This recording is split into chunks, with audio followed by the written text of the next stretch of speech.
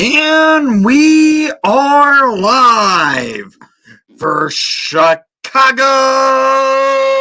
Blackhawks hockey as your Chicago Blackhawks face off against the Washington Capitals. There's history watching tonight's action between the Hawks and Caps as the Hawks look to end a losing streak and the Caps look to continue one, and arguably the greatest goal scorer in NHL history, and Alex Ovechkin, looking for some history tonight, as he is 3 goals away from hitting the 800 goal marker in tonight's action. Could he actually do it? There's a possibility. Peter Mrazek in net for your Chicago Blackhawks tonight, and he's coming in off of an injury, and that's not the recipe for success for the Hawks with them facing Alex Ovechkin. Hawks, even if ESPN blocks it out for me. Why would it block you out, Andrew?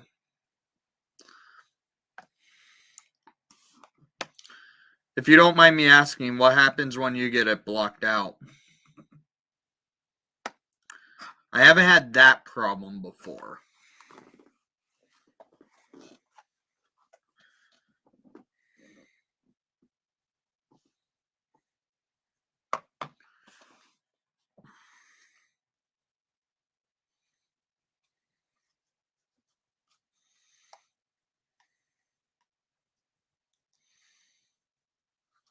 I have to use ESPN Plus, but it still will have the Blackhawks Capitals game on ESPN Plus.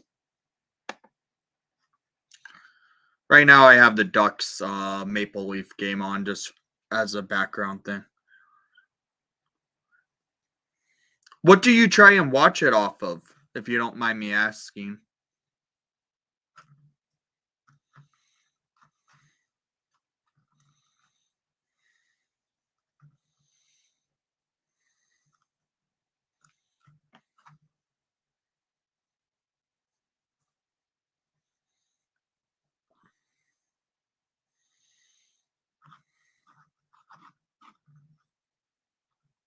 Try using the ESPN app. That's interesting. I haven't had that problem before. Maybe it's because I'm not in the Chicago viewing market technically.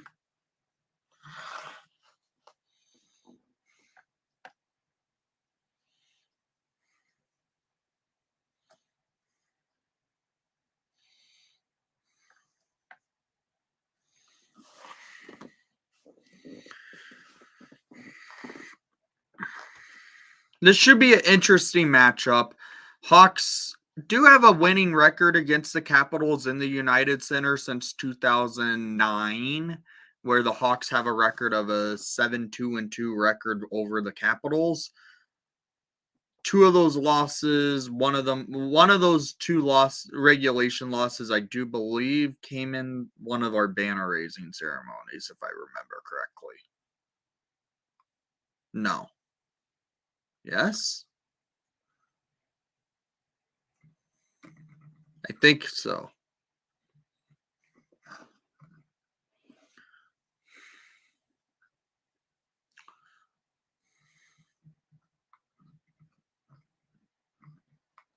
How's my audio, by the way?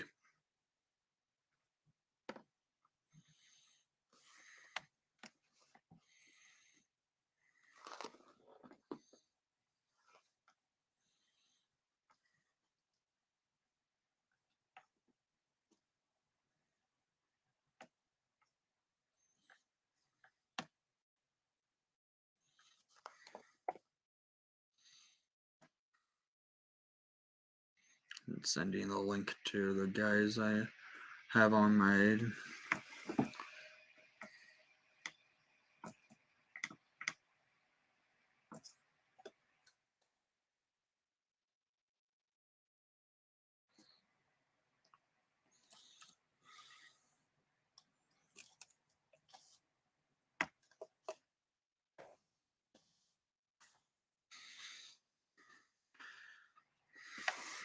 Today, the Hawks did send down defenseman number 48, Philip Roos, to the Rockford Ice Hogs, which is a good thing. Gives them more opportunity to get some playing time down in Rockford.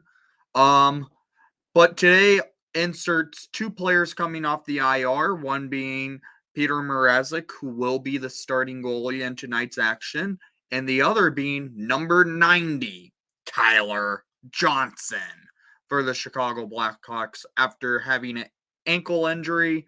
I know how that is. I broke my ankle last year playing hockey, but I think he had a sprain.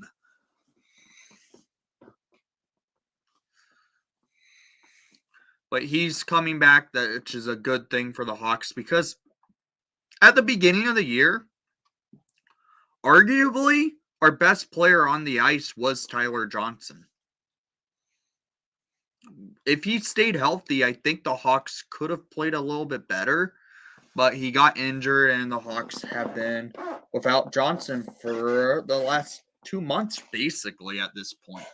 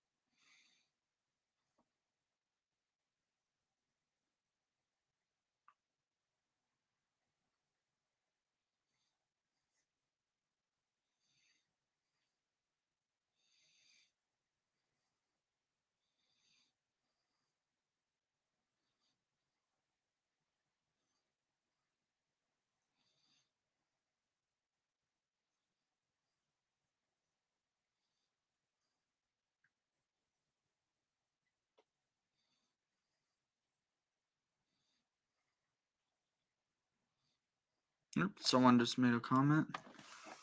Oh, hey, Octhorn, how are you? Sorry, I was messaging a couple of my friends to let them know I'm live streaming.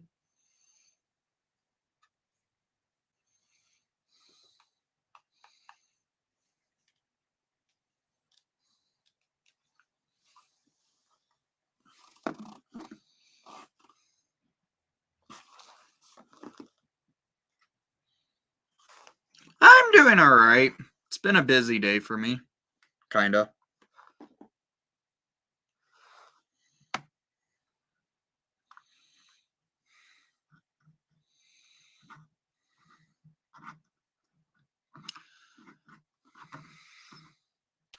Decided I could go live for tonight's action yesterday because I was looking into tickets. Tickets were cheap for tonight's action, but I really couldn't drive up to 4 hours to go to the Hawks game because I just drove up 4 hours to go to an Ice Hog game the other night, so it's a little bit more difficult. Speaking of which, I should see what the Ice Hogs are up to right now. They are playing the Iowa Wild for the third time in a row tonight, which is interesting. But let's see what the Ice Hogs are beating the Iowa Wild, which is good, but the Ice Hogs have been leading in each of their games versus the Wild this season, and they've blown each of them and lost in overtime in each of the 3 games they've played.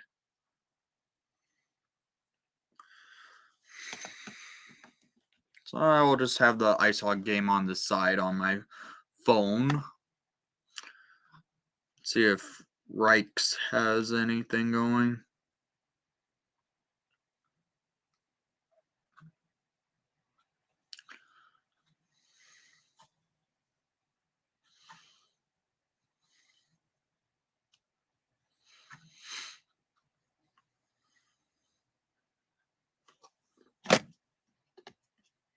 It won't ever happen.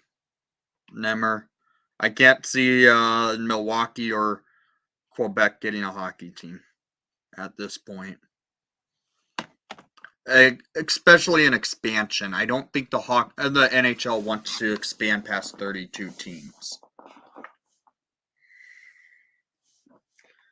32 teams is a perfect amount of teams, and I don't think the NHL wants to mess with that again because look how many years it took them to balance the divisions. Granted, the Coyotes should not be in the Central Division, in my opinion, because they're more of a Pacific team than a Central team. But I can't see Quebec or Milwaukee getting an expansion team.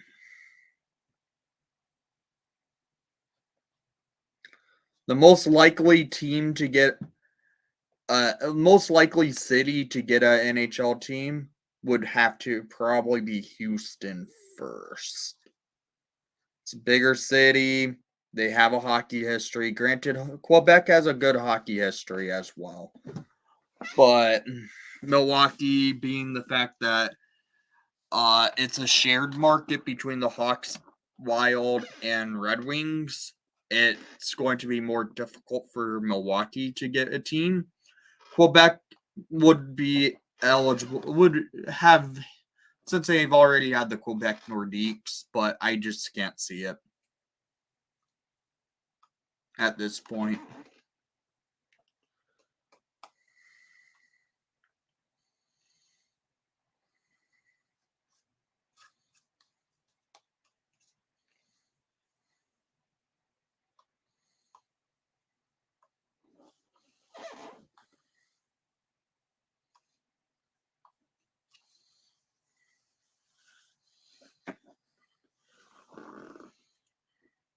'23 Heritage Classic Oilers versus Flames, and what could they go with for that?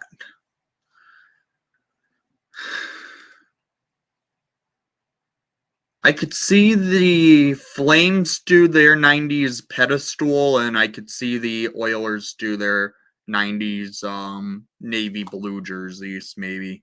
Because that's the only way I could see a true throwback for those games at this point, because the Flames have gone retro, and the Oilers have gone full-time retro again. Hey, how are you, JT?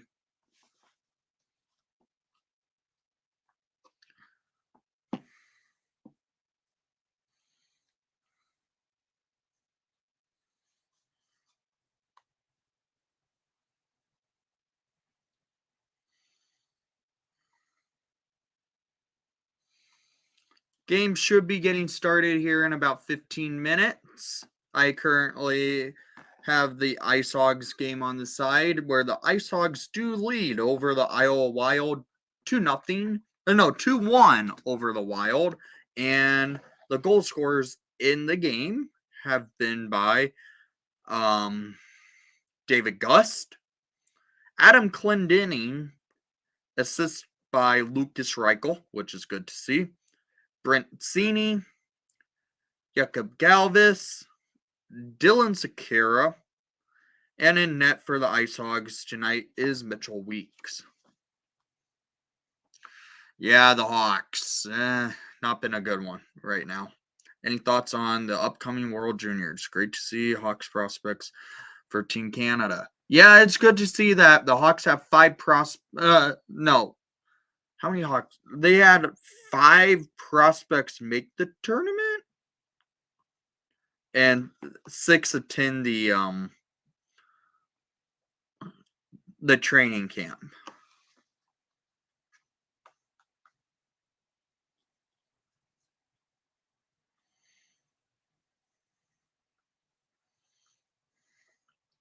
But yeah, Colton Dock made Team Canada, Kevin Korchinski, Nolan Allen.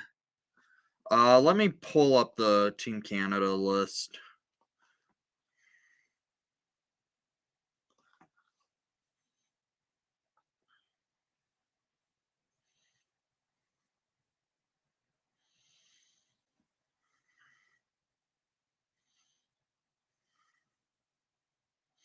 So for Team Canada World Juniors from the Blackhawks who've made the roster, Kevin Korchinski, Ethan Del Mastro, Nolan Allen, and Colton Dawk. The one player who did not make it out of the 5 that attended camp was Green. And he could potentially still make Team Canada just because of the fact that there could be an injury that occurs and Green gets on the roster. He had a good camp.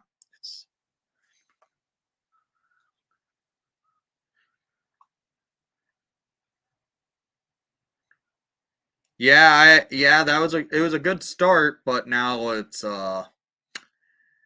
been rough, let's say.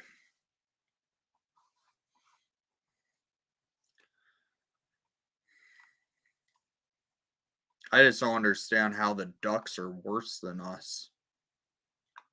I have the Ducks game on right now, actually, and they've been playing well with the Maple Leafs. They just can't get anything in the net. Notable players to watch out for on Team Canada, though, that are not Blackhawk prospects, maybe future Hawks prospect. Connor Bedard and Adam Fantilli.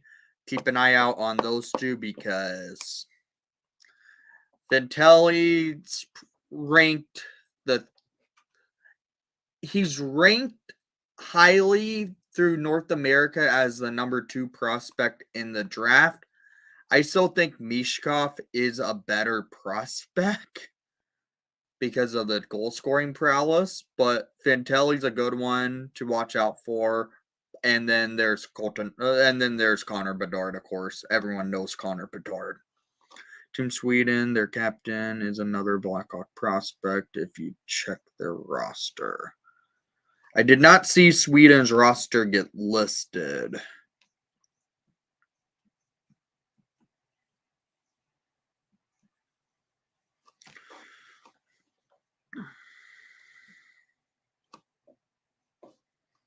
I see.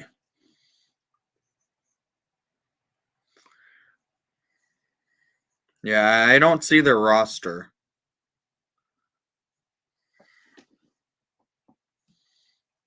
What's happening at Wrigley Field? It's trending again.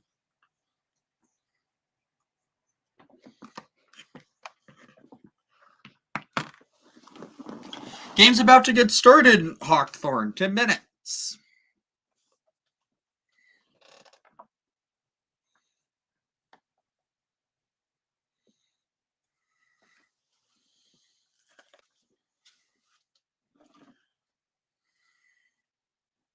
We may have a special guest later on in the stream. Don't know quite yet, but we could have one.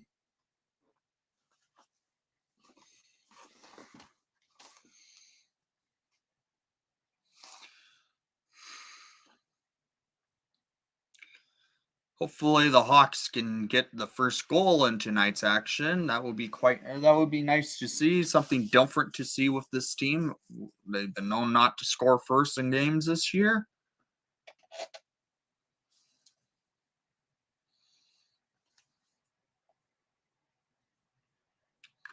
I do not have a link because I have to watch it through ESPN Plus.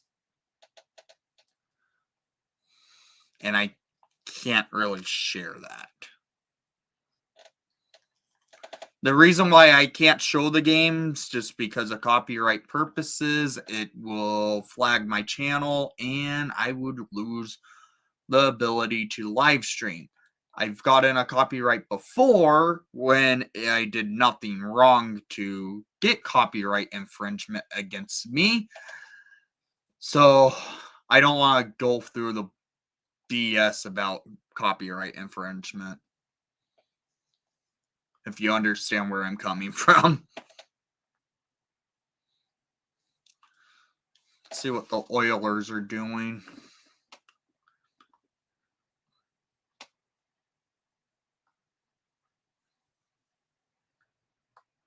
Oh, my bad. I don't have a link right now. I just have a link for one person that could be potentially hopping on. That's part of my part of the podcast I'm part of.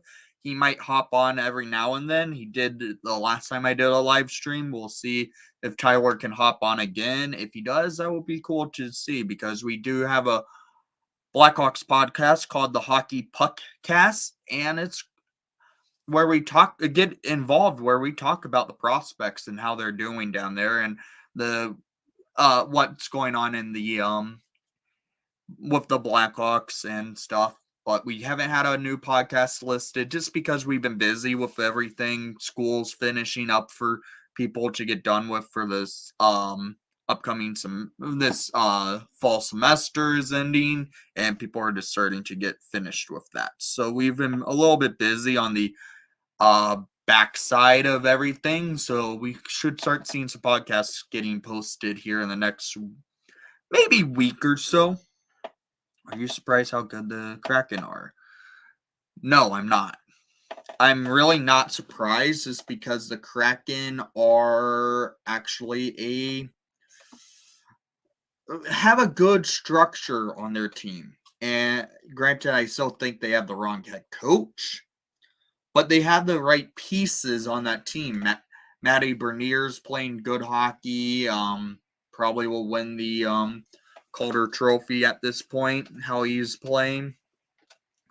And the Kraken are just playing good hockey.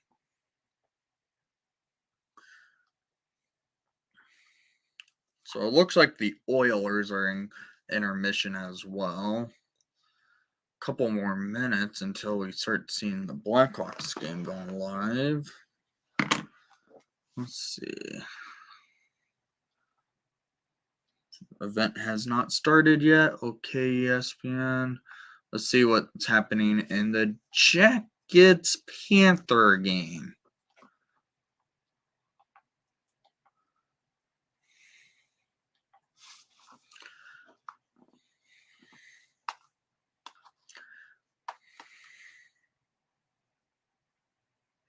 That's an intermission, it looks like. Okay, here's the question. With Peter Mrazek in net tonight, making his return from a growing injury, what do you predict happens this game? Because Alex Ovechkin is 3 goals away from hitting the 1,000. No, not 1,000. The 800 goal mark. So he just needs a hat trick. And with how Mrazek has been this season, it could actually happen tonight. That's a little history that happens, but it's not good for the Hawks just because their Hawks are on the wrong side of it. But something happens where Ovechkin puts up 3. It does not surprise me if something like that does, because he has been known to put up 3 goals on nights that he's so close to hitting history. So he could easily do it if I'm not.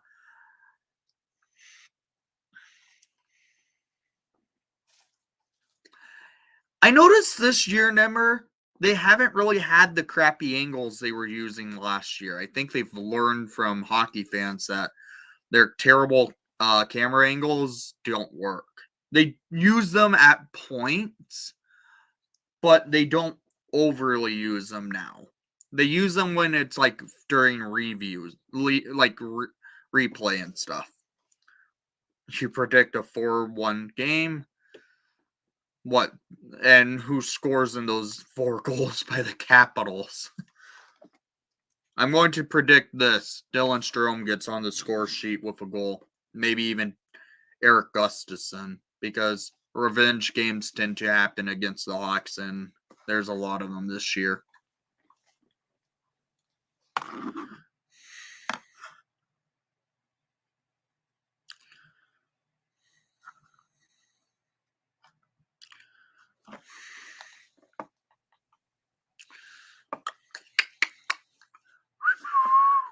Let's see what's happening in that Flyers versus Avalanche game.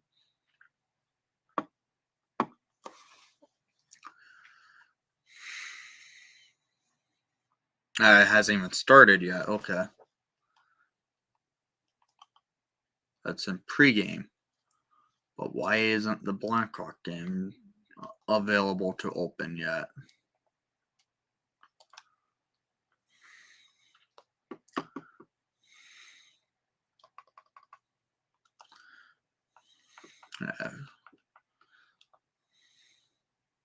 They're already showing a pre-scheduled game for the Blackhawks Rangers this upcoming weekend.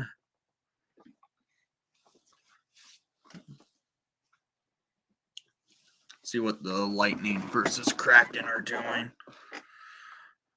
2 for Ovi, 1 for Kuzi, and 1. Oh my God, an own goal. You're predicting an own goal. If that happens, that would be something. I guess the own goal could be for old Ovechkin, though, because that could happen. He will. He could get credited with it.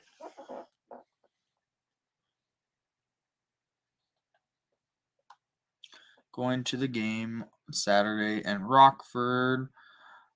IceHogs versus Wolfpack. It sucks those teams don't always go to Rosemont play the Wolves also. I mean, the IceHogs play the Wolves quite a bit. They're in the same division.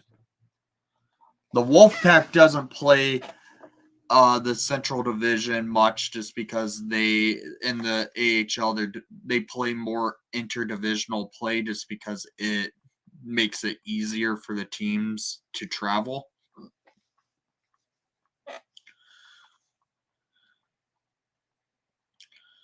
Where are you?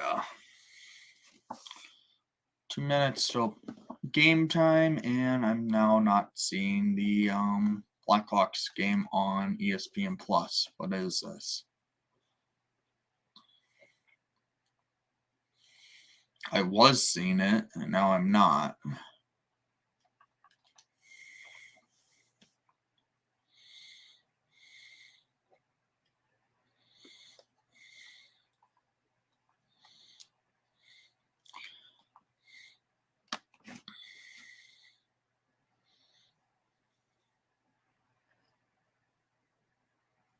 Yeah, that game really frustrated the hell out of me. Why am I not seeing the Blackhawks game on ESPN Plus now? I was seeing it.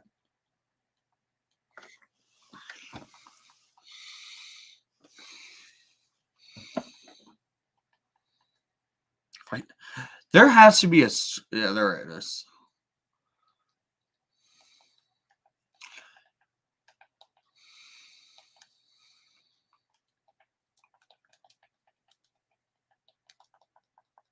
I have to search it now because ESPN Plus is a joke.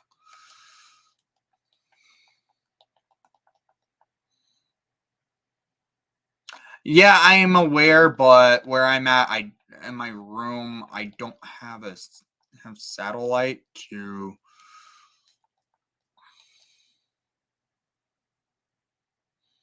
There it is. Got it. Still not live.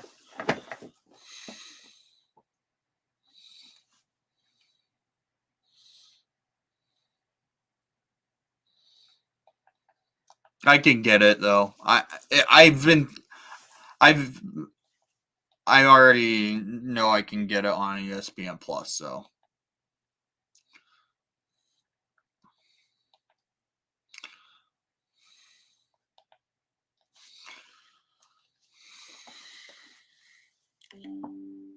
Okay.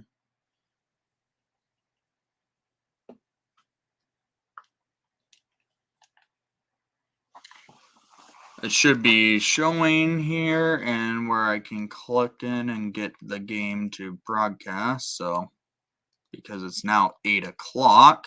Again, these nationally televised games tick me off because they delay the starts to the Central Division games too much. Have not started yet. What is this?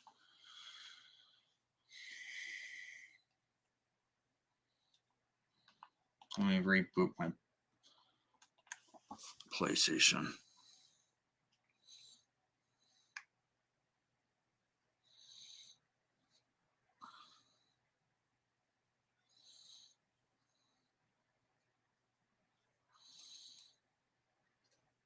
Oh, you're seeing Laval?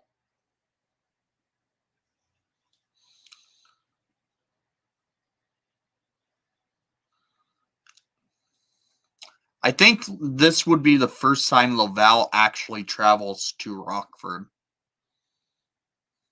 if I'm not mistaken.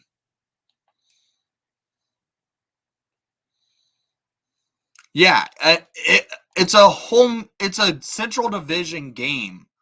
It should start either at 7:30 or 7 o'clock, not 8 or freaking 9:30, which that's what you get with freaking the joke of TNT all the time. There we go.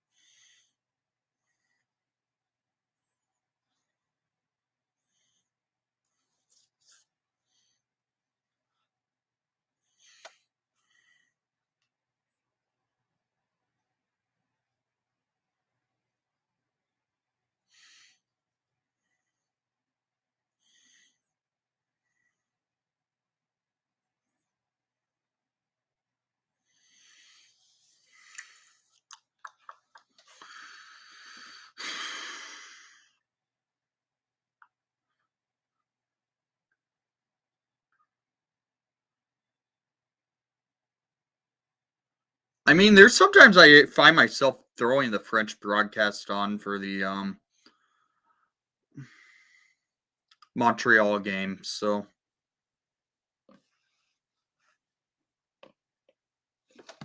hang on. Have to do something.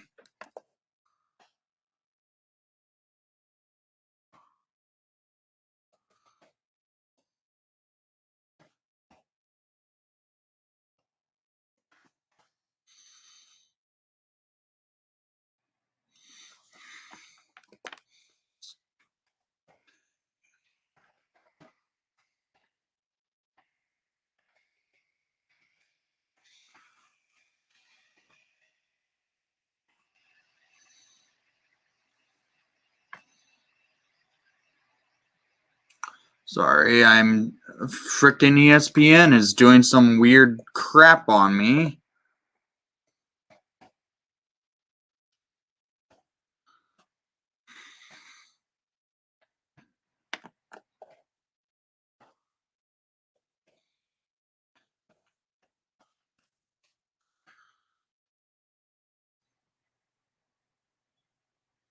There we go.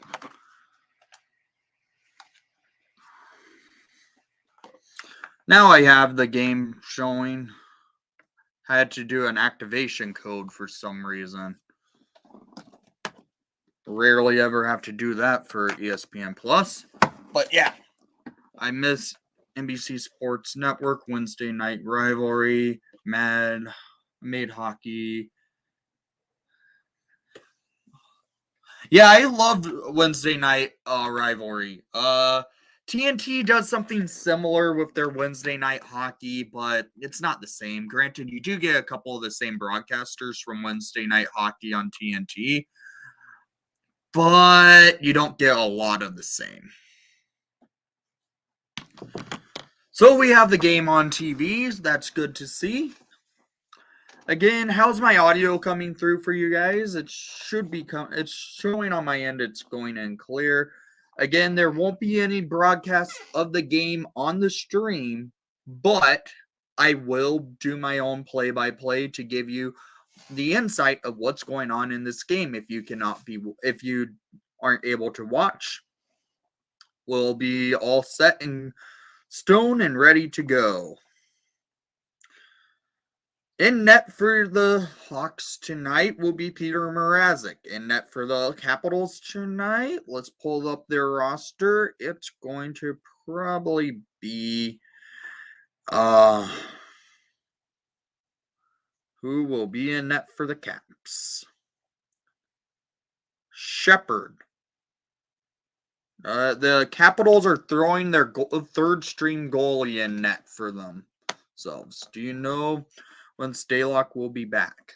I don't know, but it sounds promising that he could be coming back sooner rather than later, just because he's been practicing with the teams the last couple of weeks, it sounds like. So it looks like a goalie could be making an NHL debut tonight. We know what happened last time the Hawks faced a goalie that we had no clue who the hell he was. They shut us out. Hunter Shepard could be in net. I'm not seeing who's officially their starter, but is Darcy Kemper injured or something? Charlie Lindgren could be. I don't know who's in net for the Capitals.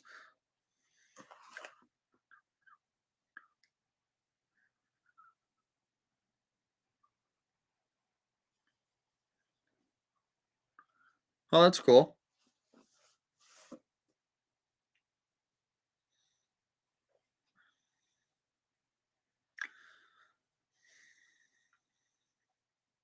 Why is Wrigley Field trending on Twitter? What stupidity did the Cubs do today? Okay, here's your lineup for your Chicago Blackhawks tonight. Starting line for the Chicago Blackhawks. It looks like this Hunter Shepard is in net. So, first line for the Hawks. Number 24, Sam Lafferty. Number 13, Max Domi. Number 88, Patrick Kane. And on the second line, it's number 23, Philip Kurashev. And number 19, Jonathan Toews. And number 11, it's Taylor Radish. That's your first two lines for the Chicago Blackhawks. Then on the bottom two lines, it's number 16, Jujhar Khaira, with number 17, Jason Dickinson, and returning to the lineup after a couple months off with an ankle injury, number 90, Tyler Johnson. And on the bottom line for the Hawks, it's going to be number 43, Blackwell, and number 58, Mackenzie Entwistle, and number 52, Reese Johnson. On the defense, starting deep pair, it's number 8, Jack Johnson.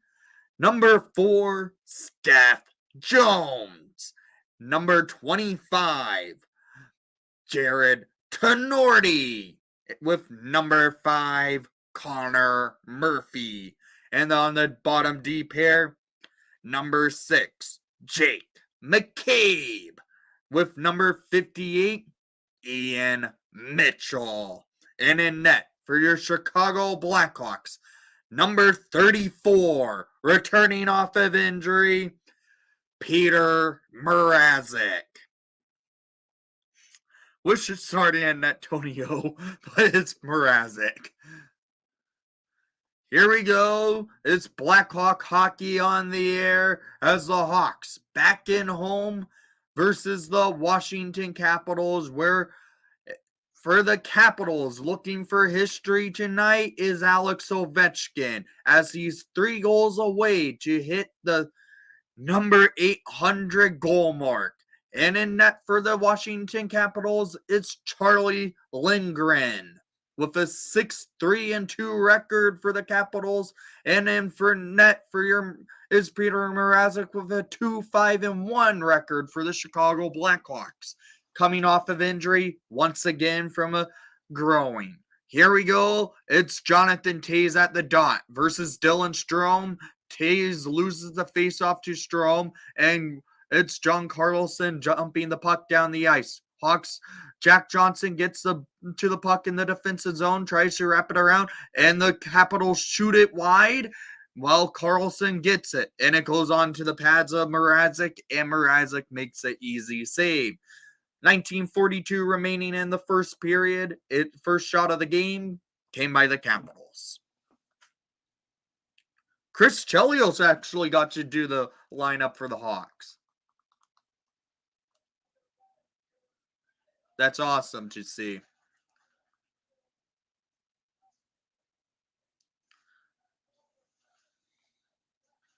Hawks battling, and the Hawks give up the early goal. It appears to have been scored by Alex Ovechkin. Ovechkin on the board. Now he's 2 goals away from 800 already. He just scored less than a minute into play off a face-off win. At 1936, Alex Ovechkin gets on the board for the Capitals, going 5-hole on Peter Mrazek. There we go. That's not good to see. Mrazek in net. He's been terrible this season. What's up, Jay? What's up?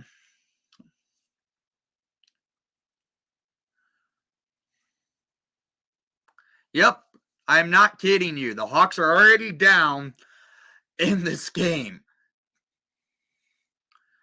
At 1911, the Capitals continue to press the Hawks into the defensive zone, and Jason Dickinson battling against Oshie. Oshie gets the puck over to Hanifin, and the Capitals set up. Capitals looking for set up pass, and Connor Murphy comes up with the puck. Murphy sends the puck over for Johnson. Johnson leaves it for Jujar. Jujar dumps it, and Oshie comes up with the puck, where the Capitals continue to press the Hawks. Capitals in their defensive zone, though, and the Capitals on a breakaway going in, and a save by Mrazek. Sam Lafferty now comes out with the puck, setting up over to Jake McCabe. McCabe sends the puck up the ice over to Patrick Kane. Kane going in, over to Domi. Shoots it and goes wide. Now it's Lafferty. Lafferty battling at the boards for that puck. Now the Hawks trying to get to some control, but the Caps now come in. The Caps set up. It's former Blackhawk Van Riemsdyk sends the puck around the ice. Hawks battling in the defensive zone, trying to get it out. It was Eric Gustafsson for the Capitals to keep the Hawks stuck in the defensive zone. Jake McCabe now holding the puck, sends it over to Blackwell. Blackwell going into the offensive zone, dumping it in. It's Carlson. Carlson checking Blackwell off the puck, sends the Caps up the ice. It's Carlson again going in. Carlson leaves it, sets up Mantha. Mantha now has a wide open net, and a big save by Mrazek. Hawks looking for an opportunity to outlet, and they do. It's Reese Johnson. Reese Johnson shoots it wide, and it goes around the net. Hawks now battling for that puck. Reese now sends it around the net again. Hawks, Jared Tenorti up with it. It's Eric Gustafsson for the Capitals, stealing the puck for the first time in the United Center as an opponent.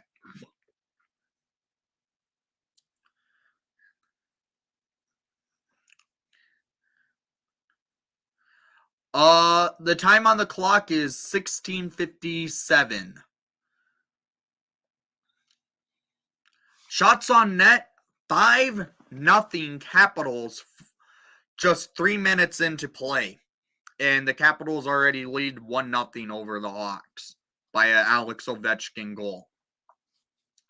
Hawks lost the faceoff that led to the goal. Well, really, Toews won the faceoff back, but the Capitals cut through and got the puck. That's what happened. That was a broken faceoff. Jonathan Toews at the dot versus Dylan Strome. Hawks win the faceoff. Set up is Kurashev. Kurashev sends it to Jack Johnson, sending the puck down the ice. Kurashev now in the offensive zone. Kurashev looking, sets up, shoots it wide. It goes to Jonathan Toews. Toews loses control, and now the Capitals go on a rush. Strome feeds it across. and a nice block slide by Jack Johnson for Taylor Radish. Now taking it up the ice is Philip Kurashev. Kurashev getting checked off the puck. Tays tried to get there, and the Caps steal. Washington set up. It's going in, and a nice block by Jack Johnson. Jonathan Tays feeds it to Kurashev. Kurashev cutting through, getting checked off the puck by Ovechkin. No, by Dmitry Orlov. My bad. Hawks' Jared Tenorti settles things down in the defensive zone for the Hawks to get a change. Tenorti sends the puck up the ice over for Murphy. Murphy sends it over to Jujhar Khaira, and there was an offside.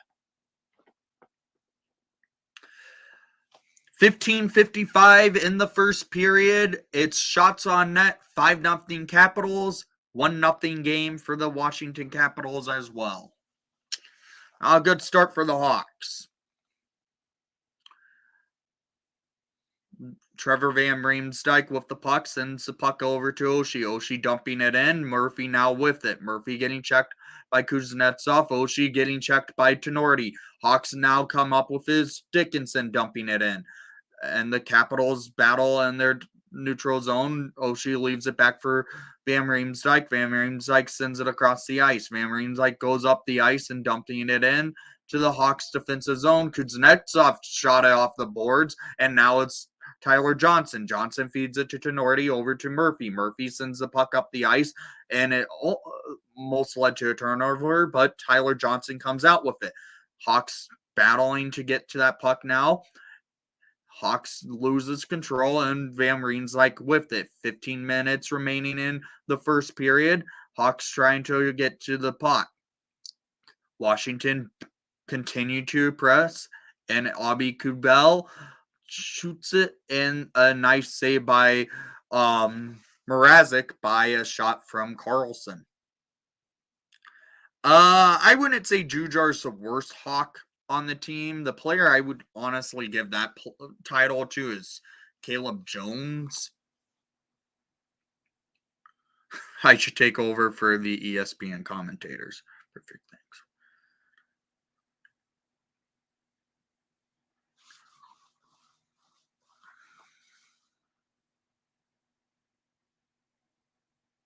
Huh. That's interesting, JT. Washington with the puck, settles things down. Domi now steals. Domi cutting through, feeds it to Kane, fires! And that was a save and a half right there. Hey, Jack, how are you?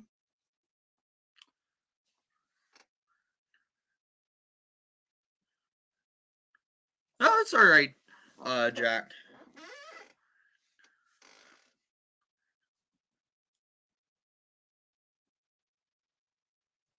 You hate the Capitals most. If you don't mind me asking, why is that? Washington now with the puck was Ovechkin. Ovechkin feeds the puck across. That was not Ovechkin, my bad. That was Orlov. Washington battling. It's Kobel. Sends it around. And Washington now cutting through. And it's saved by Mrazek.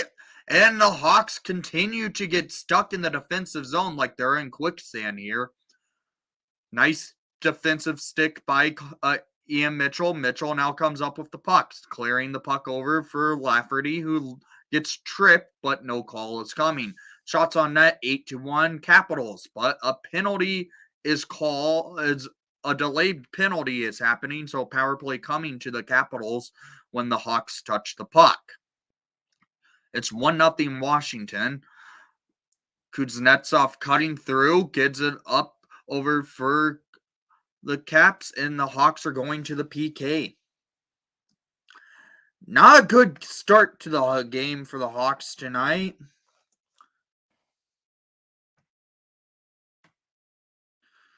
As they gave up a goal 30 seconds into play. Sam Lafferty, one of our key penalty killers, is headed to the box, so that's not good. Especially with Alex Ovechkin going to probably be on this power play, most likely, because that's what he does best.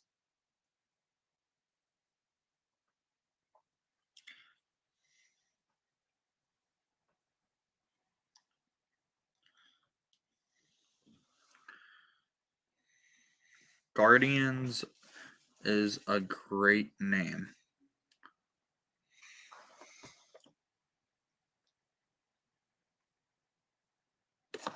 Trying to figure out why you're saying that, John.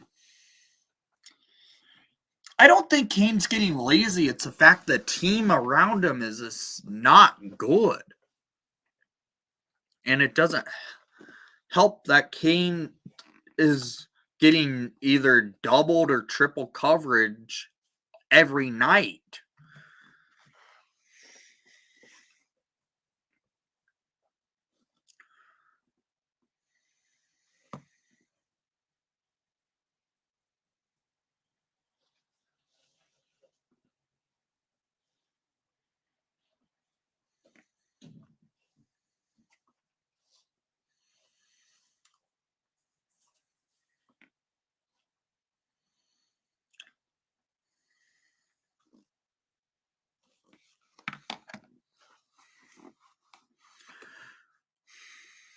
Guys, if you're new to the channel, make sure to leave a like and subscribe if you haven't done so already. I will highly appreciate it. Do you think the Hawks have a chance at getting Connor Bedard?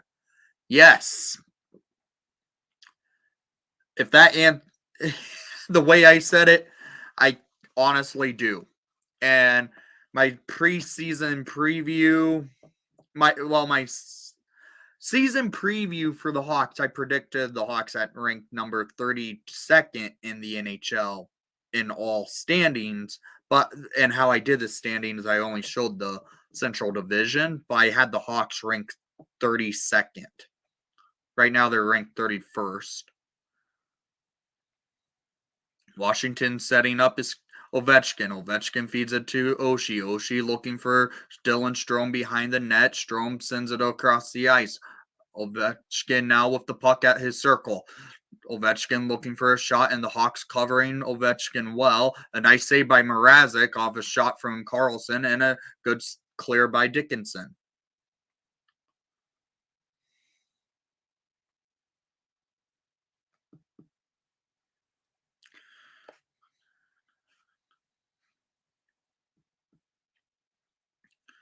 Washington looking for an opening as Kuznetsov feeds it to Strome. Strome feeds it back to Carlson, over to Strome, down to Kuznetsov. Kuznetsov back to Strome. Strome feeds it over to Oshie, who shoots it wide. Now it's Ovechkin. Ovechkin tried to pass it to Kuznetsov, but the Hawks tried to clear it out. It's Carlson. Carlson down to Strome. Strome looking for Kuznetsov. Back to Strome. Strome looking over to Oshie. Gets blocked by Murphy, and the Hawks clear. 51 seconds remaining on the PK. 20 remaining in the first period. Washington continuing to press. It's Carlson down for Kuznetsov. Tries to set up, in a save by Mrazek that off a shot that was going wide, and the Hawks clear. 30 seconds remaining on the PK. Goes all the way down the ice, where the Capitals have to play in the defensive zone now. Carlson now gets it up the ice for the Capitals to cut in. Washington looking. Washington looks back down, sets up, and Ovechkin still out on the ice. Ovechkin tried to cut through backdoor, and Ovechkin scored.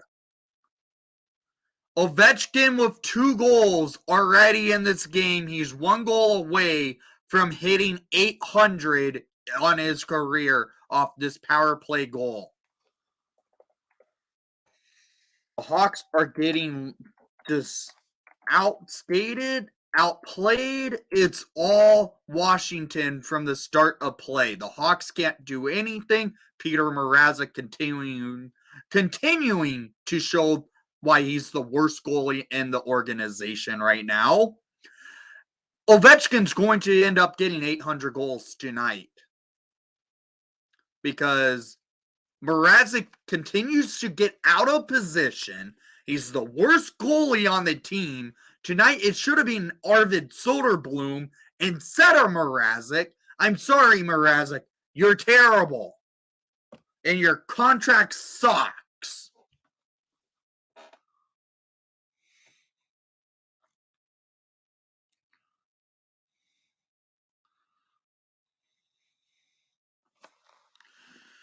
Ovechkin's legit going to hit 800 goals tonight because the Hawks can't defend anyone. And they can't get out of the defensive zone.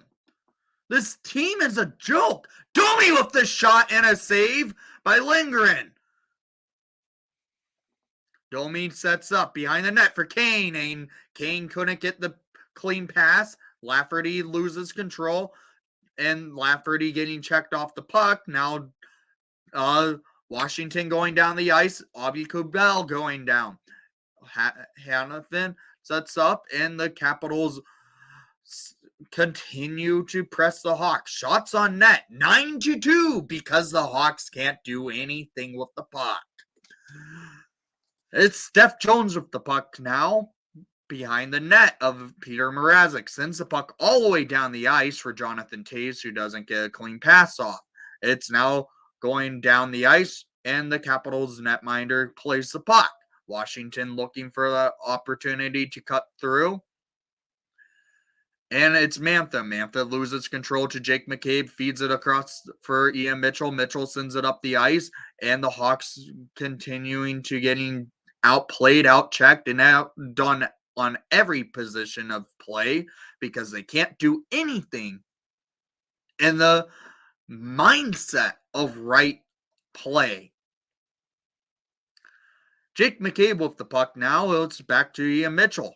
Mitchell over to McCabe. McCabe can't get it out of the defensive zone, so he skates it up. And the Capitals steal. Hawks can't do anything. Jujhar Khaira getting checked off the puck. TJ Oshie now with it. Oshie sends it around the ice, and now it's John Carlson. Carlson sends it up, and the Capitals continue to press the Hawks. Hawks can't do anything. Hawks, Tenorti gets it up the ice. It's now Jujhar Khaira. Khaira dumping it in. Hawks, Tyler Johnson getting checked by Eric Gustafson, and the puck goes all the way down the ice. It's now Tenorti in the defensive zone, sends it to Dickinson. Back to the defensive zone, the Hawks go. It's Tenorti. Tenorti getting pressed by Kuznetsov, and the Hawks now going up. It's Patrick Kane. Kane cutting through. Kane looking, and the Hawks with the shot was Lafferty over to Domi. Domi tried, and a shot by Jones that goes wide. Now Jack Johnson feeds it down for Kane, but that doesn't go cleanly. Kane now with it. Kane tried to back pass it over to Domi, and it doesn't go onto the Hawks stick. Orlov cutting through, and a nice check by Jack Johnson. Steph Jones getting checked by Orlov, and Orlov coming through, setting up. It's a save by Mrazek. Hawks continue getting pressed is Lafferty. Lafferty now with it over for Reese. It's Mackenzie Entwistle. Entwistle trying to make a fake pass. That didn't work out. Hawks with a shot now, and that goes wide. Jack Johnson getting checked off the puck, and the Hawks continue to get a little offensive momentum here. Hawks looking through is Mackenzie Entwistle getting checked. Hawks with still containing the puck. It's Blackwell. Blackwell behind the net tried to feed Reese Johnson, but there was no opening. Hawks really getting pressed here. It's Murphy over to Ian Mitchell. Ian Mitchell cutting through, getting checked, and it has to dump it into the offensive zone. Washington now with the puck. Washington looking for an opportunity to cut through. Almost a steal there by Reese Johnson. Avi Kubel going through, looking for an opportunity. Washington really heavy on the opportunities here. Jonathan Toews now with the puck. Toews going up the ice with it, dumping it in.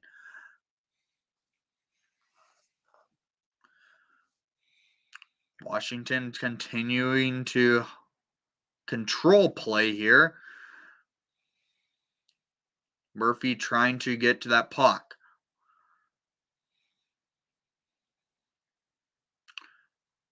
So, if Ovechkin does score a hat trick, he's 1 goal shy of tying Gordie Howe for second all-time in goals scored.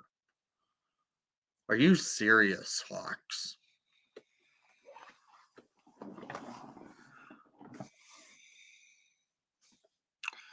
Carlson with the puck, and that goes down the ice.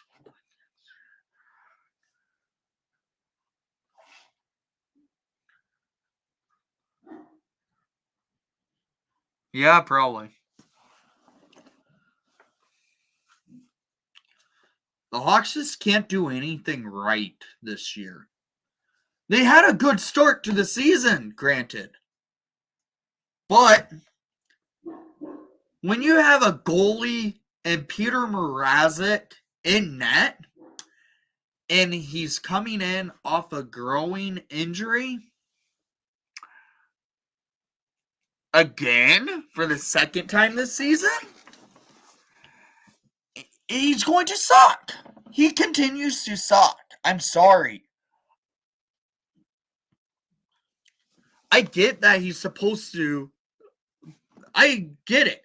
Mrazek's not a good goalie and probably shouldn't be a number one goalie on any team.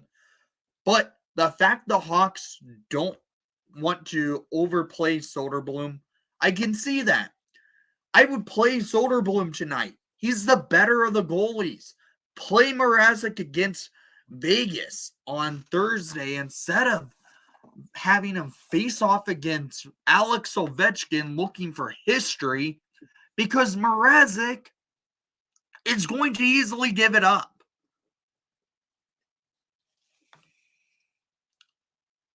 And Ovechkin's going to end up with maybe a 4-goal game right now, because he's already has the 2 goals for the Capitals, one of them coming less than 30 seconds into play, and the other coming 10 minutes into play.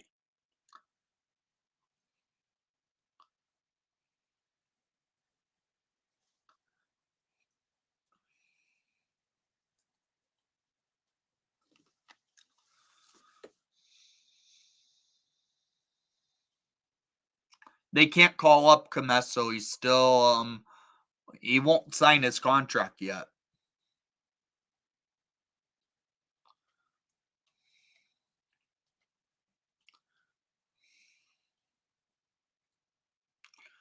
Hawks continuing to get stuck in the defensive zone. Washington Oshie feeds it up to Carlson. Carlson feeds across for Gustafson. Gustafson shoots it around for Milano. Milano getting checked by off the puck. Kuznetsov to Oshie over, and it gets poke checked by Jujhar Khaira.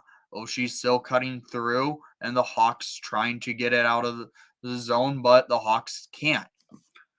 I don't know why the Hawks didn't go back to the line combo that they had at the beginning of the year when they had Tyler Johnson with Taze and Radish. That line worked. I would have put it back together.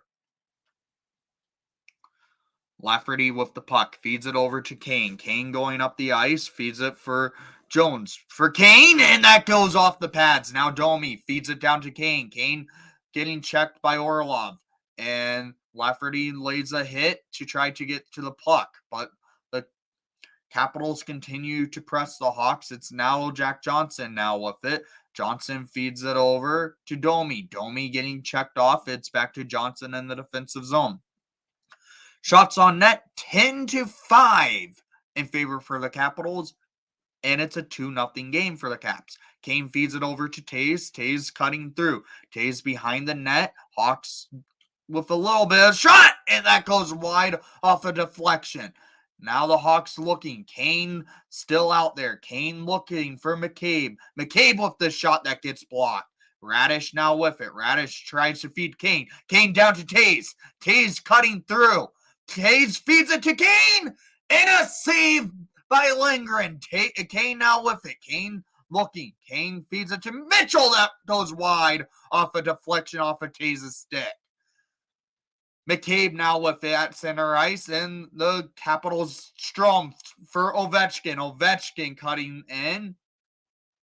Ovechkin getting checked by Mitchell. Puck now to Kurashev, over to Strom. Strom shoots it around for Van Riemsdyk. That gets blocked by Taze. Van Riemsdyk looking through, leaves it over, and the Hawks now with the control. Hawks trying to get it out of the zone, and it successfully does. It goes to the neutral zone. Johansson now with it. Johansson getting checked by Mantha. Mantha now with it. Over. Then a shot and save by Mrazek, but the puck stays in play for the Capitals. Washington looking. Mantha with the shot and a save by Mrazek. Reese Johnson tries to clear, but not successfully. Mantha continues to press the Hawks. Ian Mitchell with it. It's now Johansson. Johansson getting checked by Tenorti, and the Hawks now starting to get a little bit of momentum, I would say, but the Capitals continue to press the Hawks. 3:30 remaining in the first period. It's 2-0 Washington. Johansson feeds it. Johansson on the blue line sets up. Looking over for Mantha. Mantha tried to reset over. It's now Eric Gustafsson. Gustafsson having to skate all the way back to his defensive zone.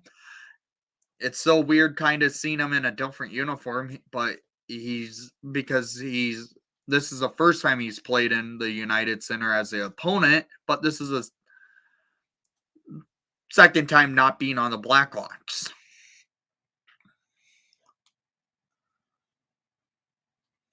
Those stupid digital ads, I don't understand why. Here we go. Murphy with the shot. The digital ads on the boards are terrible. Players are getting clipped through on them. Here we go. Domi getting poke checked. Hawks now battling for the puck.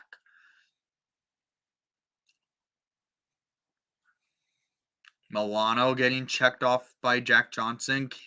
Murphy feeds it over to Jack Johnson. Back to Kane. Kane cuts up the ice. Kane going past center ice, dumping it into the offensive zone. Sam Lafferty putting on some speed, getting checked off to not be able to get there, but the Hawks are there. Nice keep in by Steph Jones. Jones getting checked, and the Capital steal. Washington cutting up the ice. Center ice now. Looking up the ice is now Domi with it. Domi goes down the ice for Patrick Kane. Kane looks for a sauce pass that goes over to Steph Jones to bring it into the offensive zone. Lafferty dumps it in, and he was offside.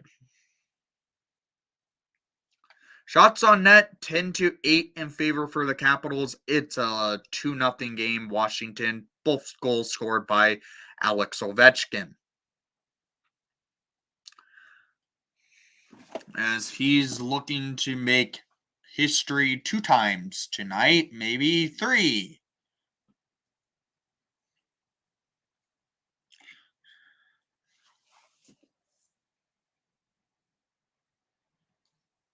Yeah, Malcolm Subban was better than Mrazek.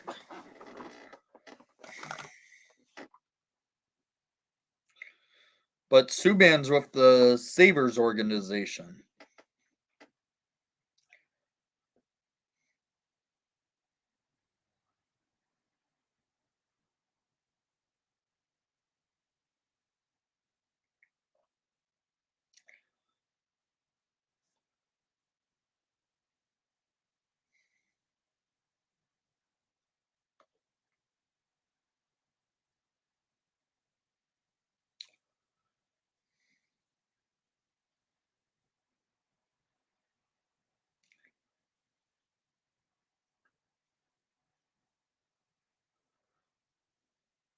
Oh my god.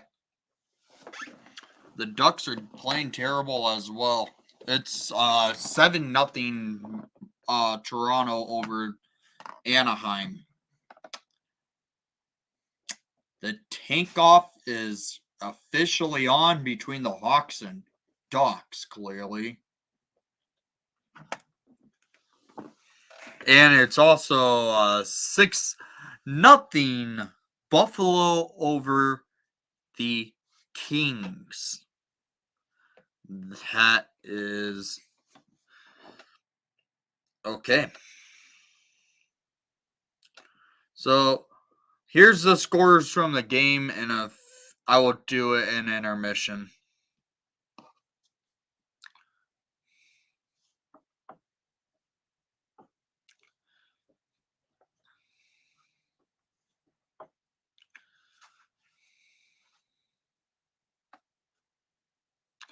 Hawks win the face-off back. It's McCabe. McCabe over to Steph Jones, who dumps it up the ice.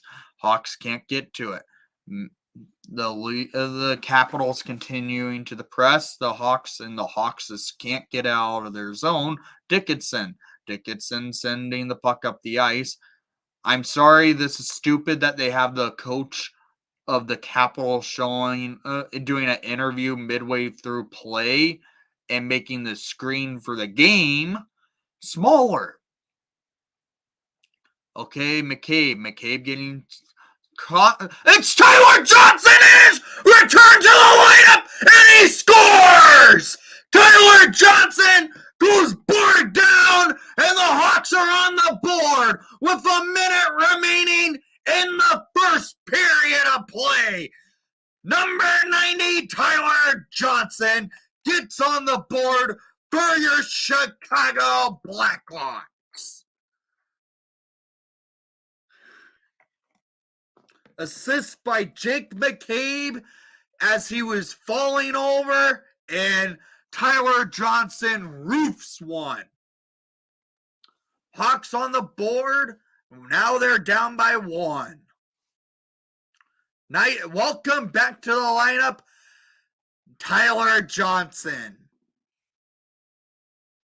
Taves with the face-off win, and the Hawks clear it down the ice. Washington with the puck, and as their goalie tries to clear it down. Washington now going up. It's Oshie. Oh, no, that's Strome. Strome tries to set up the Capitals. And now Taves sends over to Taylor Radish. Radish getting checked off by Strome. And the Hawks just dump it down the ice. 30 seconds remaining in the first period. Hawks down by a goal scored by Tyler Johnson. Hawks in the defensive zone trying to just kill the clock with 15 seconds remaining. Tenorti dumping it into the offensive zone. It's now Orlov for the Capitals with the puck. The Capitals getting checked by Taves. Taves tried to get a pulp check and the Hawks tried to press. And that's the end of the first period as the Hawks are down by one to the Washington Capitals. After one, it's 2-1 Capitals by 2 goals from Alex Ovechkin in the Blackhawks goal. A minute remaining into regulation and into the first period. Tyler Johnson. Hawks being down by a goal. That's, I guess, better than what things were looking to probably line up to be.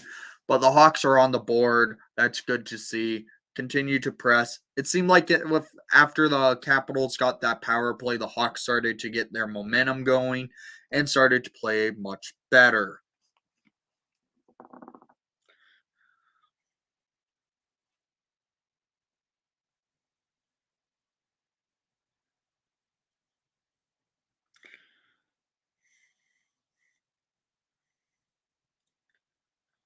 Let me make a...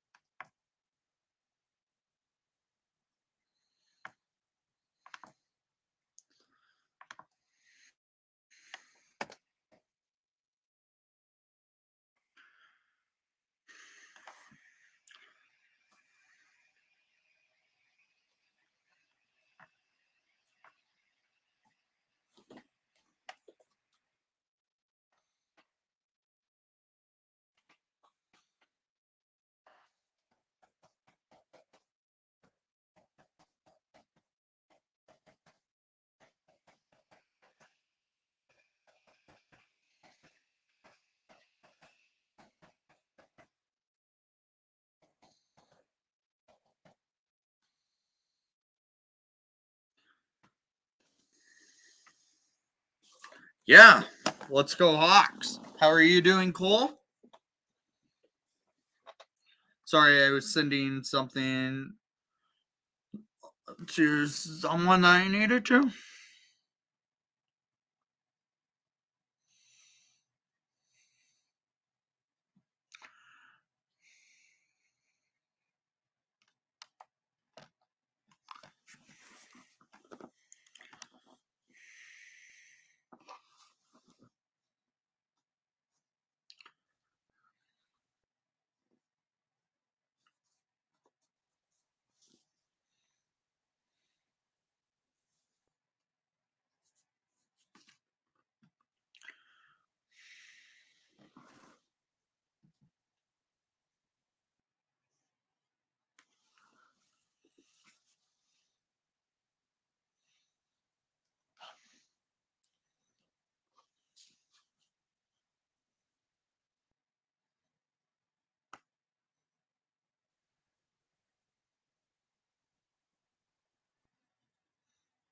Okay, the Ice Hogs are beating the Iowa Wild 5-3. Please, Ice Hogs, beat the Wild. Because the Ice Hogs have blown every game they've played them. The Teddy Bear Toss this Saturday. The game against them on Friday, the day before the Teddy Bear Toss. And earlier in the season, they blew a lead and it lost in a shootout.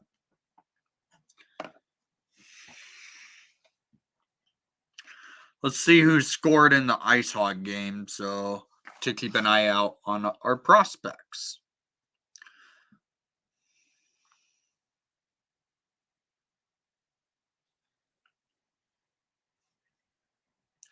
So, goal scorers in the Ice Hog game.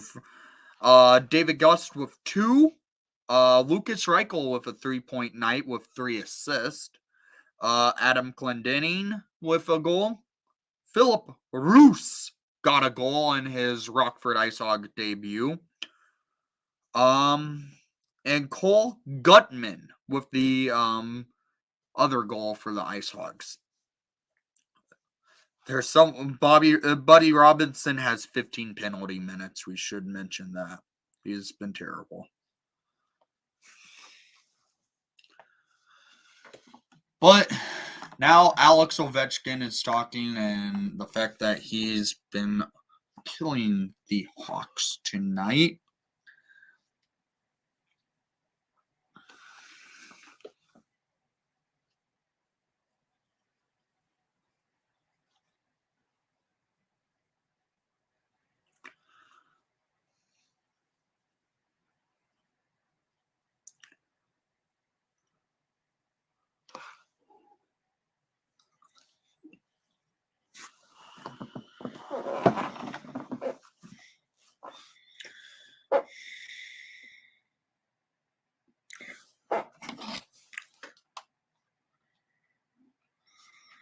Yeah, I probably am. If you guys don't know the Jersey Zone account, go give him a subscribe, as he has a good channel for jersey unboxing. Sometimes does live streams for his Maple Leafs.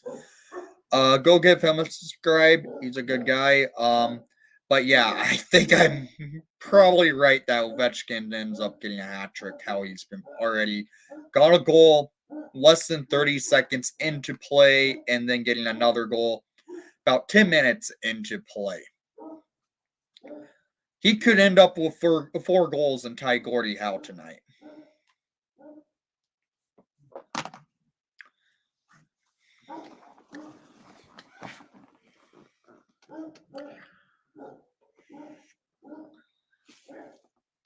Sorry, my dog's barking. She's old, blind, and sometimes does that because how old she is, if you can hear her.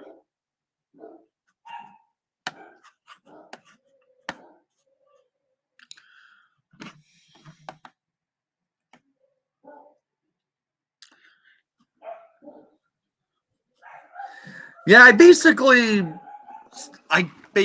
laughed as well. I don't know why my dogs are going nuts. I'm not going to check.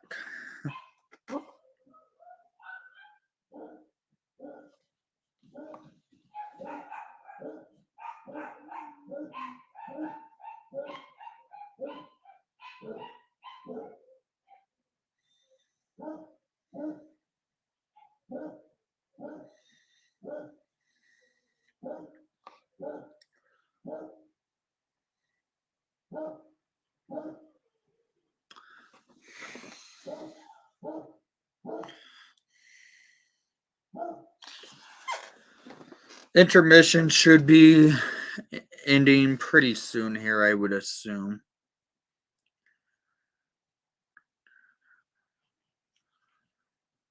Thanks. It was good. It was good catching your stream, and thanks for stopping by.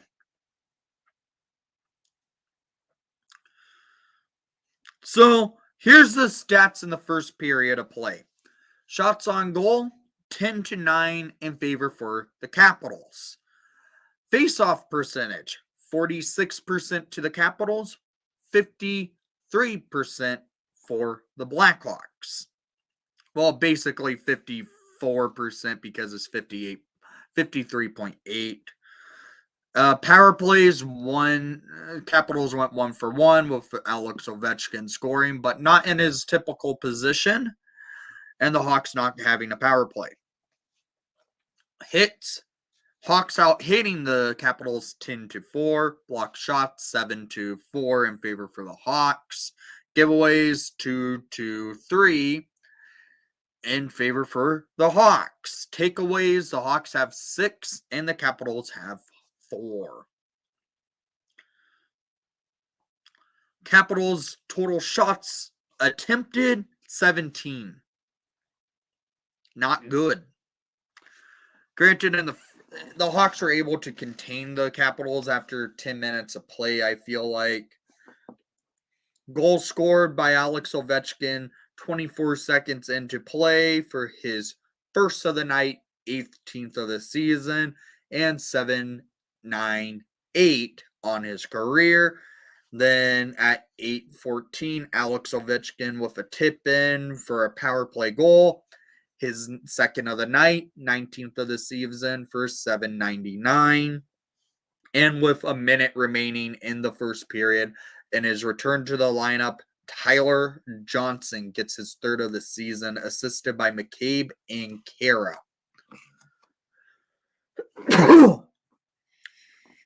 Oh my God, that hurt.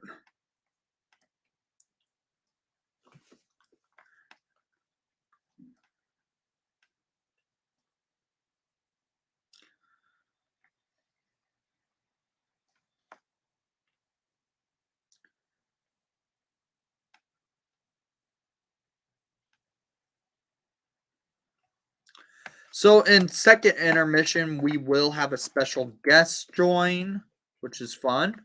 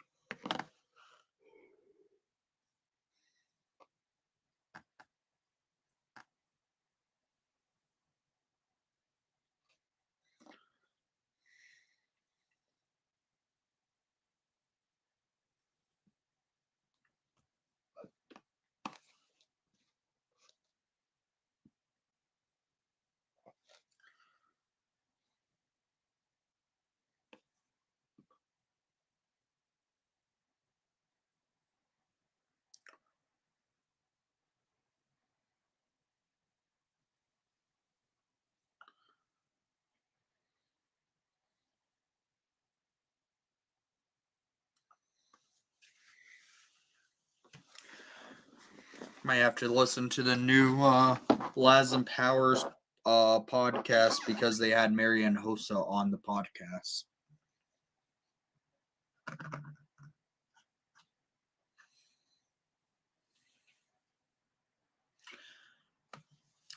The Oilers are smacking the Predators. It's 5-3. And the Predators continue to wear ugly yellow as their uniforms. One being their ugly reverse retro, and the other being their normal home jersey. Both terrible jerseys.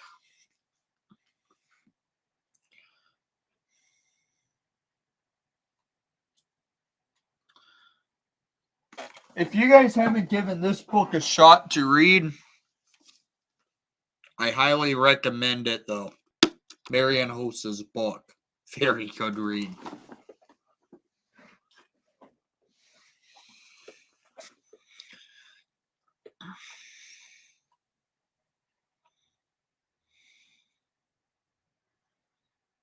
The Bruins won in a shootout. Oh, my TV's buffering. What the hell? have to do something.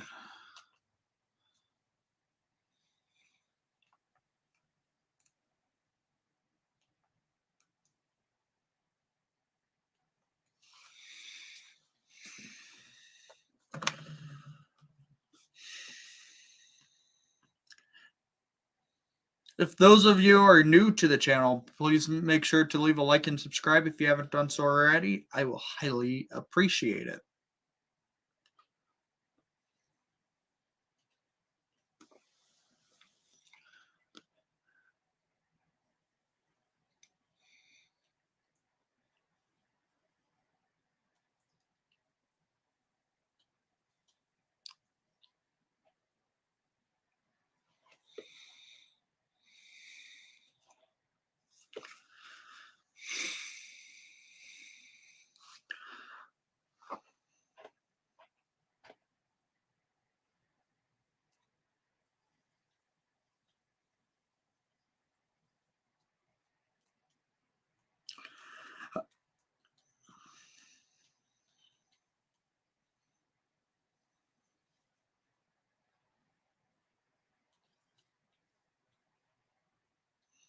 You gotta be kidding me.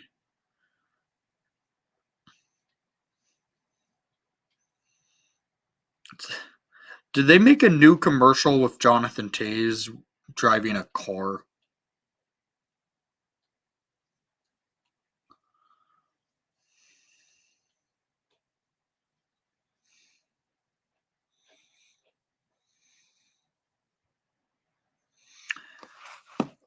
Guys, do you want me to do a review video after this game, or are you fine if I don't do one with the fact I am doing the live stream tonight?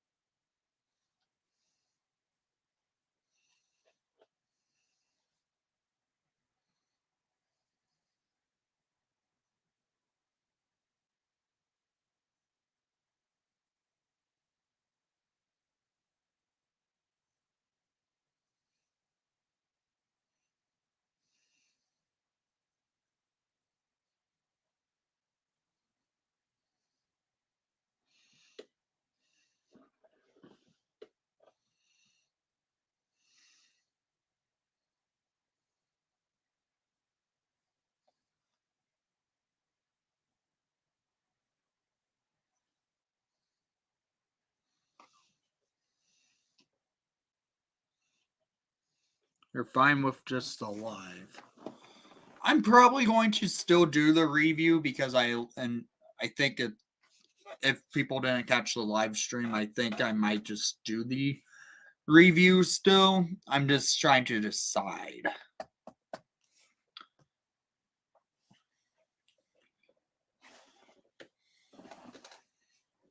If I'm able to edit part of the review, I could, where it has my ranting about Mrazek sucking.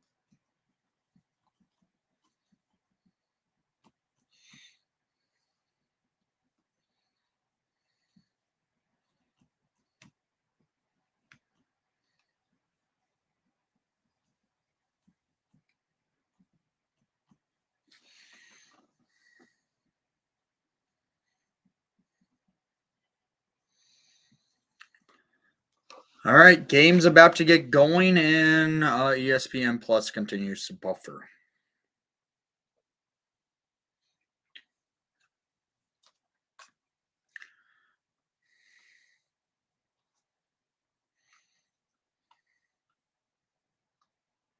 All right, here we go. Face off. Tays versus Strome.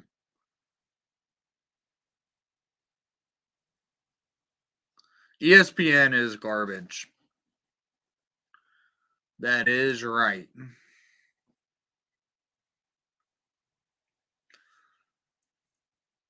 Strome wins the face-off over Jonathan Tays. Tays having a rough night at the dot, it feels like. Mrazek feeds it for Johnson. Johnson dumping it down the ice. Capitals gain control. Ovechkin gets checked off the puck by a Hawk defense. That's good to see. Hawks getting put on their heels still, and that's icing. And Steph Jones is stuck inside the advertisements because Gary Bettman thinks those are perfect. Bettman, I don't know who you pulled, but those digital ads on the boards are garbage. The players clip through them all the time, and it's not good. Get rid of them. Whoever you pulled are idiots. They clearly have never watched hockey before, and that's something no one's asked for. Dickinson getting checked, but Tenorti comes up with it. Tenorti in the defensive zone sends the puck up the ice, and the Capitals come out with it in the their defensive zone. Hawks trying to battle. That should be a slash. Hawks going to a power play here soon. Dickinson getting checked off, and a power play for the Blackhawks. 19:02 remaining in the second period. Hawks going to their first power play of the night as Evgeny Kuznetsov is headed to the box for slashing.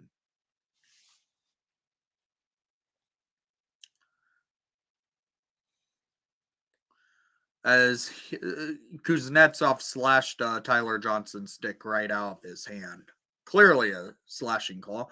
Jones on the blue line for Kane. Kane shoots it, and a save by the Hawks continuing to press. Here's Domi for Jones. Jones over to Kane. Kane looking. Kane setting up. Kane on the circle for Domi. Domi back to Jones. Jones on the blue line looks for Kane. Kane on the blue line now. Cuts through. Shoots. And it goes wide. Radish back to Kane on the blue line. Kane leaves it for Jones. Jones cuts through. Jones and my TV buffers because ESPN's garbage. God damn it, ESPN. I'm sorry, guys. I'm getting frustrated at ESPN because I only have their whenever it's a nationally televised game, I only have the problem with it buffering on those games. Domi with the shot, and it's blocked and saved. 57 seconds remaining on the power play. 7:59 remaining in the second period. Hawks down by a goal. Tays almost did have a power play goal there. It just went cross crease on him. Yes, sorry about ESPN, my rant on ESPN. I have that rant pretty much every time they do a broadcast because it's not a good it's not been good.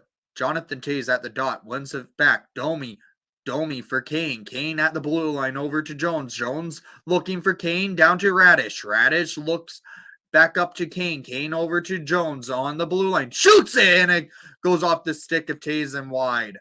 And the Capitals clear with 40 seconds remaining on the Hawks power play. Mrazek plays the puck for Jones. Jones taking the puck up the ice with 35 seconds remaining.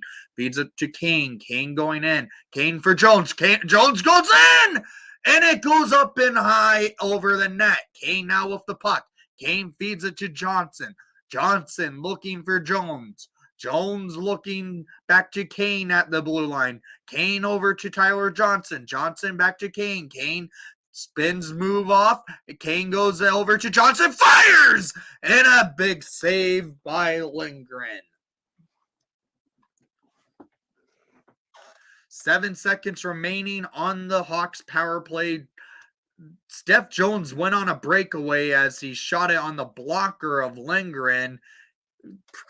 He probably would have had a goal there if he held on to the puck just a little more and went backhand, but he decided to shoot and it went on the blocker of Lindgren.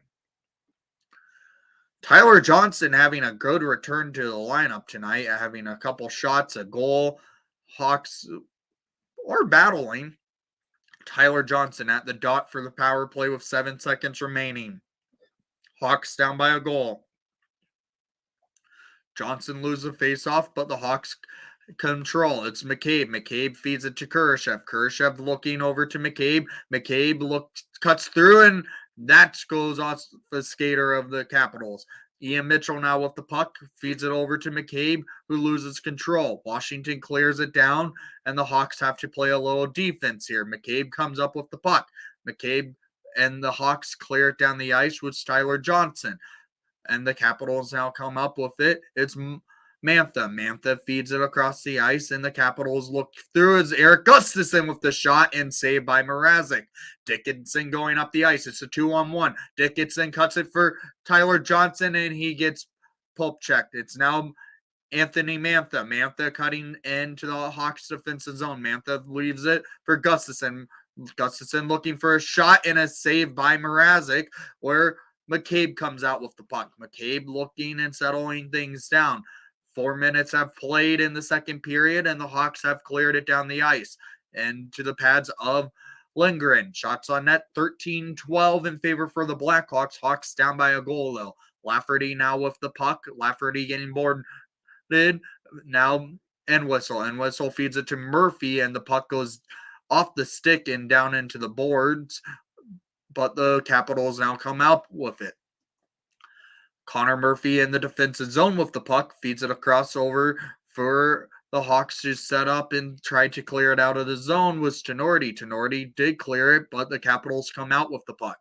Washington Johansson going up the ice, getting checked by Tenorti, who he leaves for a back pass, and the Capitals shot it, and it goes all the way down into the Hawks offensive zone. Washington now with the puck and trying to go into the Hawks defensive zone here. Washington now does. Washington cuts in as Strome. Strome feeds it to Ovechkin, and the Capitals score by a goal from Trevor Van Riemsdyk.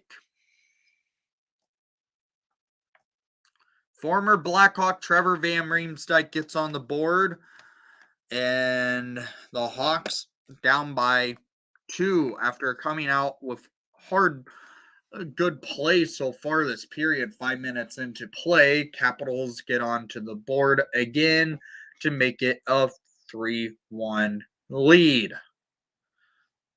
Mrazek can't even control and he leaves the net open way too much. Trevor Riemsdyk scores the goal, and Ovechkin gets the assist. Steph Jones now with the puck. Jones cuts through into the offensive zone. Jones tries to...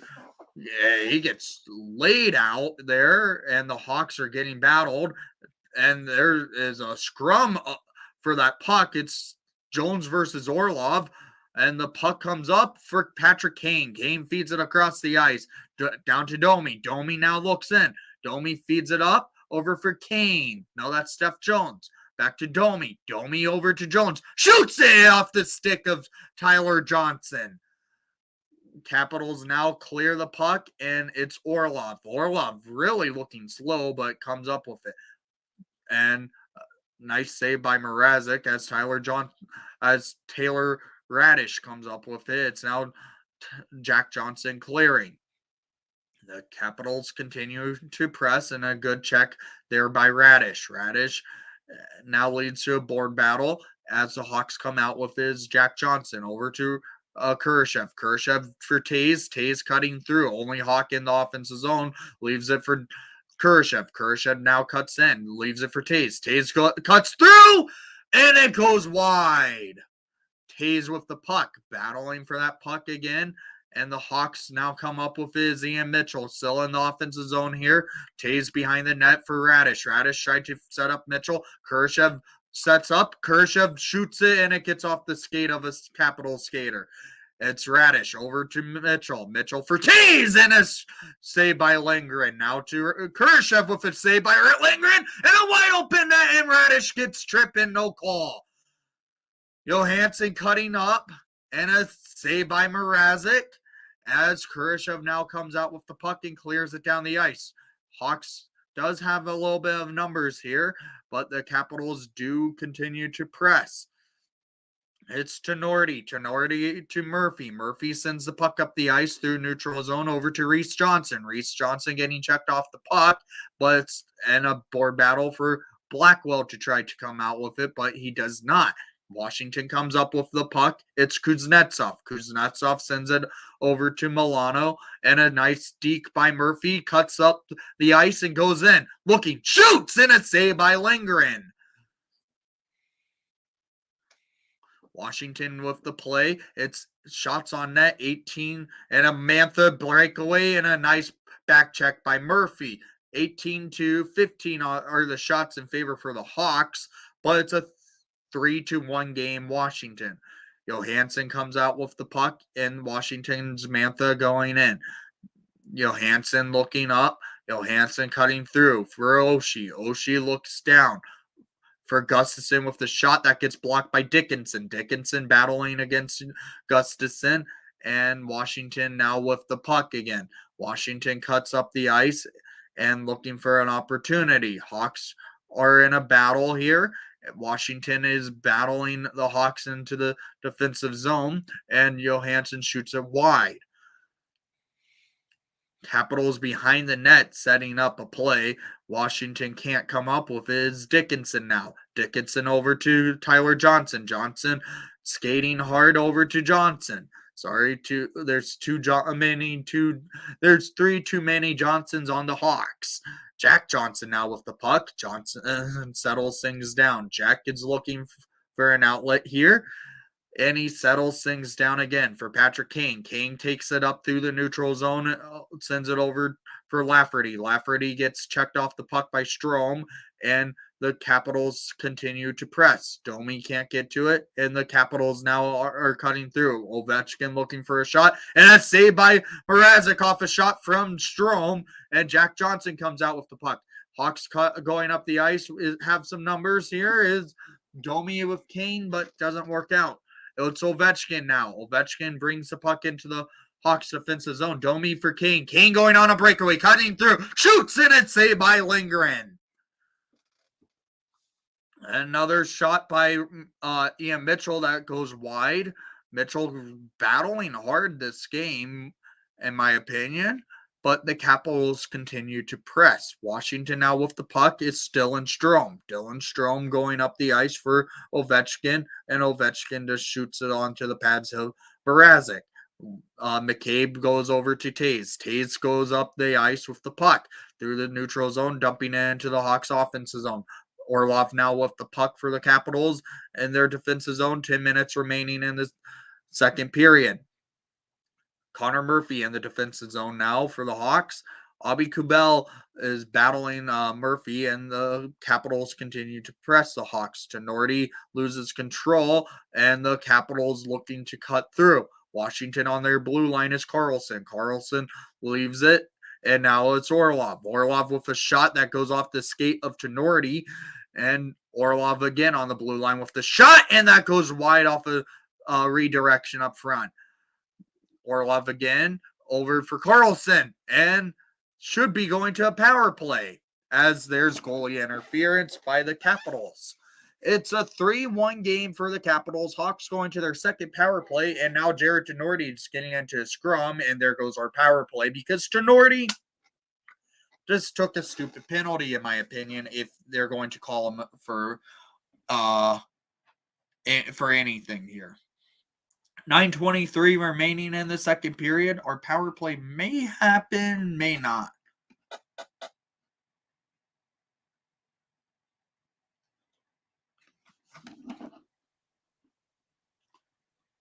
Yep, power play to the Hawks. So the last power play, they were moving the puck well and getting a couple opportunities. They just could not find the back of the net. Maybe this power play they do against the Capitals.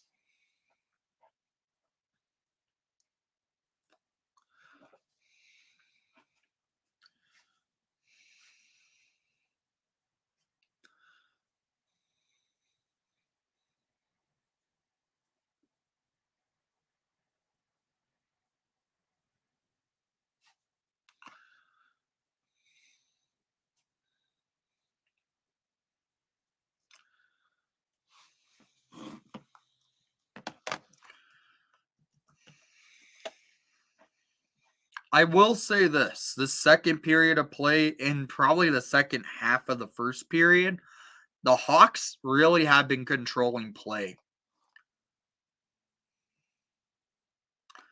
Let's keep an eye on what's going down in Rockford. Last we checked, Rockford is leading 5-3. It's a 7-3 Rockford Ice Hog lead over the Iowa Wild. So there was a hat trick in this game for the Ice Hogs as David Gus gets a hattie. Adam Clendening gets on the board. Philip Roos scores in his debut for the Ice Hogs, and Cole Gutman has 2. Well, your prediction, kinda, because you predicted Kuznetsov. Didn't happen.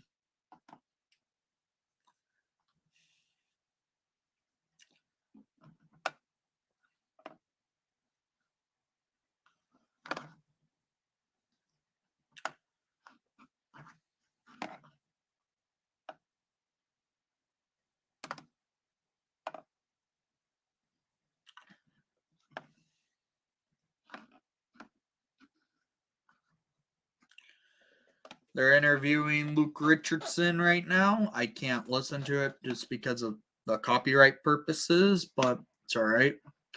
Let's do well on this power play here. Hawks on the power play. They should not be. They should show the full power play and just have Luke's intermission, like interview going on just in the background as audio. Hawks control the puck. It's Kane over for Jones. Back to Kane. Kane cuts through. Kane's looking for an opening. Jones on the blue line. Cuts open for Kane to Taze! And that was a save by Lindgren. 1:36 remaining on the Hawks power play. 8:59 remaining in the second period. Hawks down by 2.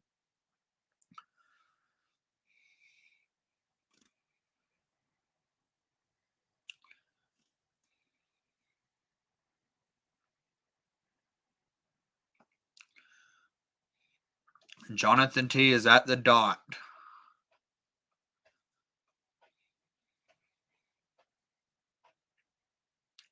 Taze wins the face-off cleanly. Kane now comes up with it on the blue line. Over to Jones for Domi. Domi now with it. Domi getting checked. It goes over to Jones. Jones for Kane on the blue line.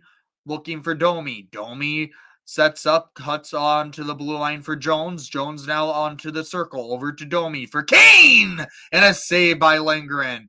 And the Capitals clear, and Domi receives at center ice. Domi now goes up the ice with the puck for Kane. Kane looks back for Domi. Domi cuts in, and the puck is just loose. And Radish with the shy tease! And Jonathan Taze gets on the board for the Chicago Blackhawks. It's a 3-2 game for the Capitals. Maybe that goal goes to Domi. It may be Jonathan Taze. I think Tazer gets credit for the goal. Yep, the captain gets the Hawks within 1 off the power play from a good rebound type of goal for the Hawks. Good to see Tazer get on the board on the power play here. Hawks were pressing hard, and it's good to see. The goal does go off this. It was an own goal for the Capitals as the puck goes off of the stick of Dmitry Orlov and he redirected into the net. Tazer gets on the board, his 9th of the season. Hawks are down within 1. Lindgren plays the puck and shoots it around the ice and down the ice over to Mitchell. Mitchell sends the puck up the ice where Gustafson steals. Gustafson sends it down, and Oshie trying to keep the Capitals in the offense's zone press. McCabe now with it. McCabe sends it over, and the Hawks now try to get out of the zone. They do. Blackwell into Mitchell. Mitchell for Blackwell. Blackwell feeds it over to McCabe in the offensive zone. McCabe shoots it around the ice, and no one was there, so the Capitals control. Washington doesn't have much control, though. McCabe is battling on a board play for that puck. And he successfully does as Steph Jones comes out with it. Reese Johnson now with it, clearing the puck down the ice.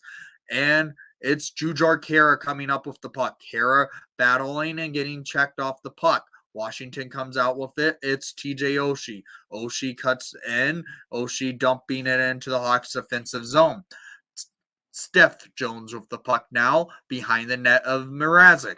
Jones sends the puck up the ice, and the Hawks now in. Hawks Dickinson leaves it for Tyler Johnson, but the Capitals steal and going up the ice here, it's Ovechkin. Ovechkin leaves the puck for Van Riemsdyk. Washington looking. Van Riemsdyk with the shot and a save by Mrazek, and the Hawks come out with it. It's Dickinson dumping it into the Hawks offensive zone for a line change.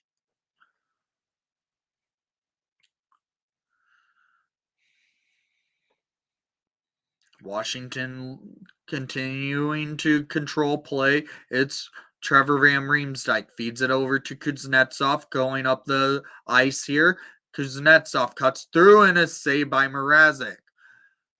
Washington's Kuznetsov getting checked by Lafferty, and Washington with the shot and a save by Mrazek. That shot was by Mantha. Hawks now with the puck. Hawks Murphy with it. Murphy sends the puck over the center ice, and now Lafferty tries to get there, but the Capitals control. It's Orlov. Orlov with the puck sends up the ice, and almost a wide shot that could have gone in if it was a few inches shorter. And now Capitals with control. Washington looking is Mantha. Mantha controlling play in the Hawks defensive zone. Washington's Sonny Milano now has control. Milano looking, leaves it for Orlov. Orlov leaves it over, and Milano now with it. Milano looking again. Orlov sets up, and Kuznetsov shoots it wide. It's now John Carlson with the puck. Carlson sends the puck down the ice, and Jonathan Toews comes up with it in the defensive zone. Lafferty loses control, but he sends it up to Kurashev. Kurashev cutting through with some speed, goes backhand on and wide on a shot. Toews now pulp checks on Oshie, and the Capitals still control. Eric Gustafsson was there, and it doesn't go to him. Johansson now with the puck. Johansson sets up the Capitals, and the nice steal by McCabe as he clears the ice, and the Hawks down by a goal with 4:30 remaining. McCabe with the puck sends it to Radish. Puck is on the board though, so Johansson now with it. Johansson battling against the Hawks here. It's now Kurashev. Kurashev feeds it over to Radish. Radish sets up. Radish looks over. Radish feeds it for Kurashev, who loses control. Radish in a little of a quote-unquote face-off there with Van Riemsdyk. Now it's Gustafsson. Gustafsson controlling the puck behind his net for the Capitals. Gustafsson sends the puck up the ice now, and from Van Riemsdyk, and the Hawks now there. Hawks, Steph Jones with the puck sends it over for Dickinson. Dickinson sends it over to Jujar. Jujar dumping in and battling against Orlov. Dickinson for Tyler Johnson, who feeds it to Steph Jones for Jack Johnson. Jack Johnson with the shot, and Tyler Johnson almost bats it in. Hawks down by a goal with 3:30 remaining in the second period. Shots on net, 24-20 in favor for the Blackhawks.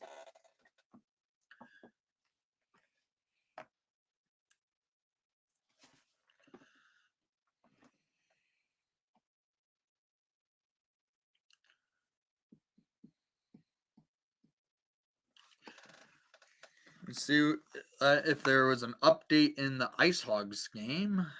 Probably. The Wild just scored.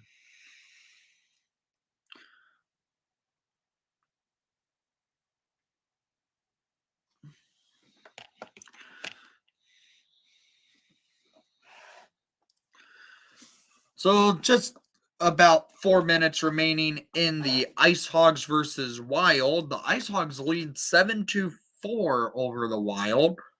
Good to see the Ice Hogs going to probably come out with a victory here, finally, against the Isle of Wild.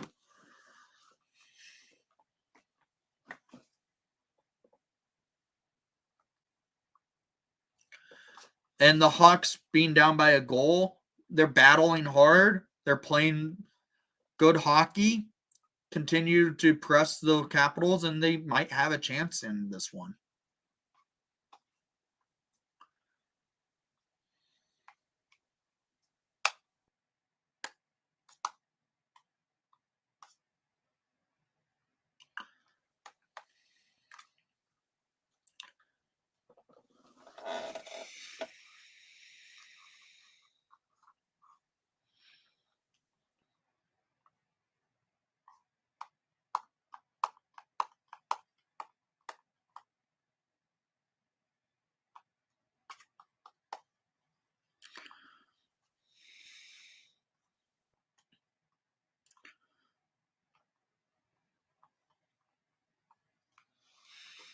All right, here we go. Washington with control. It's Avi Kubel dumping the puck in. Now it's Washington continuing to press the Hawks in the defensive zone. Tyler Johnson gets checked, and the Hawks can't control. Washington battling for that puck here in the Hawks defensive zone. Domi comes out with it. Domi sends it over to Tyler Johnson for Patrick Kane. Kane going through center ice into the offensive zone. Kane tries to leave it for Jones, and it works out. Steph Jones now gets Pope checked off the puck by Orlov, and the Capitals have an odd man rush. Kubel and a big, and then Washington scored. Dowd scores to make it a 4-2 Capital lead off a terrible transition by the Hawks.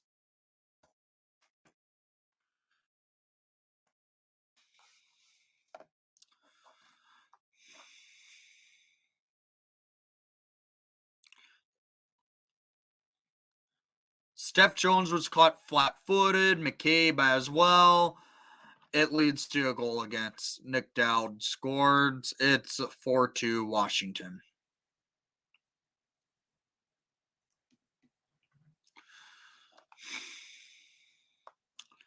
The fact the Hawks have really controlled play this period and they are down by 2 again, it sucks.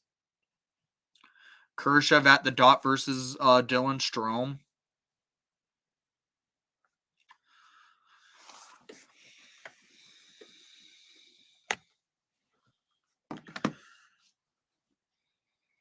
Washington now with his Dylan Strome. Hawks keep it in the Hawks offensive zone. John Carlson getting checked by Kurashev.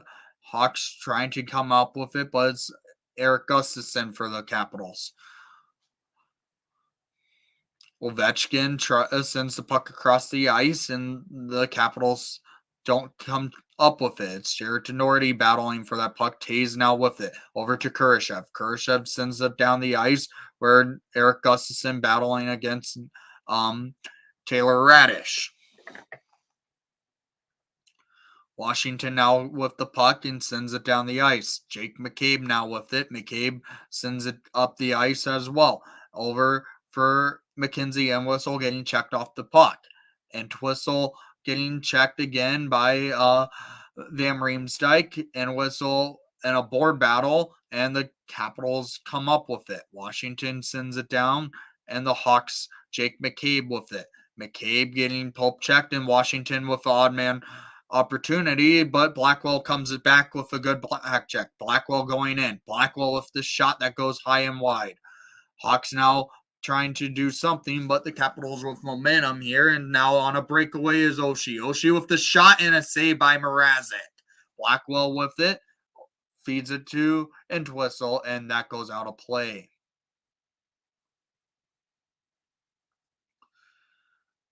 1:04 remaining in the second period. Hawks down by 2.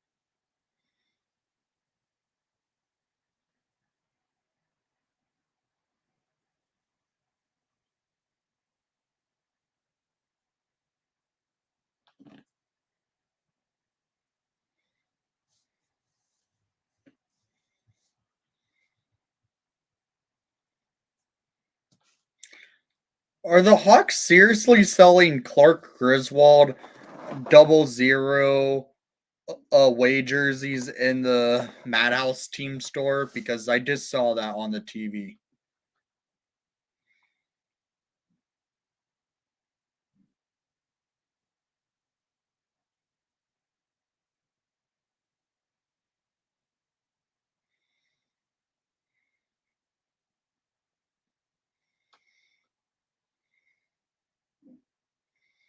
.104 remaining in the second period. Hawks down by 2. Hawks have controlled the second period, but they've given up 2 goals against.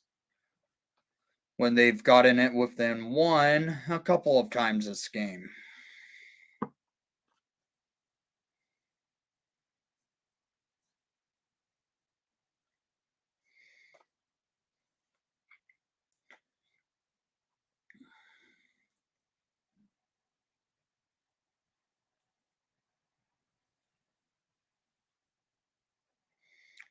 McCabe with the puck sends it over to Lafferty. Lafferty going up the ice with the puck. Hawks now in the offensive zone, but it's now Dmitry Orlov. Capitals now with it. It's Sonny Milano. Milano cutting in. Milano leaves it for Orlov. Hawks in a board battle, and the Capitals don't come up with it. Dickinson getting checked by Orlov, but it's now Lafferty. Lafferty looking for Jujhar Khaira, and the Capitals come out with it. Washington's Mantha feeds the puck, and the Capitals looking for an opportunity, and my TV buffers again because ESPN Plus is garbage.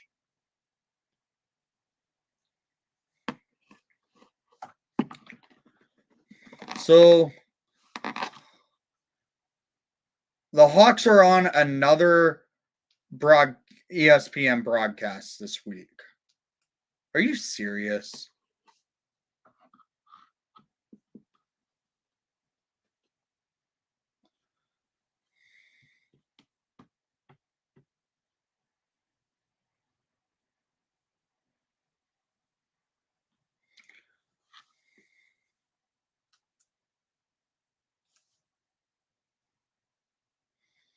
.5 remaining in the second period. Hawks down by 2. It's 4-2 Capitals. Hawks have outshot Washington, but Washington does have the momentum after making a 4-2 game. Domi won the faceoff, but the Capitals come out with it. Domi trying to go up the ice with the puck. It's now Washington shoots it, and a save by Mrazek at the end of the second. The Hawks are down by 2. It's 4-2 Washington. Shots on goal. Let's see it.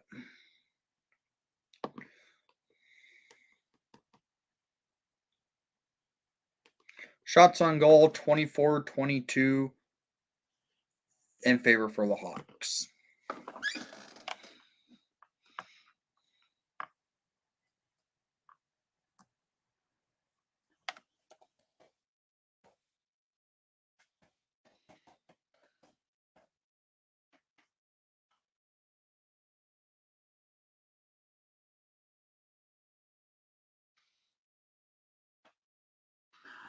And we're going to the second intermission, and we should have a special guest come in.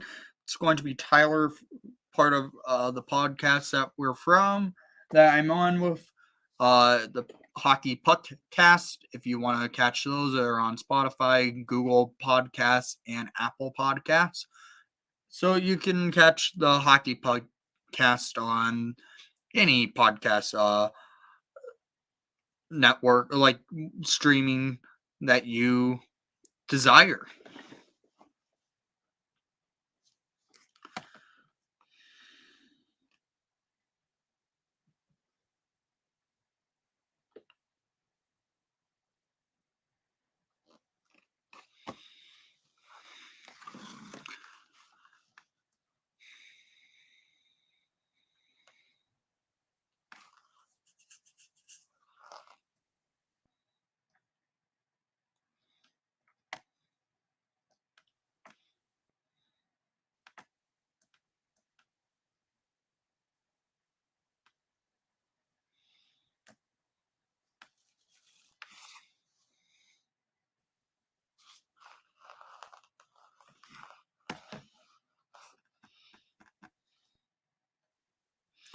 The Ice Hogs did pull off the victory over the Iowa Wild. David Gus, the hero, with the hat trick of his first career hat trick for in tonight's action. That's cool to see.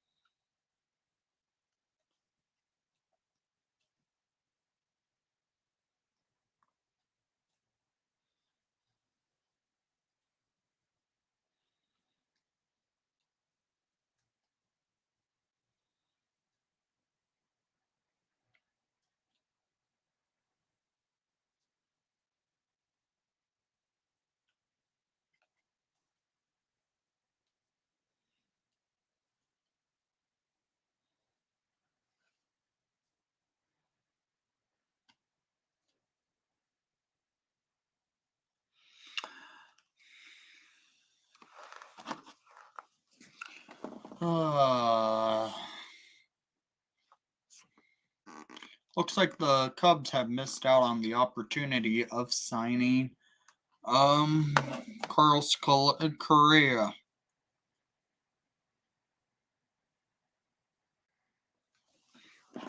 Oh.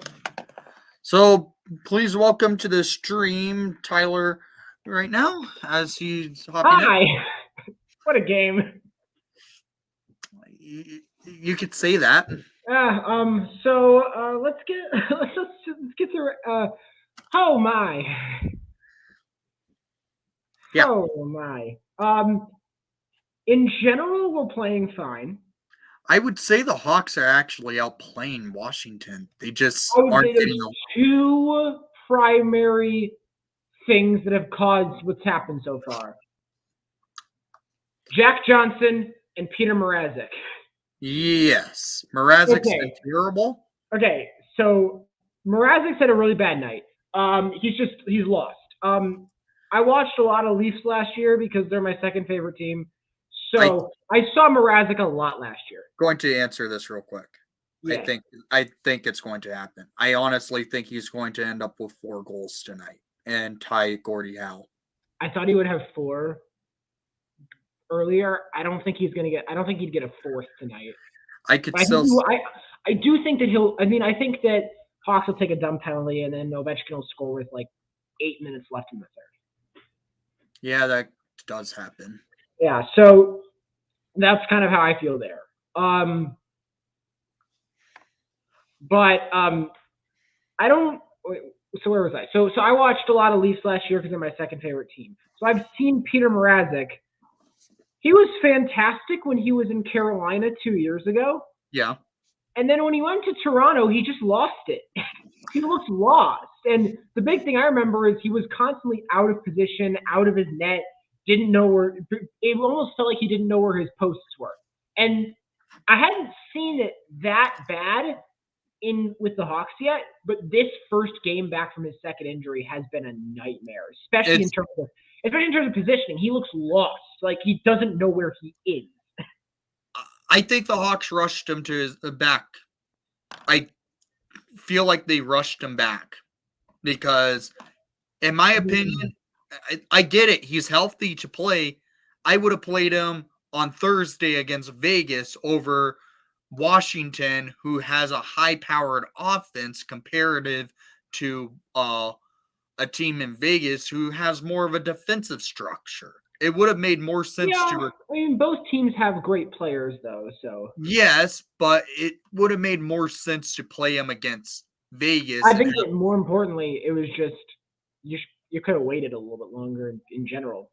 Yeah, because Soderblom's the best goalie in this system. Best goalie by potential, best goalie by current ability, best goalie in terms of everything. Yeah, and only one who comes close is Comesso, and even then, he hasn't had that good of a year.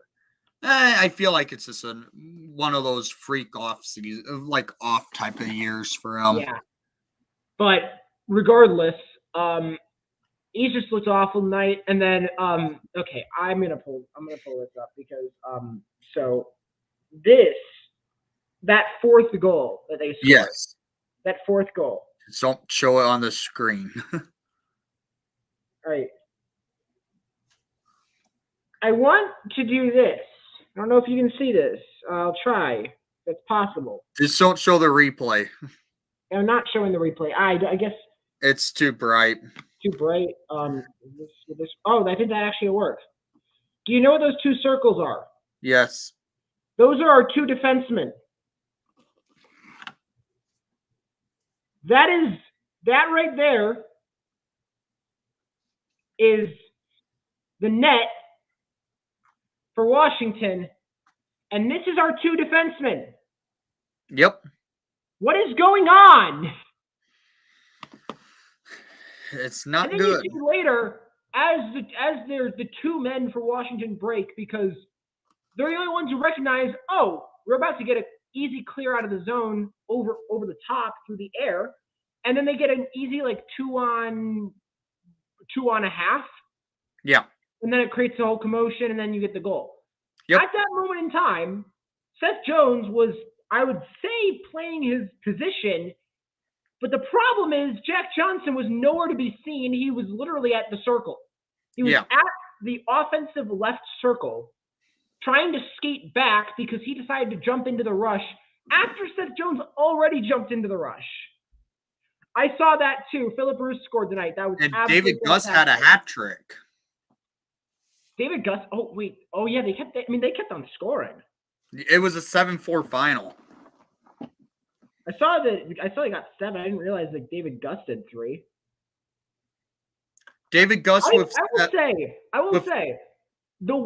I remember David Gus played at least 1 preseason game, and whatever one it was, I thought that he was really active on the forecheck in that game. I actually thought that, and I thought there was something there with him. And I know he's not in an NHL contract, maybe after the deadline, giving him like just some games to see, like, oh, just give him the shot. I mean, I feel like he's earned, maybe not even like in terms of scouting or anything, just because I think he's earned it. Just give him some NHL games.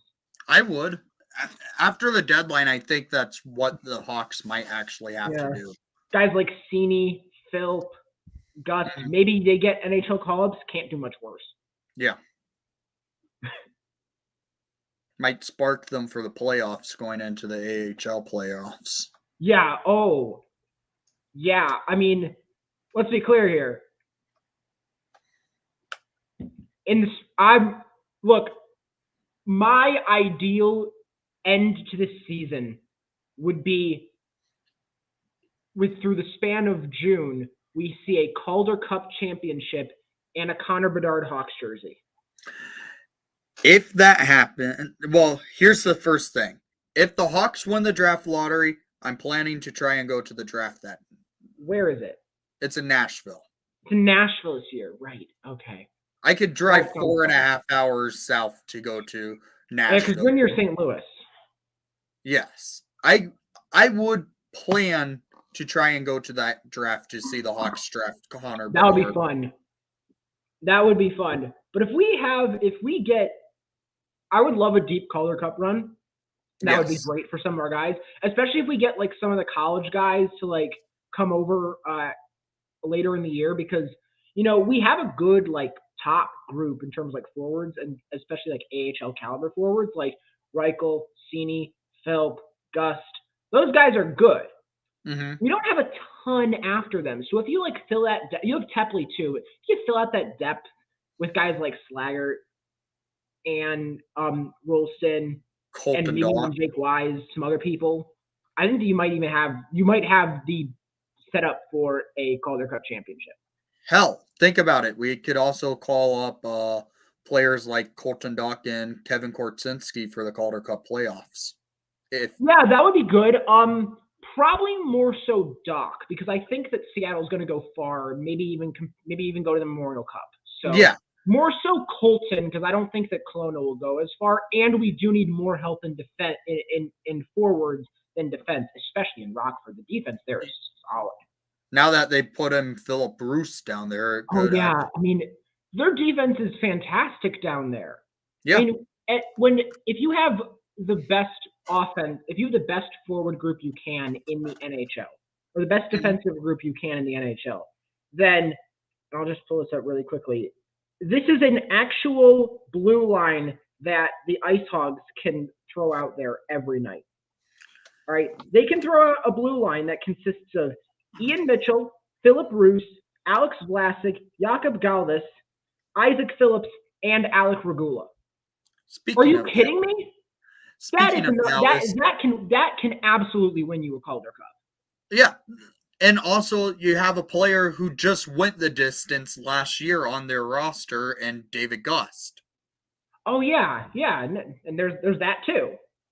You have someone who has the experience of going that far in a playoff run, in David Gust, who's clearly been one of, if not the best player on Rockford this season. Oh, definitely. He's definitely up there. I mean, obviously he's not young, so yeah. There's some like career AHLers who like they'll be good because they're just good there, but he's been fantastic, and he's physical, and he's a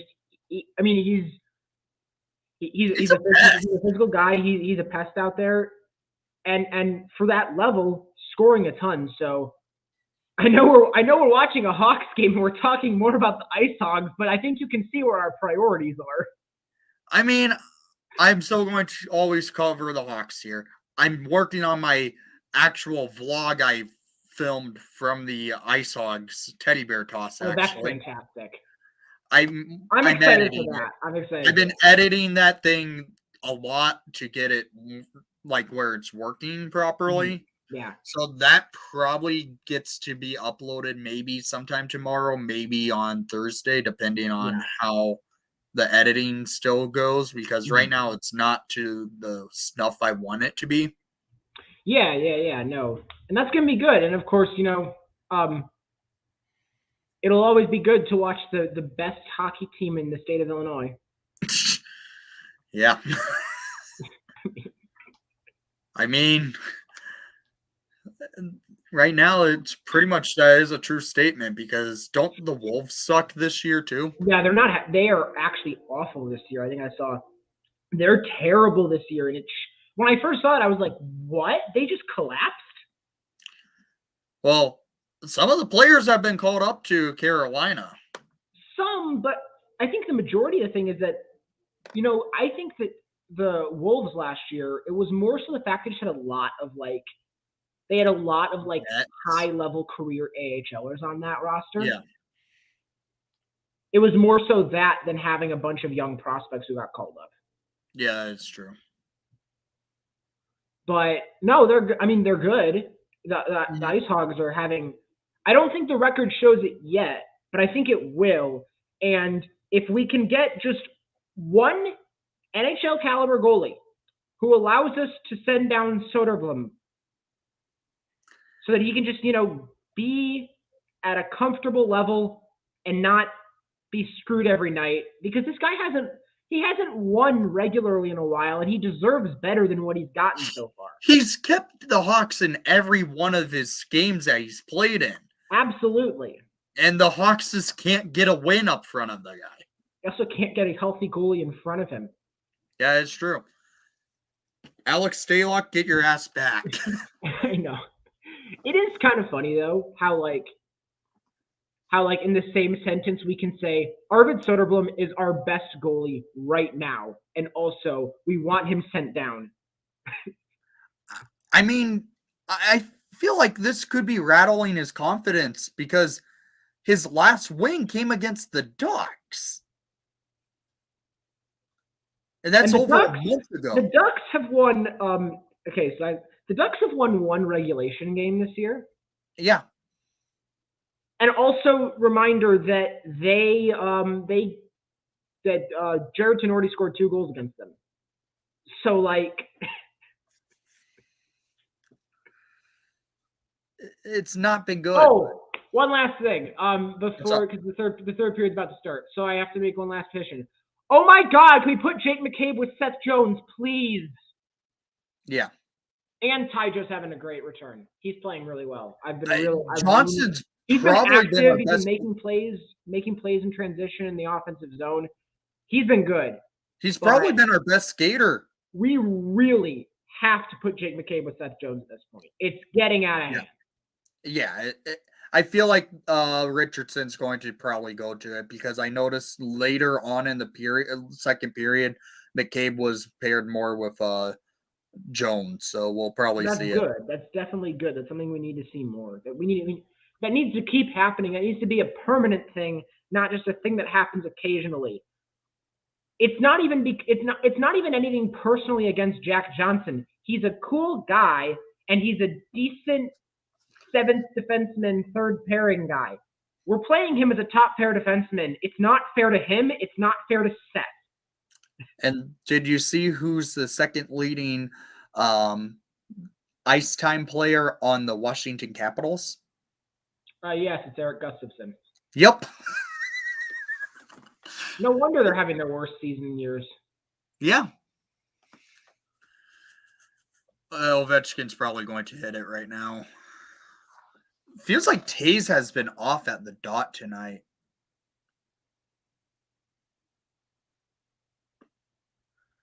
Wow, Mrazek, that was just embarrassing. Yep. What's your timestamp? 1920. Okay, I'm about 5 seconds ahead of you. Oh, God. No, I'm not saying that anything happened. Okay. But yeah, I know what you mean by that. It was a fluke. That was something weird with Mrazek. Mrazek's been terrible. I thought that was offside. Yeah. All right, anyways, I'll be back after the game's over. Okay. All right. See ya. Thanks for stopping by. All right, that was Tyler, guys. Sorry, we were wanting to talk a little bit about the Ice Hogs because they did win tonight against the Iowa Wild, and we wanted to give you some prospect insight. How are you doing, Brian? It's good seeing you to hop in. And I know you love talking Ice Hogs, so I hope you enjoyed that.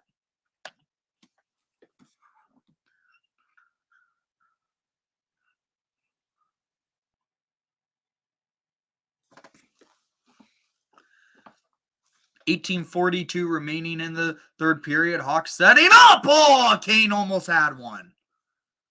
Steph Jones loses control, and now my TV buffers because ESPN's garbage.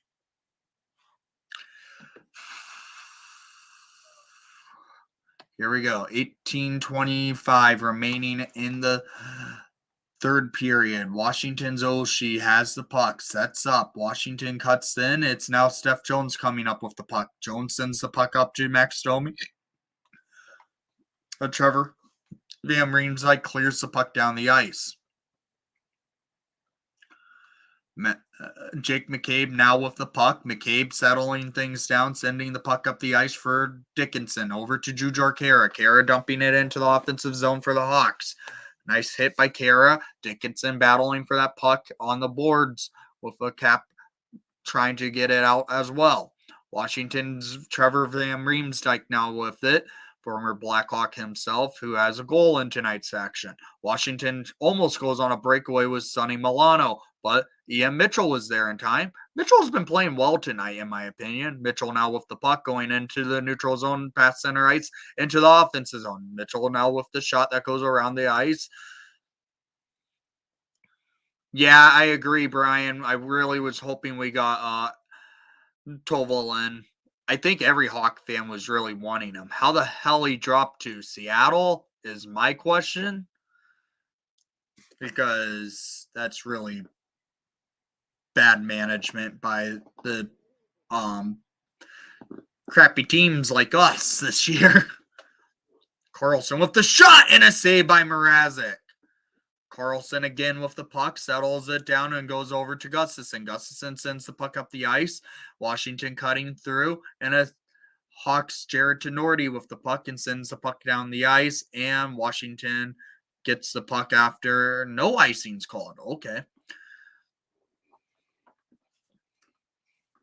Hawks now with his Peter Mrazek behind the net for Jack Johnson. Jack Johnson settles things down in the defensive zone for the Hawks, sends the puck up the ice for Reese Johnson. Reese Johnson now cuts through, goes backhand around the ice but Dmitry Orlov for now Taze steals, and the Capitals come back up with it. Shots on net, 24-23 Hawks. Steph Jones now with the puck. Jones sends Blackwell. Blackwell gets poke checked off the puck, and Washington now has his Dylan Strome. Strome cuts through, looking for a pass, but Blackwell is battling hard, and Taze now with it. Taze in the offensive zone for Kurashev. Kurashev for Taze. Taze looking backhand to Kurashev, and a save by Lindgren.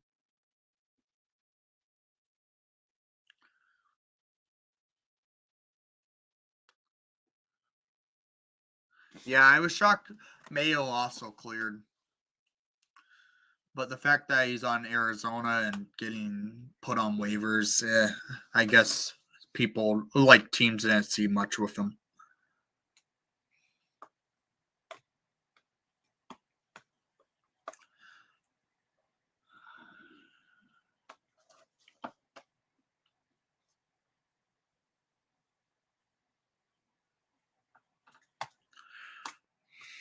Jonathan Taze at the faceoff dot. Hawks setting up aggressive on the faceoff.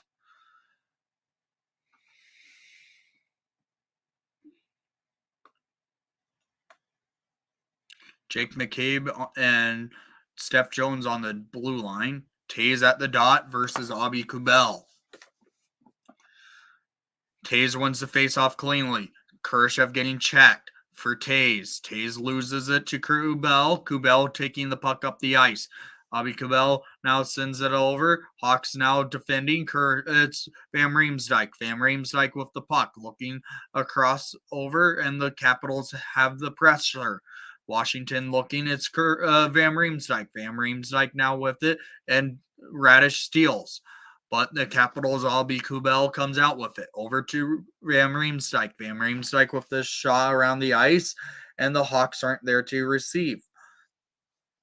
Van Riemsdyk now with it, looking up the ice again is Albie Kubel with the shot that goes wide. McCabe defending well, and Steph Jones comes up with the puck. McCabe getting checked, and Washington comes out with it. Washington's Albie Kubel gets checked by Kurashev and laid down. It's now Kurashev. Washington now steals, and it's saved by Mrazek. Maybe it was blocked by Steph Jones. Kuznetsov tried to play the puck into the Hawks defensive zone. That was Irwin. No problem, Hawkthorne. Take care, Hawkthorne. Have a good one.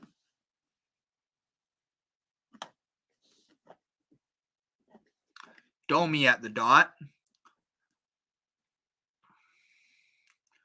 Hawks can't come up with it. It's TJ Oshie, but Domi now steals. Domi gets tripped.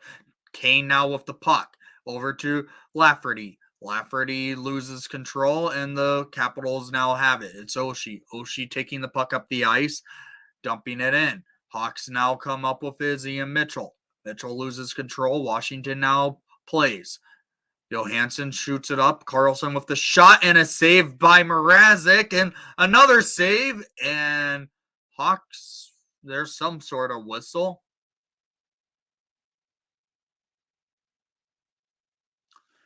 What's the whistle on?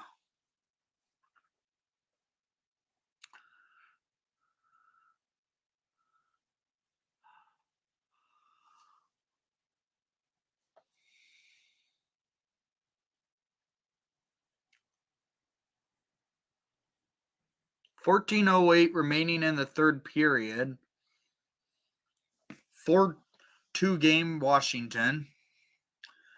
Alex Ovechkin with 2 goals on tonight's game, where he's one shy of hitting .800. Jack Johnson with the puck. Sends the puck up the ice for Tyler Johnson. Tyler couldn't get there. It was Dmitry Orlov who comes up with it, and now the Capitals take it up. Is Kuznetsov. Kuznetsov doesn't get control. It's Tyler Johnson. Johnson and Jujhar Khaira play the puck, and they send it down the ice. Johnson battling against Orlov. Hawks trying to come up with it. Hawks do. It's Murphy. And now that puck goes all the way down to the Hawks offensive zone. Should be an icing call. Nope. Jack Johnson plays, and Washington's Mantha to Kuznetsov, and Mrazek is out of position, and Ovechkin gets the hat trick, and that's goal number 800 for Alex Ovechkin, because Peter Mrazek is terrible. And people actually are throwing hats out on the ice for Alex Ovechkin and the United Center.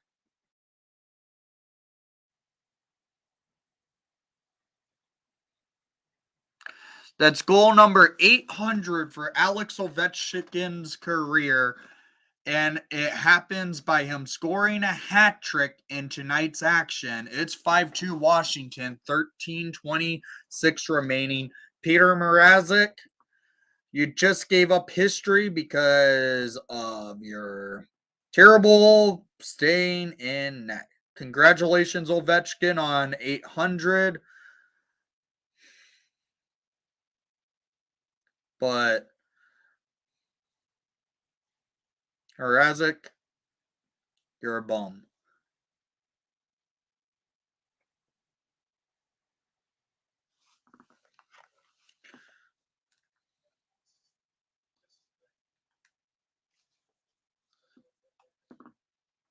Yep. Ovechkin doesn't get his typical type of goals that he usually scores.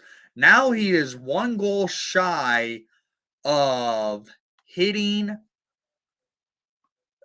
tying for second all-time in goal scoring with Gordie Howe.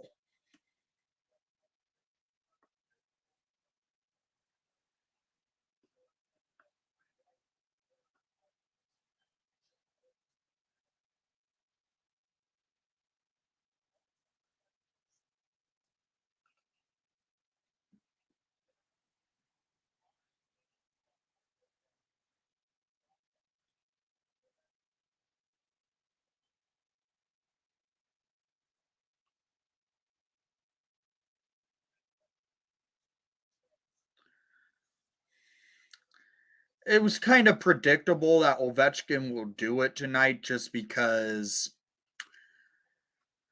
Mrazek, not a good goalie.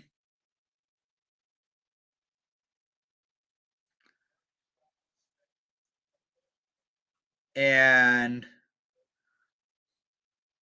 Ovechkin easily gets it.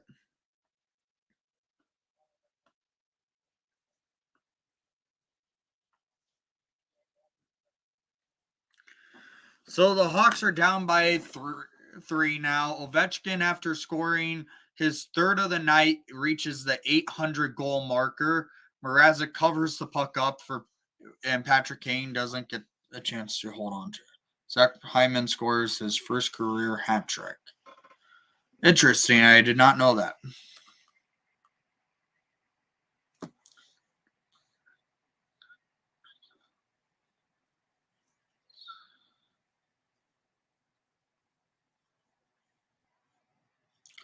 The Devils sent down Mackenzie Blackwood yesterday.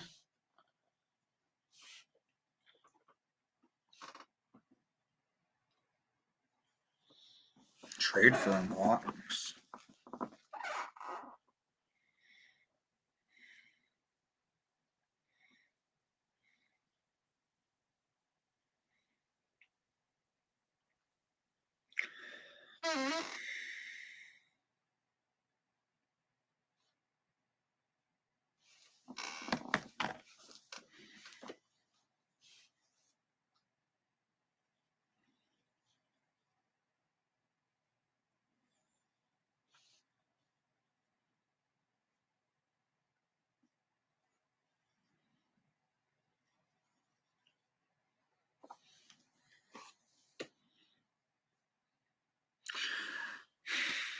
Well, we witness history. The third player in NHL history to hit 800 goals tonight.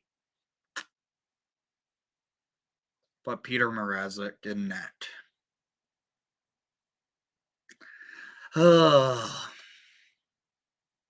Congrats, Ovechkin, on hitting the 800 goal marker. Now I expect him to probably tie Gordie Howe.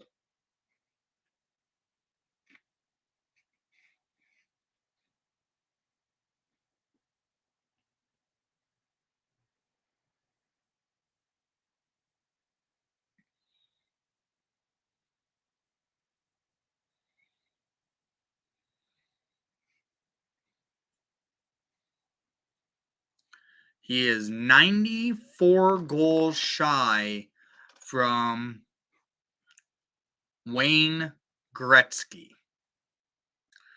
He could probably do that in 3 seasons.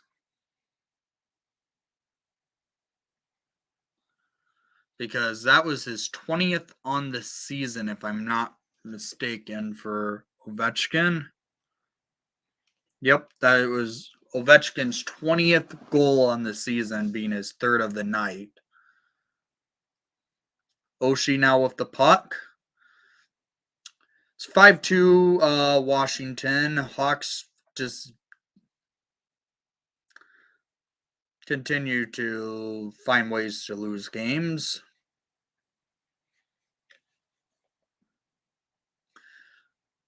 I could honestly see Ovechkin tying Gordie Howe tonight.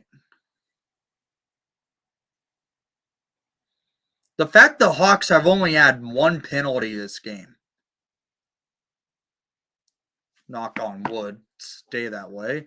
Ovechkin back out there. Reese Johnson with the puck sends it over to Blackwell. Blackwell dumping it into the offensive zone. Gustafson getting checked. Hawks on the attack with Johnson with the shot. Ovechkin plays the puck over to Eric Gustafson. John Carlson back to Ovechkin. Ovechkin with the shot, and that goes wide. Dylan Strome comes up with it for Ovechkin. That goes around the ice where Reese Johnson comes up with it. Reese Johnson feeds the puck over to Jack Johnson. Jack Johnson sends the puck up the ice, and that Might be an icing. Nope. Washington now with it. Washington settles the puck down in their defensive zone. Hawks, Jake McCabe cutting through, and that shoots around the net. It's now Jujhar Khaira. Khaira on a board battle. Washington comes up with the puck. Washington's now going on a rush. Mantha with the shot and a goal. It's 6-2 Washington. It's with 11 remaining in regulation time. Mrazek, you're terrible. That one Mrazek should have saved. Honestly, this was a terrible effort by Peter Mrazek. Like, that's something you say. That is a goal you should save.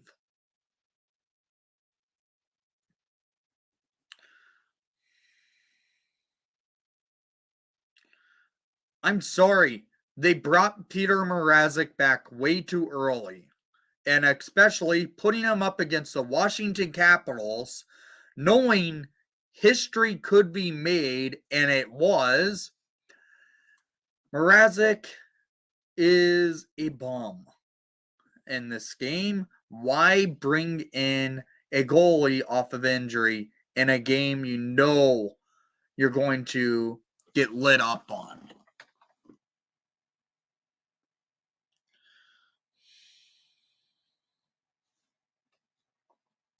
Orlov with a shot that goes wide.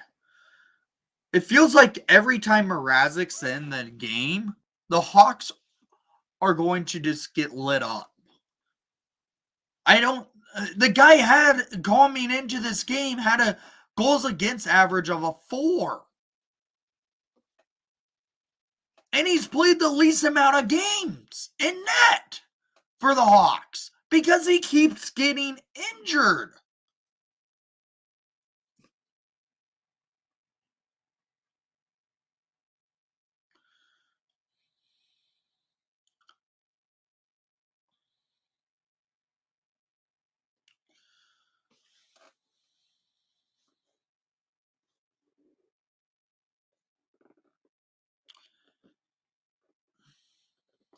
Yeah, it's another rough night, that's for sure.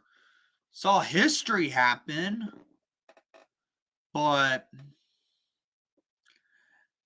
Peter Mrazek's terrible.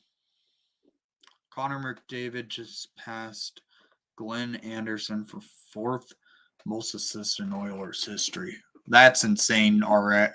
That he's already 4th on assists in that franchise's history.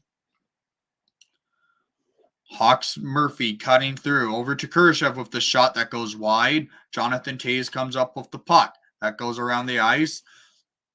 And it's Eric Gustafsson. Gustafsson sends the puck over for Carlson. Carlson sends it to Oshie. Oshie sends the puck up the ice, and that should be an icing. Nope. Mrazek plays it because he's not playing smart. And Jack Johnson has to skate the puck up the ice, and he does. And he's getting checked by Orlov, and checked all the way down. Hawks can't hold. It's Ovechkin. Ovechkin looking to tie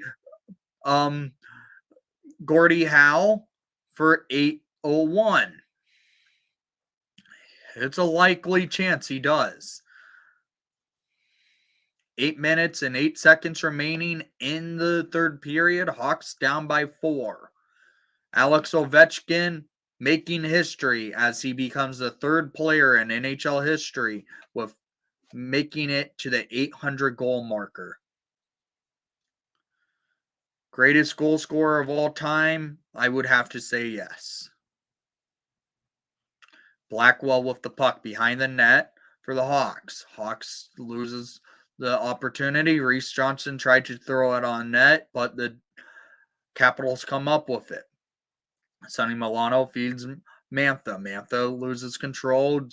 Steph Jones is battling against Milano, and he feeds it over to Blackwell. Blackwell dumping it up the ice for Dickinson. Dickinson comes up with it, and Dickinson leaves it for Jujhar. Hawks now with it.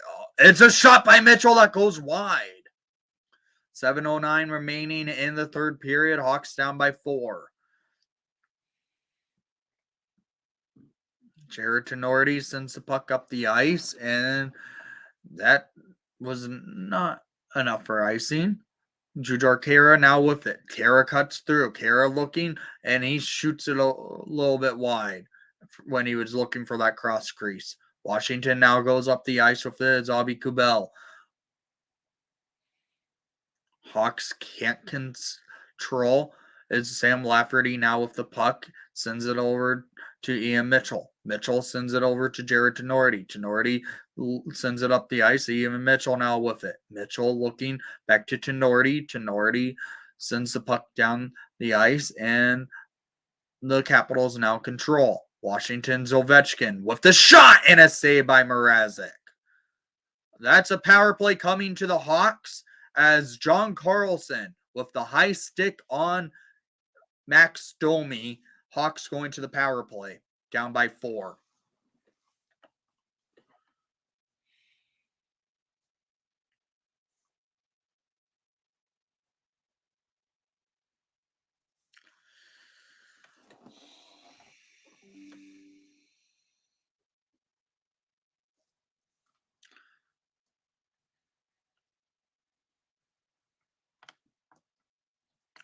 If you're new to the channel, please leave a like and subscribe if you haven't done so already. And most of all, we're definitely in for a long run, but I'm staying for it. Let's go Hawks here.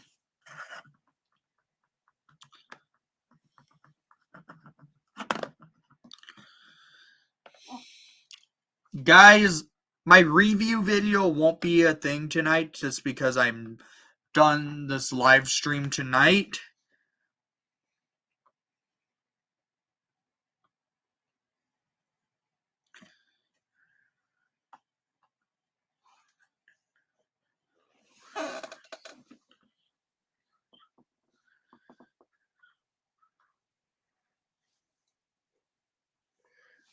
Really?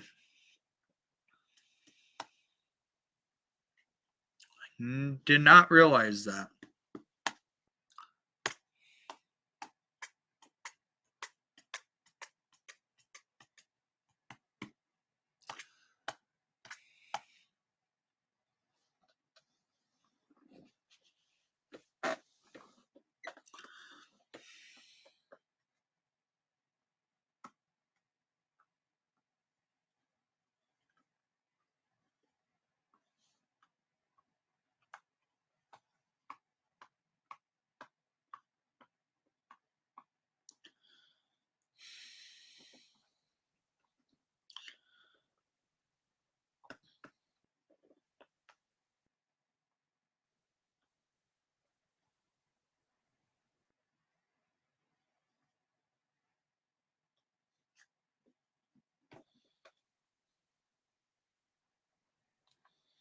My TV's frozen.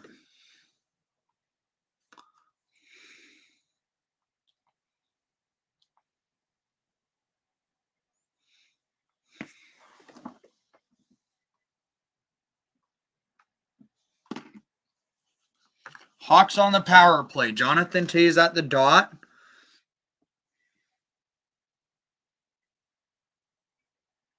Steph Jones over to Kane. Kane sets up. Fires! And a save by Lindgren. Why are closed captions on? 150 remaining on the power play. It's 6:01 remaining in regulation. Hawks down by 4. Toews wins the faceoff back to Jones. Jones on the blue line. Sets up Kane. Kane looks down the ice for Radish. Radish getting checked by Van Riemsdyk. Hawks come up with his Toews over to Domi. Domi looking back to Radish. Radish over for Jones. Jones on the blue line plays the puck up where Radish gets there. And the Capitals clear. 1:30 remaining on the power play.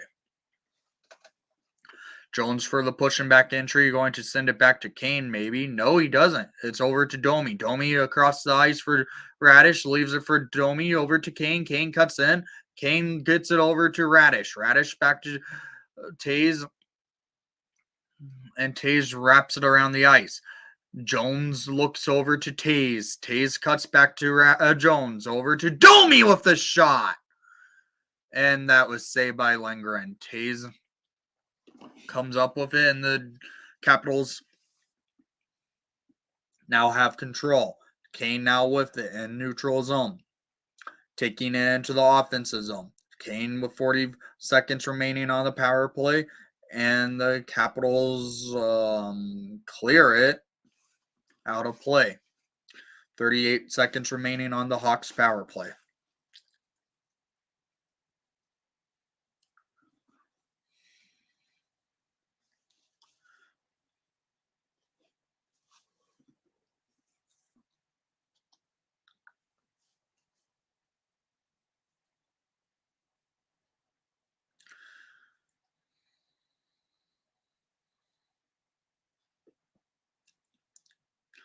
Tyler Johnson with the puck. Johnson spins off Johansson. Over to Jujhar Khaira. Khaira loses control. Hawks now with it is Ian Mitchell. Ian Mitchell over to Tyler Johnson. Shoots it! And that goes off the glove of Lindgren. Now Capitals control. 15 seconds remaining on the Hawks power play. Johansson shoots it around the ice, but Ian Mitchell keeps it in. Mitchell sends it to Blackwell. Blackwell over to Mitchell. Mitchell with the shot and a save by Lindgren. And that will be it for the power play.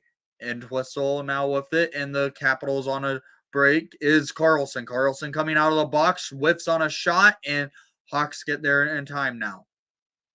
Johansson over, and the Hawks getting checked off the puck, and the Capitals with control.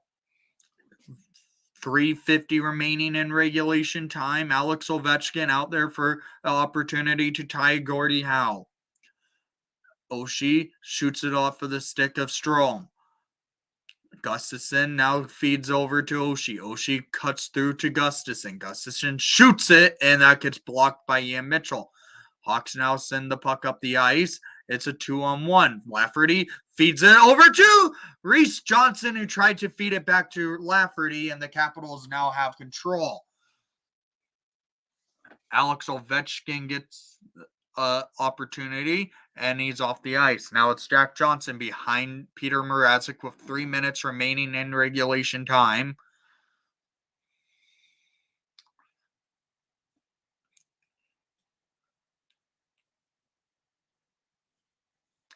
Yeah, he'll be the only 900 goal scorer, that's for sure. The way he scores, he just has that touch to score, and he may be old, but he still can score goals.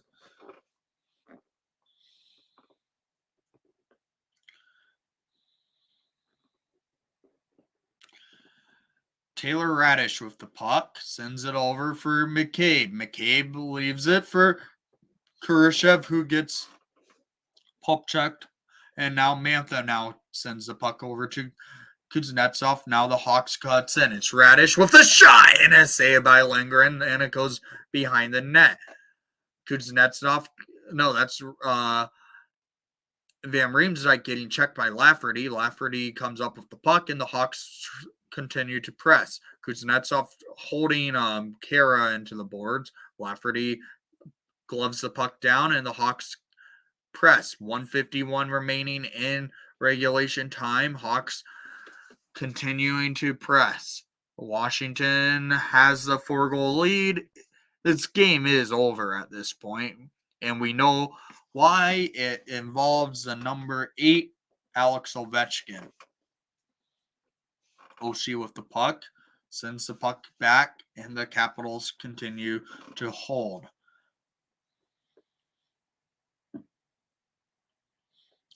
Tyler Johnson now with it. Feeds it over to Kane. Kane taking the puck up into the offensive zone. Kane feeds Domi. Domi with the shot, and Domi with the goal! With 1:09 remaining, Max Domi gets on the board, gets this game within 3 at least, I guess. A pity goal. Max Domi with his 10th on the season gets the Hawks within 3 with 1:09 remaining. He shoots it off the back of Ian Mitchell. Mitchell then will be getting an assist on that goal as he shot the puck off of Mitchell's back, and he gets his own rebound off it, and it goes in.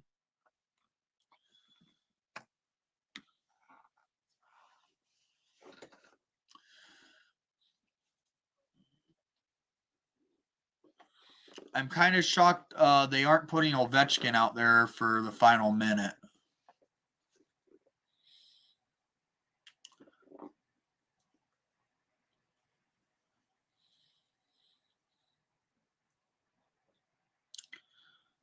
Reese Johnson plays the puck across the ice. Now the Capitals continue to press, and a save by Mrazek. Oh my God. Orlov just rips one. It's a 7-3 game.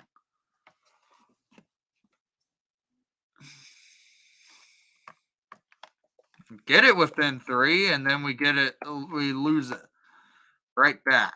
It's a 7-3 game. Orlov with a bomb from the blue line. Another one that probably Mrazek should have saved. He could easily save that one.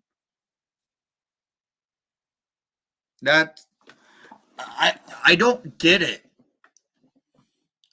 Should not have played Mrazek in this game. The dude's terrible.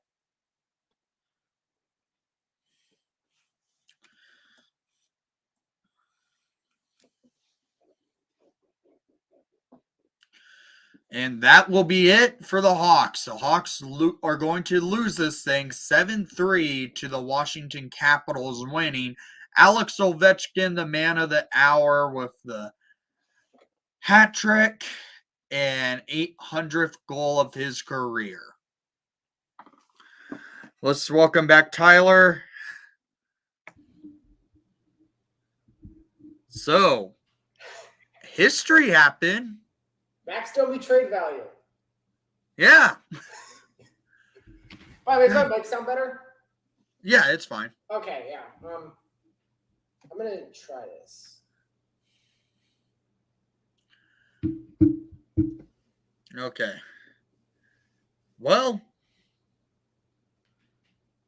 I mean, okay, so there's a couple things to mention. First one, really happy with the way the Hawks fans dealt with the Ovechkin hat trick. That was good. That was good. That was nice. That was cool. Second thing, man, this team.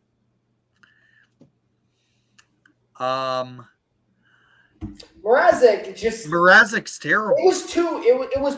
I think that. I mean, look at we had a really long time off. We had 3 off days in between these 2 games. Yeah.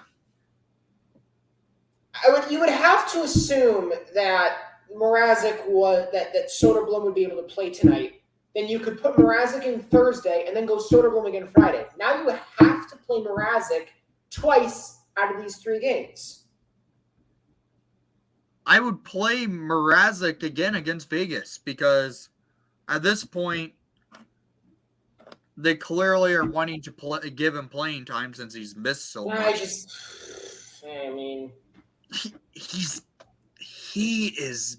a struggle. Bad. It's a struggle.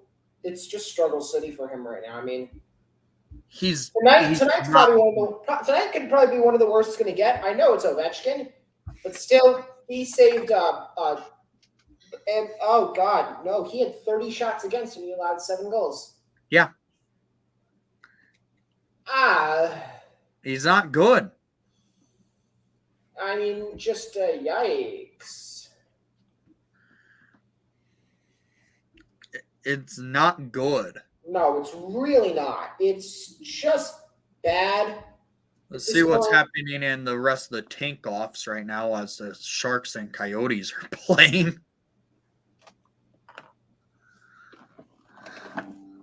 But yeah, it's not good. This team is not very good, and that's obviously not a surprise. Yeah. I mean, that's just how it's been. I want to pull up. I want to pull up just some general statistics so that we can just notify just how bad this team has been. Here, you could You should have the option to screen share of what you're looking for on your.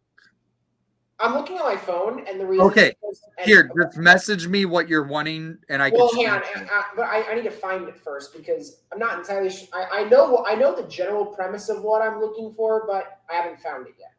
Okay. Yeah, just message what you're trying to find, and I can screen share it. I guess I should pull up Tankathon. Tankathon. Oh yes. The Tank Wars.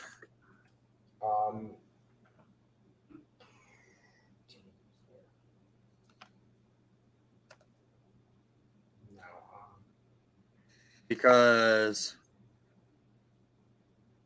we're definitely in the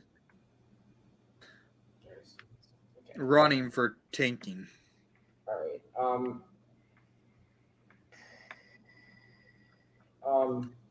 What was the date of that game against the Ducks? It was a month ago. Over a month ago at this point. Actually, let's just go back. Let's just go back to the. Let's go back to November 12th. Here it is. So it was November 12th. Okay, I'm gonna go all the way back to October 27th, which was the game against the Oilers. That was the first game where we didn't have Tyjo. And that was the game that Jays blew it with like a few seconds left. That was the game we lost with just a couple seconds left. Okay. Yeah. So the reason why I'm pulling this up is because I wanted to look at this.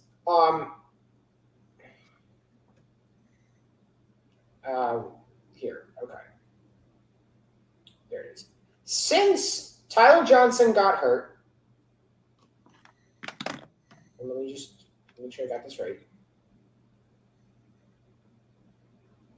Yeah, okay. Oh, it's worse than I thought. Oh, it's even worse than I thought. Let's see it. Okay. I'm going to give you the exact link, and I'm going to DM it to you through Discord. Okay, and then I will screen share it.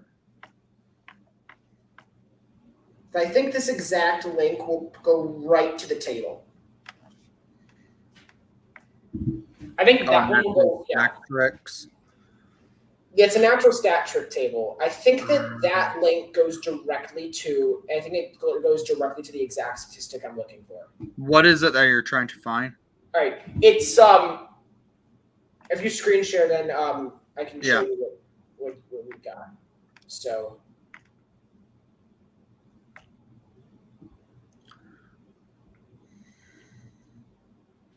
It's about how bad our offense is. So, scroll over. One sec. Scroll over to the right. Okay. Now, not all the way, just a little bit to the left. Okay. You see the goals for per 60? Yeah. Click on it. Okay. Click on it one more time. That is how many goals per 60 the Hawks have scored. So that's our 5v5 offense since Tyler Johnson got hurt. Damn. And now go expected goals. Expected XGF per 60. So 1.97. I don't think that one's sorted yet though.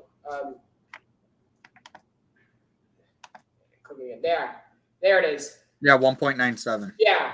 So that is our expected goals for per 60 since Tyler Johnson got hurt at 5v5. So essentially, what we're saying is that it would genuinely be more enjoyable to watch paint dry than watch us play offense at 5-on-5. Yeah. This team it's unbearable at this point. It's genuinely unbearable at this point. How hard it is to watch this team play hockey games because it's not even like they're bad, but they're fun. We're not talking about early 2000s early 2010s Edmonton Oilers here. That's not what this is. This isn't the kind of team where they just have an awful defense and awful goaltending, but their forwards are real. They're awful defense, awful goalies, but their forwards are really good and they score a lot of goals. We have a probably bottom 10, but still not historically bad defense. Mm-hmm. But an awful, horrendous offense that is so bad that we have guys like, I don't even want to, when you have Max Domi, Andreas Athanasiou as first liners, Taylor Radish is a second liner. These are guys who could do that job in a pinch as a complimentary guy. Not like that's 3 members of your top 6 who you probably would only want one of them in your top 6 maximum, and you'd want the rest of those guys in your 3rd and 4th line. Yep. It's not good. And also there's the part where we're playing Jack Johnson like 23 minutes a night. Yes. What's his ice time? What is his average ice time?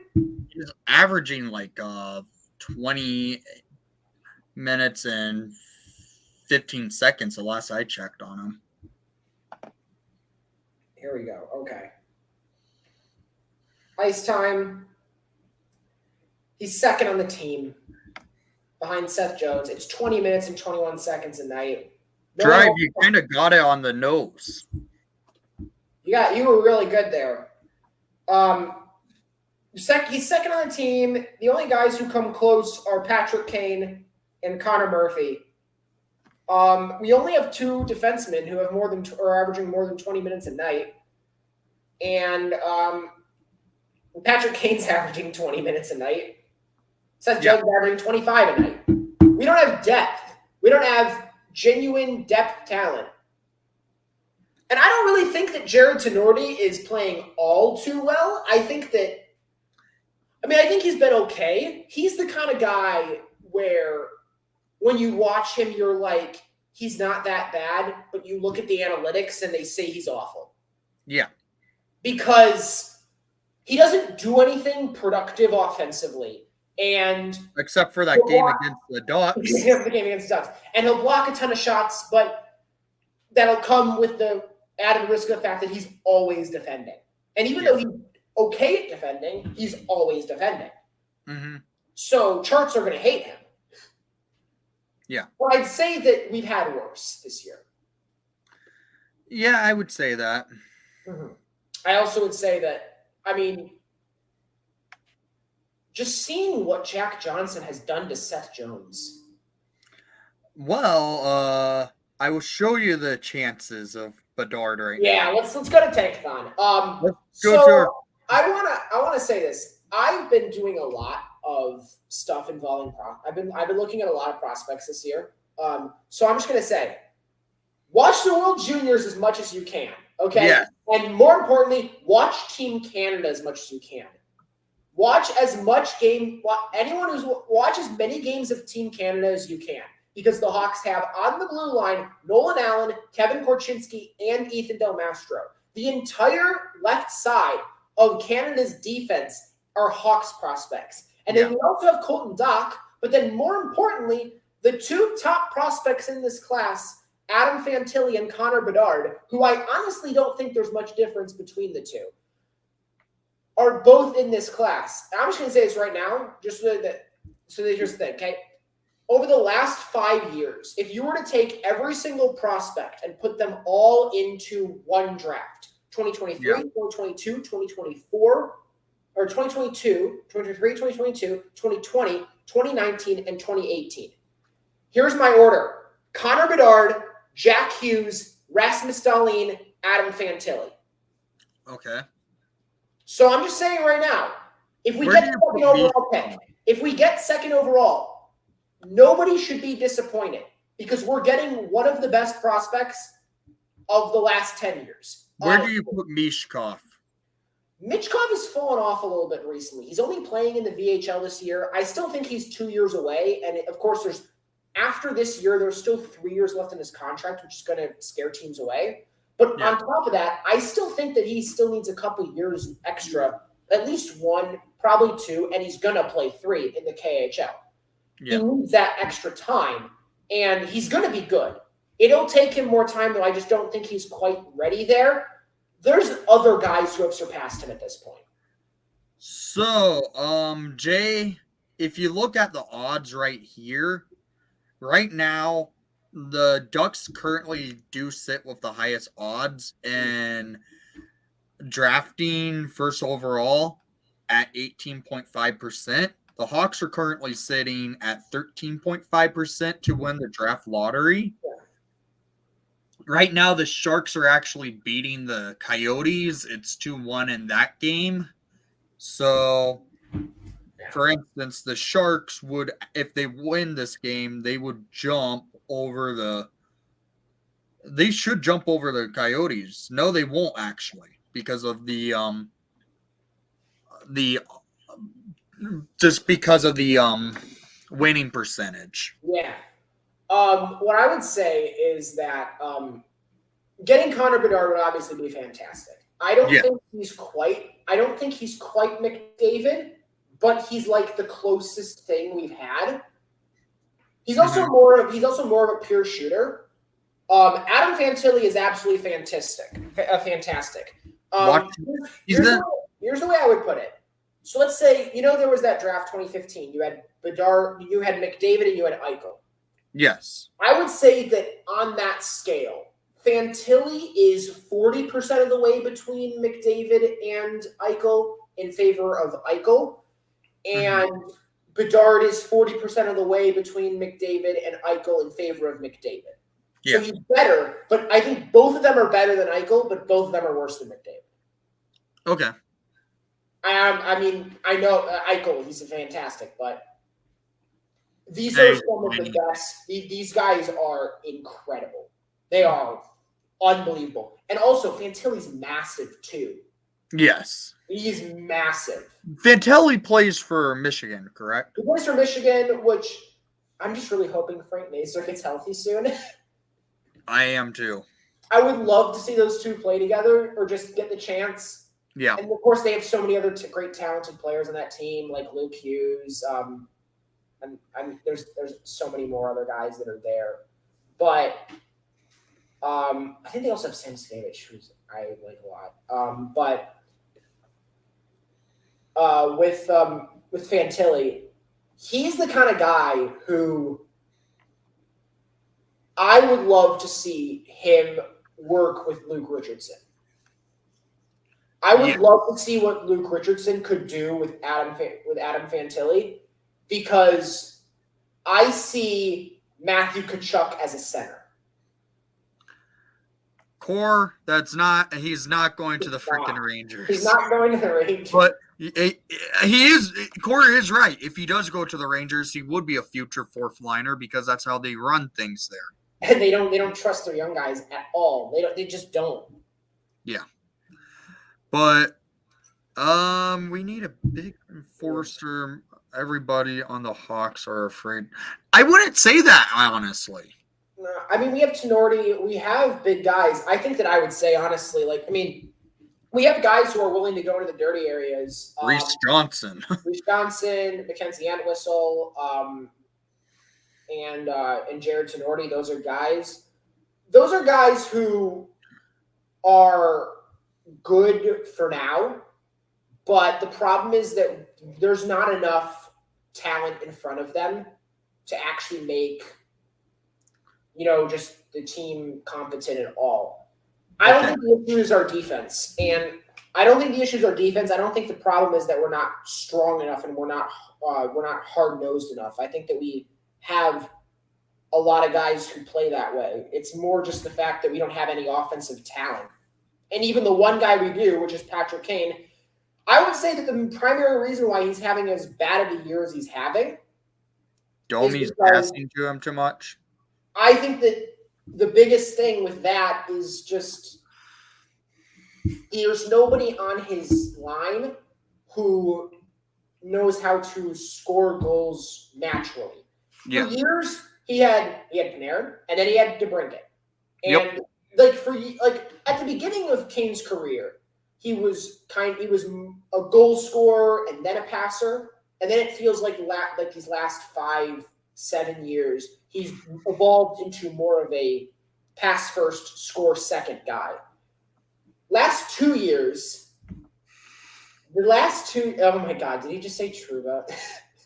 No, he said take Trouba, please. Yeah, take Trouba from us. The last 2 years, that Kane to Cat connection was so lethal that Patrick he became so reliant on passing. Yeah. And I think we're seeing it now. Kane kind of just forgot how to score. Yes. And think about this. Before Kane ever was really viewed as a true goal scorer, he was always a pass first kind of guy. Him getting the opportunity to play with DeBrincat for the last 3 years, I think he just loved the passing that he got the opportunity to do with a guy that he had great chemistry with in DeBrincat. And it just, the fact the Hawks have too many guys on this team that think pass first over shoot is the method. Max Domi is obviously a victim of it. He would rather pass to Patrick Kane over shoot when Domi has a higher shooting percentage than Kane does this year. He's shooting well. Yeah. He doesn't want to. I'll also say, so there was a comment that I just saw. Which one? So Jay, we need a guy like Cronwall. Okay. They don't make those anymore. I'm gonna say this. I don't think he's as good as Cronwall, but watch out for Ethan Del Mastro at the World Juniors. That guy will. He's like if Riley Stillman actually knew how to play defense. Especially watch Del Mastro this year in the World Juniors. Yeah, no. In last year's World Juniors, he was known for laying people out. He crushes people. Did he injure 2 or 3 players with his hits in the World Juniors last time around? I don't remember exactly. That might be the case, but no, like I would say that my comparison for Ethan Del Mastro is if Riley Stillman actually could play defense. Yeah. So no, I mean I think that he's a guy who you could have as probably like for the next like 10 years be like your number 5 defenseman, probably maybe even like number 4-ish. Mm-hmm. Okay, here's a question. Should I run the Tankathon just to see what happens? Go for it. Okay. So, guys, let's see what the Hawks do in this Tankathon. Is that updated from tonight? I don't think so. Yes. Oh, it is updated from the game that just happened? Yeah, it says 4-game losing streak. Ah, fun. Yeah. Very fun. So, in 3, 2, 1. Leo Carlson is really good. Leo Carlson is good. He is. That's the first time I've run the Tankathon. This would be pain. I know we would all hate if that happened. But I'm serious. Leo Carlson is good, and so is Matvei Michkov. One of them would be a really good third. Here, let's do another run. Let's just see. Oh, the Coyotes. So what we're getting at here is that Adam Fantilli would be downgrading in stadium size to go to the NHL. Yes. Let's see another one. The Sharks win it. The Ducks move down. Okay, let's stop. Yeah, this is just painful. I mean, look. We're putting ourselves in the best position possible to do that. But the one thing that's important is that next year we can't be dreadful. If we want Adam Fantilli or Connor Bedard to actually succeed on our hockey team, whether we have one of them or we don't, implying that we get either of them, it's important that we aren't a dreadful hockey team next year. Yes. We are going to bring in some talent, probably veteran guys, players similar to they're going to have to bring in vets because they have to hit the cap. They're going to more. But I think you're going to bring in guys similar to your Oliver Bjorkstrand types or like Alex Wenbergs, guys who are on that level, and you're going to probably bring like one or two of them, and they're going to exist for the purpose of. It's definitely the Hawks are pretty much mathematically eliminated. It's too late. It's too late. There's only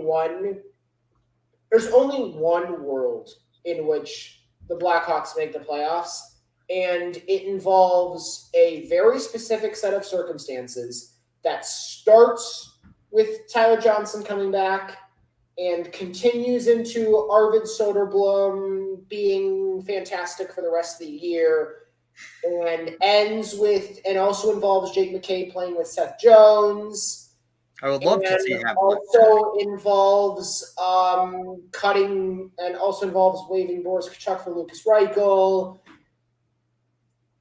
And it involves a lot of different things that probably won't happen. So, look, we're watching the games this year for the sole purpose of finding out who we have and who we don't have.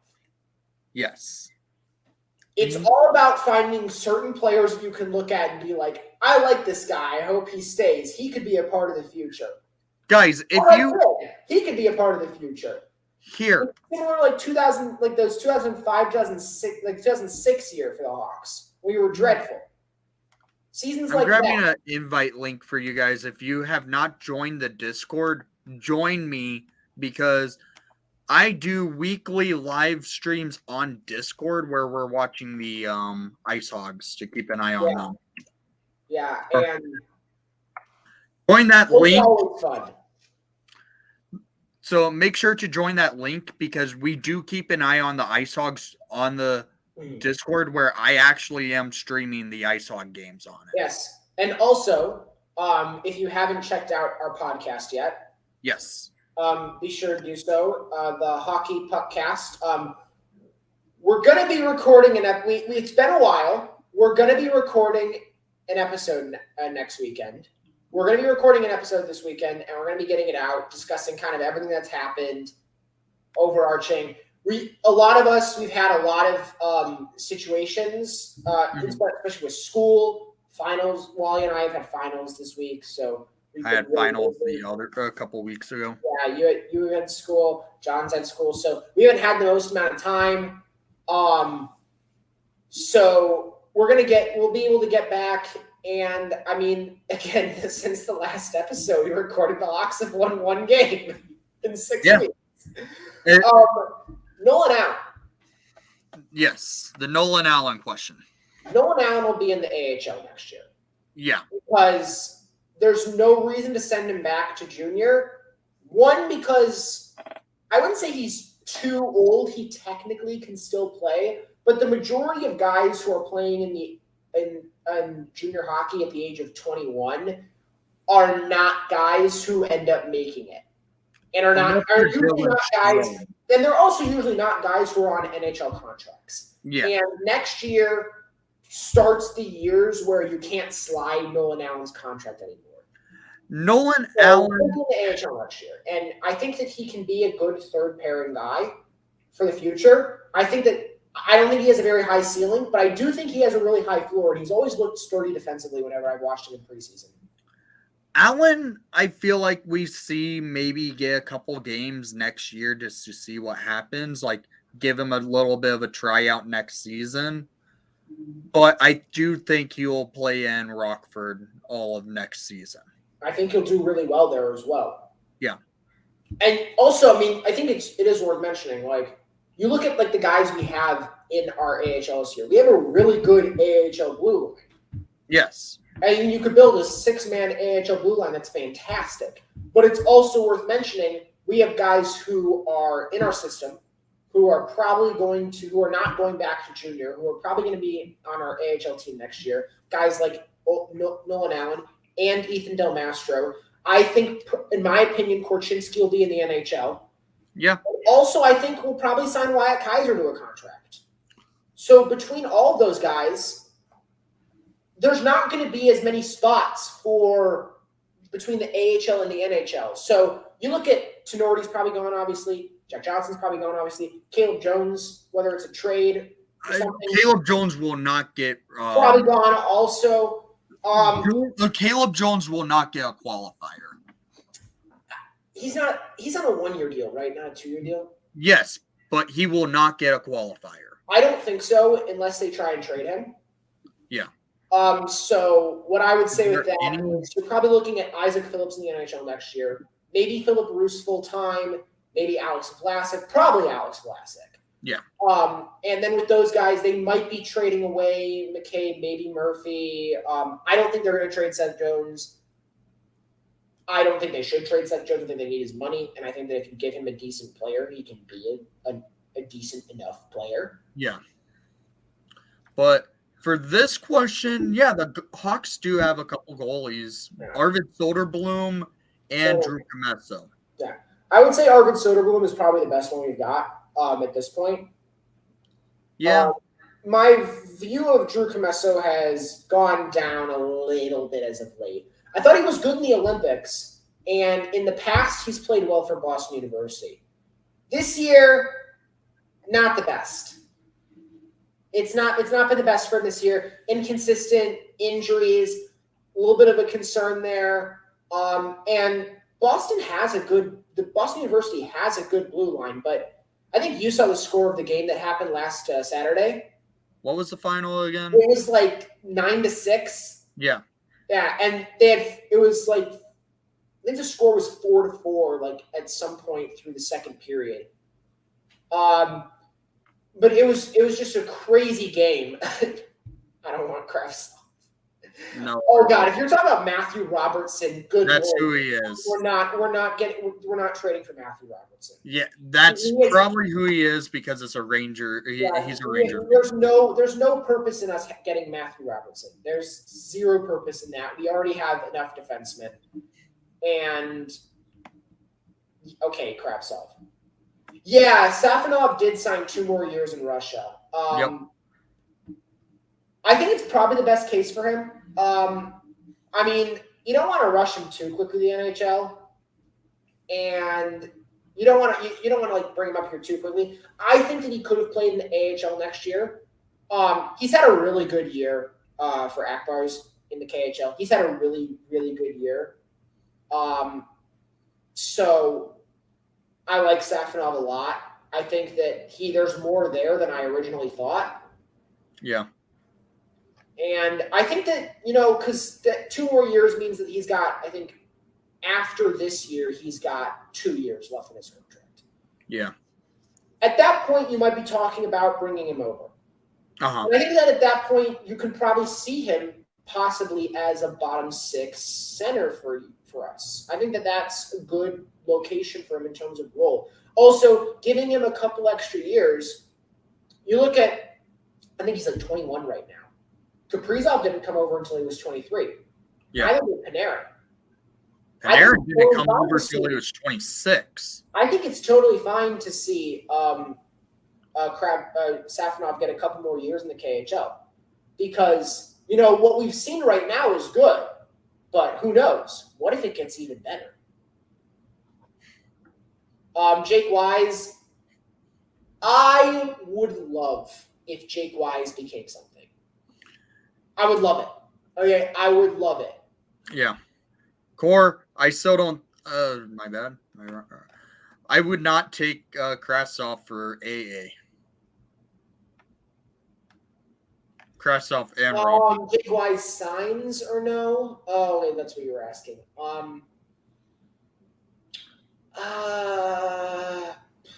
It's an interesting one. I don't know at this point. I'm not sure. What I think, here's the thing. I think the Hawks and Jake Wise have really good rapport. I think that the organization, I think that they have a really good relationship with each other. Just built up over years. He's been training in the Hawks facilities all the off seasons. It's unfortunate what's happened to him with his injuries. Mm-hmm. I think that he probably could get an AHL contract next year. Yeah. And I think that if he gets that and he does well, then he could get an NHL contract after his first year in Rockford. Yeah. I'm not sure if he gets an NHL contract right away. And the reason is just because he's playing well, but he's not really that. He's playing well, but he's really old for college hockey. So I don't know how impressive it truly is. Yeah. When there's some levels where if you're much older than everyone else at your league, well, I'm not surprised you're scoring tons of goals. I'm not surprised that you're doing all that. Yeah, and then there's those guys who do that, but once they get to the AHL, they're found out even. So yeah. I think that Jake Wise could sign with Rockford. I think that could happen. And we saw it with another guy. We saw Chad Yetman. He signed an ECHL contract even though his rights expire with the Hawks. Sometimes guys will stick in the organization, even if it's not on an NHL deal. Want to know one thing I found when I went to the ISAW game this Saturday? What was that? They were selling a game-used Yetman jersey. That's incredible. Yeah. I would love if Chad Yetman worked out. I would love for him to keep going. Yeah.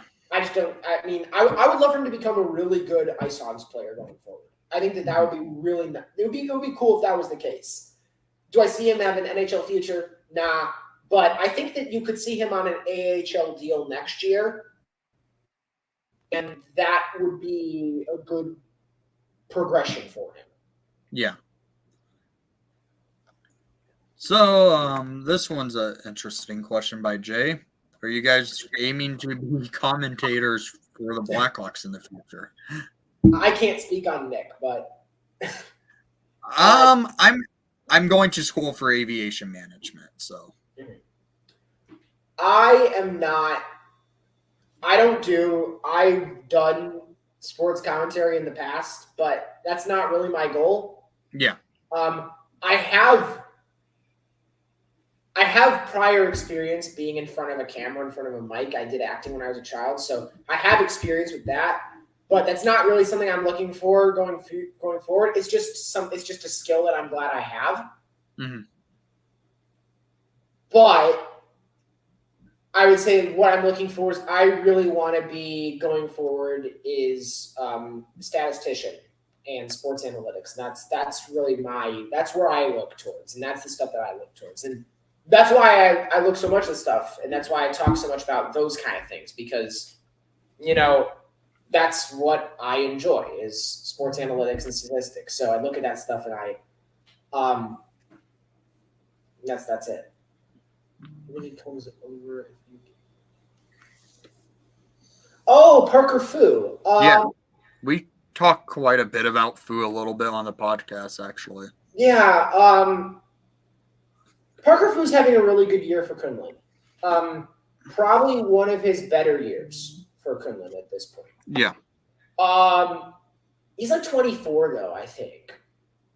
He's like 24 at this point. I believe he is 24. Yeah.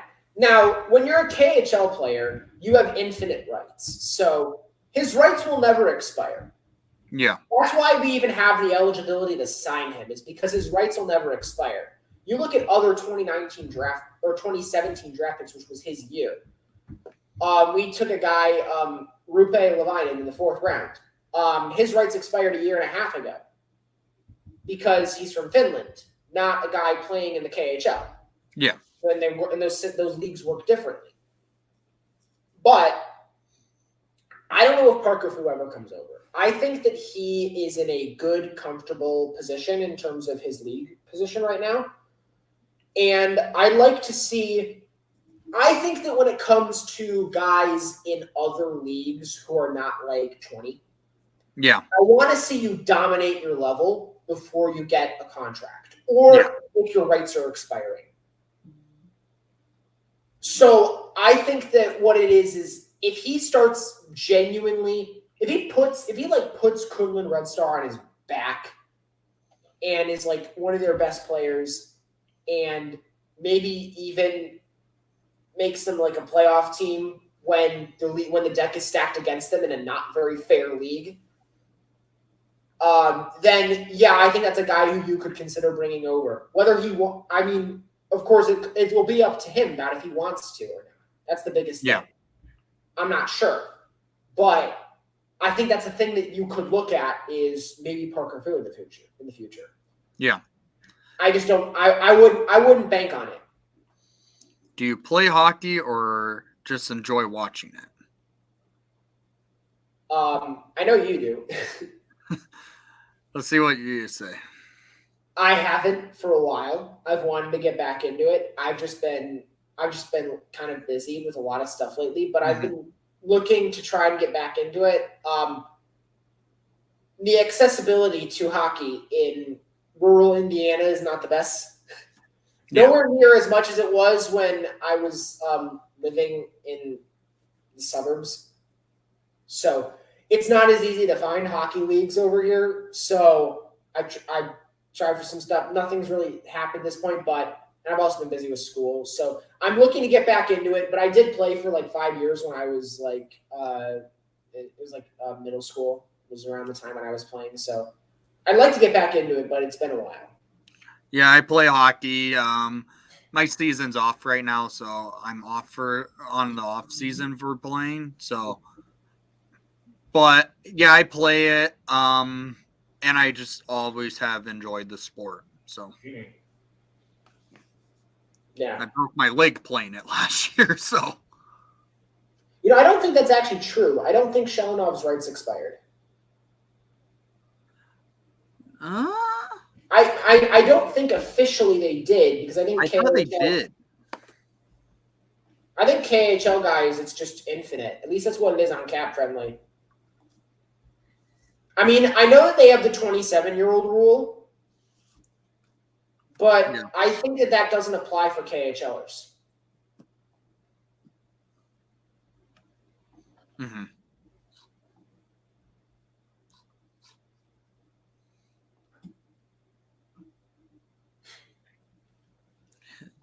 Brian has been on with these. They did. His agent said that in June. Really? I would not be surprised if that's true. I mean, I just don't know exactly.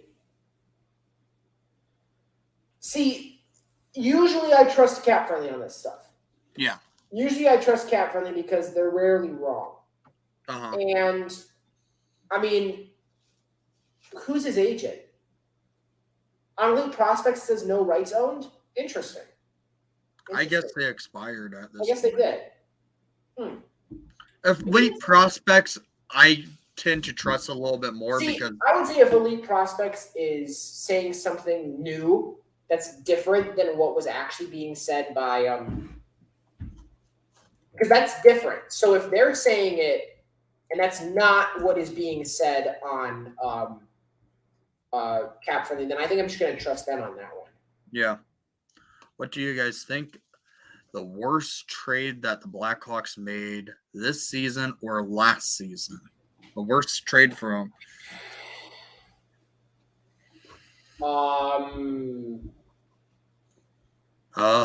Seth Jones. Yeah, it probably has to be the Seth Jones. Seth Jones, not because he's bad, but just because it was too much. It was too much money. It was too many assets. They gave up a lot to get Seth Jones. It was just too much. It was simply too much. It wasn't because he's a bad hockey player. The Hawks legit rebuilt the Columbus Blue Jackets. Granted, the Jackets suck this year. Oh, yeah, they rebuilt their prospect system. Oh yeah. Oh my goodness. I mean, in the same trade, they were able to take Seth Jones and turn that into Adam Boquist, but then also David Jiricek and Cole Sillinger. Yeah. And I'll say it. I think that David Jiricek is one of the best. He's one of the. I think he's probably one of the best prospects in the entire league. Yeah. He's really good. Which Fleury trade are you talking about, Jay? I don't think either of them were bad. I think both of them were great. I think both of them were good. I would have still changed the clause on the trade with Minnesota, where if he re-signed, I would have made it where it's a first-round pick instead of the way they made the clause turn out. I mean, Fleury getting traded was always inevitable. Yeah. Fleury getting traded was inevitable. They weren't going to be able to re-sign him, so I think that they definitely made the right decision in getting rid of him. They also definitely made the right decision in acquiring him because they were able to trade him for a second. So they got a second-round pick for free. Yeah, they did. I mean, that's sure. I don't think it was his fault that we were bad last year. Sure, he had a really bad first 2 weeks of the season, but then he was good after that. Wasn't that the Ryan Green pick that we took? I think so. I was looking it up in the moment. I was trying to look that up.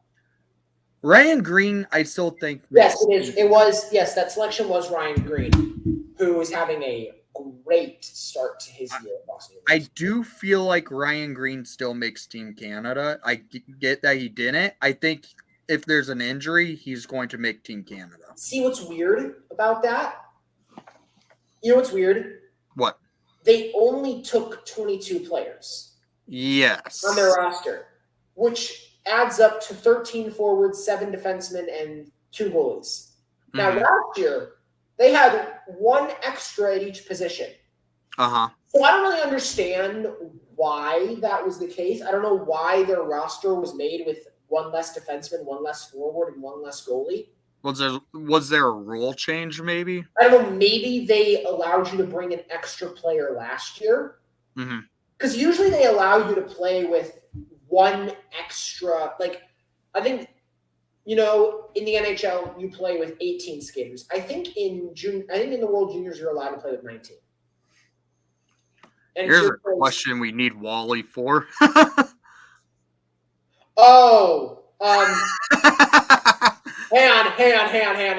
on. Get Wally in here. Okay, so before Wally, I want to say something about Michael Krudel. He's awful. Yes. Okay, so Michael Krudel has been. Let's start from the beginning. Okay, so Michael Krudel and Isaac Phillips both came over as late round draft picks and immediately went into the AHL because there were no other leagues that were playing. Yeah. So Krudel comes over, Phillips comes over. Phillips shows up and shows out and plays really well. Krudel does not. Yes. I said that when the WHL started up, Michael Krudel, who was drafted in the CHL import draft by the Kelowna Rockets, should have gone to Kelowna. They never sent him there. They kept him in the AHL the rest of the year, and he continued to be not very good. I never thought he was ready. Never looked in place when he was there, and it was just very bad the entire time. Yes. Next year, he plays for Rockford again, still doesn't look good, so they send him to SHL with the Vasho Lakers. Still not very good there. So this year he signs a 1-year contract with one of the best teams in the Czech Republic, and he gets demoted to the 2nd division. Yes. This guy, who is supposed to be a 4th-round pick, is at the moment playing at a lower level of hockey than Jaromir Jagr at the age of 50. Yes. I believe Jagr is still playing and he's not retired. Jagr made his season debut 2 nights ago, and he put up 2 assists. That dude is just unreal. He's a legend. He's a freaking unreal. He's the definition of a hockey god. He's still playing. It's unreal. But at this point, I think that Michael Krudel has had too fractured of a development process. And I just don't think we're going to get anything out of that. I don't think he's going to get an NHL contract before his rights expire. And I think it's unfortunate because I think his development was screwed over and he was not put in the best positions. He was never allowed to dominate his age group. Yes. And now it's too late. And that's unfortunate. And then for Jakub Galvis. We love Galvis. I love Galvis. I think that we're reaching the point where he might be getting surpassed by a couple other defensemen, namely Isaac Phillips and Alex Vlasic. I love Galvis. I think that he's one of the smartest defenders I've ever seen play. I love watching him and nothing else and just seeing what he does. I would prefer to see Galvis up over Ian Mitchell. I would too, because I just don't know. I think that Ian Mitchell's the kind of guy where his game doesn't translate as well to an NHL level because he doesn't have the he's speed. Not great in his own, he's not great in his own zone, and he's not great in the offensive zone. It's almost exclusively just passing and skating. I mean, he's just a transition guy, and that's all he is. He's like Nick Leddy, but like not great. I think that there's more there with Galvis. I think there's more there with Phillips, and I think there's more there with Vlasic as well. How good do we think Frank Nazar is? I love Nazar. I was on it. Here's the thing. I said the Hawks should have taken Nazar at 7th overall, but him dropping to us at 13th overall, I was very happy we got him. Yeah. He needs to get healthy, and playing with Fantelli would be quite nice to see. Oh, that would be fun. That would be fun. See, the problem is I don't know how healthy. Yes. I mean, going forward, I mean, I hope. What I'm trying to say is, I don't know how long it will be until he's back because college hockey teams are not very good at reporting stuff. Yes. So I'm not sure when exactly he's going to be back. It was supposed to be like he'll be out for like 4 months or so, but there's been no update, no timeline at all. They're not really discussing anything. They're not really saying anything about it. I'd love to hear more involving it. I just don't. When we see him, we'll see him. But I think he's got tons of talent. I think he's got tons of potential going forward. And you know what player he kind of reminds me of a little bit? What? Dylan Cousins. Just because the injury factory, both of them have had similar injuries. Cousins has speed and he is a good scorer. I feel like Nazar has that same ability. Mm-hmm. And hopefully Nazar does come up and show that trading away Kirby Dach was well worth it. Yeah, you said injuries. Dylan Cousins with a massive injury. I was thinking more of Peyton Krebs. Oh yeah, my bad, Peyton Krebs. Yeah, see, and I think that sorry about that. I meant Peyton Krebs. Yeah, Nazar's more similar to Krebs as well. Yeah. I know. But I mean, there's some really good players at Michigan, obviously, who I don't know how many of them are going to be there next year, but like Matthew Samaskevich, Rutger McGurty, Adam Fantilli, Dylan Duke, those are fantastic players, and that's just the forwards. They also have Luke Hughes and Seamus Casey. Like, those guys are really, really good, and if they were able to get Frank Nazar into that, then you just have one of the best teams that could compete for a championship. Of course, if this team couldn't win, if that team couldn't win a championship last year when they had Owen Power and Matthew Beniers and Kent Johnson, then can they really do it now? Yeah. Isaac Phillips, he's not amazing, but he's showing his worth, and I don't think it's bad. I don't think his skating is bad. He's smart in his own really zone, smart. And he's a good. His speed. He doesn't have the speed, but he has the size to get back into the zone quicker. Yeah, and he has the right type of mobility for a defenseman. Yeah. So I think that is. I think there's ever since over the last year or so, I think that it seems like we need to rethink what we view Isaac Phillips' ceiling as. Yeah. Because I think it's higher than we ever thought. Uh-huh. And I think it's just going to keep going up. I don't know when we're going to reach that point where we're I think Phillips did put up a couple points today, actually. Yeah, I mean, I have to assume everyone put up points tonight for the Blackhawks.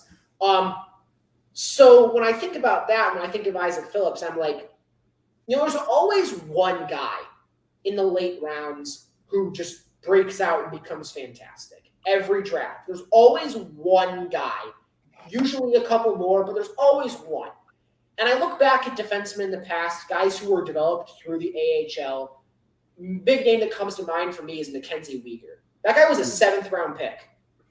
So it's not for that guy was a 7th-round pick, and he didn't really play in the NHL until he was like 22 years old. And he was developed through the AHL. So I look at that, and I think about what Isaac Phillips was as a 5th-round pick. He's been in the AHL. This is now his 3rd full season in the AHL, and he just keeps getting better and better and better. Why can't he be Mackenzie Weegar? Why can't he? Why can't he do that? And again, it was also progression through the NHL with Weegar. I mean, he wasn't instantly showing up and being a top pair defenseman. Yeah. It took time for him and becoming better and better and better.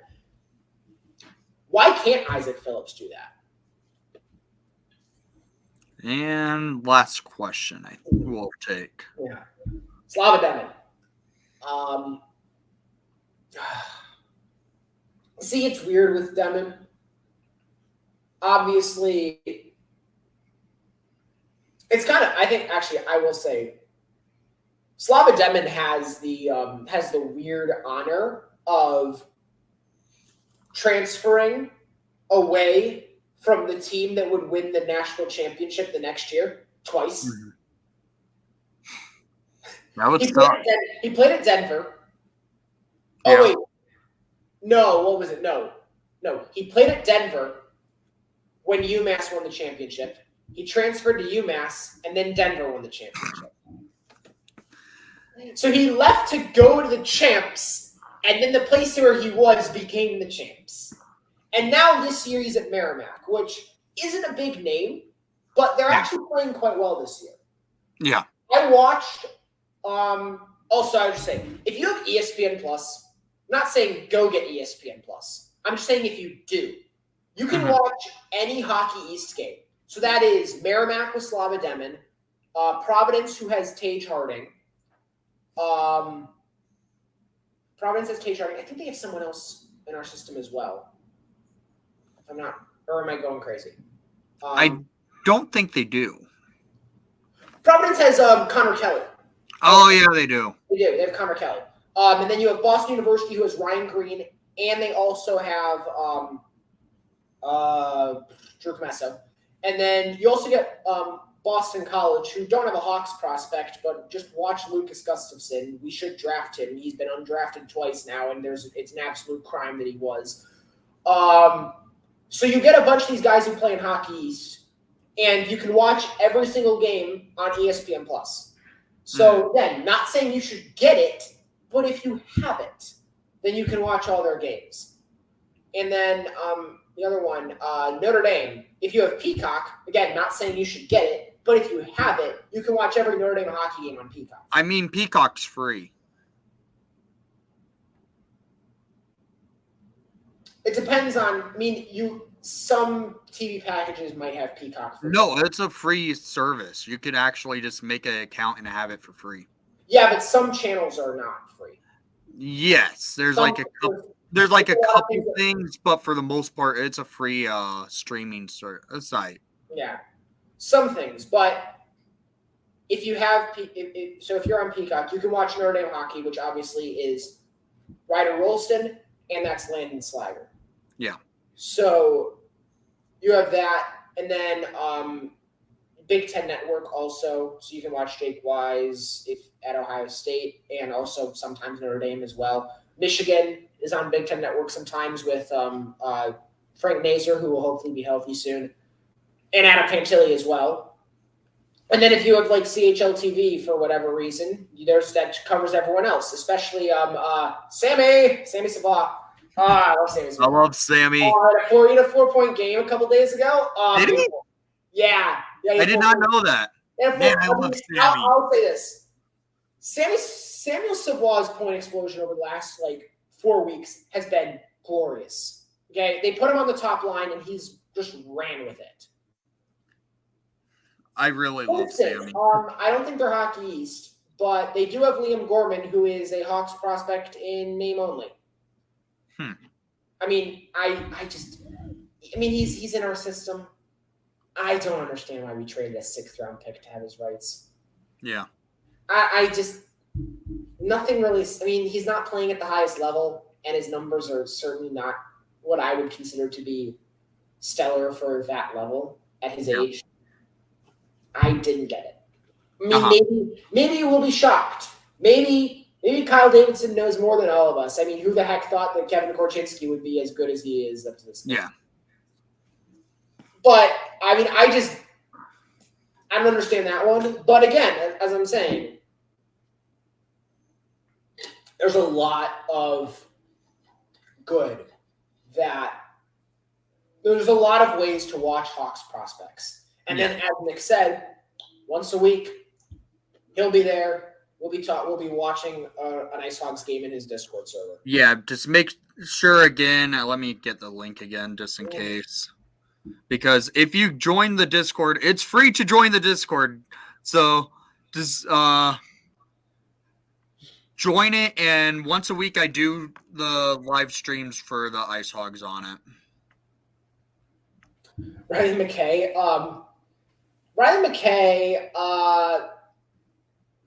I mean, yeah, he's a pest, but I think that the Ice Hogs are better off not being a team that is just no offense. Yeah. Like that team, the COVID-shortened season for the Ice Hogs 2 years ago, that team was bad.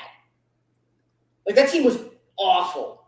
And you had got like the guys that were filtering through that roster. Like you had some of the young guys who were coming through. Like that was Isaac Phillips' first year. That was before Lucas Reichel. Cini wasn't there. Phillip wasn't there. Gust wasn't there. The team was completely devoid of AHL talent.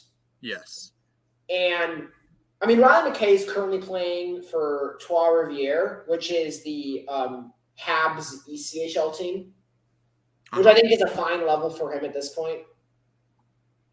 I think that he's cool, but you also see, like, when it comes to other guys, like, it's clear that the old guard of the way that the Ice Hogs play hockey is kind of leaving the scenes, as you can see with the way that Garrett Mitchell has been used this year. Mm-hmm. This guy's a captain, and he can barely get in the lineup, and he has no points. It's because I think now that the Blackhawks actually own the Ice Hogs, they get to know they do what they want with that roster now. And I think that now we're seeing more than just that. Like, we want to have a good Ice Hogs team. Because that is what's going to happen to the future. And we see now, look at how bad the Hawks offense is. Yes. A lot of those guys, a lot of the bottom six players on this Hawks offense are the guys who were on one of the worst AHL teams 2 years ago. Mackenzie Entwistle, Reese Johnson. There's other guys along that as well that I'm just blanking on right now. But not many of them right now. Not a ton, but those guys in particular. A lot of the other guys are not even in the NHL and other places. Yeah. But the real whole thing there is more just that the few are getting better as well, which is obviously you want competitive hockey teams across the entire system. Yes. Because it's just going to keep flooding up. You get good ECHL players, they can become important depth guys to help push our Rockford players. And if you get better Rockford players, they will be able to push up and push the NHL players. Yep. Everyone fighting for competition, and it starts at the lowest levels. Exactly. And this is beneficial. Right now, I get it. The Hawks suck. We can all admit it. The Hawks suck. We have a good AHL team in Ice Hogs. I get it. Their winning has not been the way they should be this year. If Arvid Soderblom was in net almost every night, which they wanted that to be the case down in Rockford this year, the Ice Hogs probably would be first place in the Central Division. I have no doubt about it. Because if you look at what Rockford has in terms of just record this year, it's 13. I just had it. Hang on. The record, if it's updated, it would be it's 13-7, 1 and 2. 13-7, 1 and 2. So here's why I'm saying that. If you look at the Ice Hogs goalies, you have Mitchell Weeks, 909 save percentage in 7 games. Dylan Wells, 897 in 10 games. And Jackson Stauber, 892 in 6 games. So the reason why I bring that up is because look at what would have happened if we had Arvid Soderblom, who was over a 920 last year in the AHL. You take that goaltending, which we have in the AHL right now, which is just not good. It's not good for that level. The majority of it is ECHL caliber goaltending in the AHL. If you take the guy who was actually supposed to be in the AHL this year, look at what he's doing when he's playing against the highest level every night with a not very good defense in front of him. And you look at all that and you say, hey, imagine what this Ice Hogs team would be with that goaltending. He'd probably be around like a 930 save percentage, and the Ice Hogs would probably have like 4 more wins than they do right now. The Ice Hog Soderblom in the NHL right now has a goals against average of a 3.18 and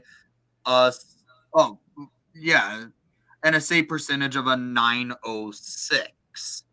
906. And the AHL, those numbers are much higher. Oh yeah. Those are last year, the best goalie in the league. Last year, Soderblom was a 920. Yeah. Last year, Soderblom was a 920. What is he right now?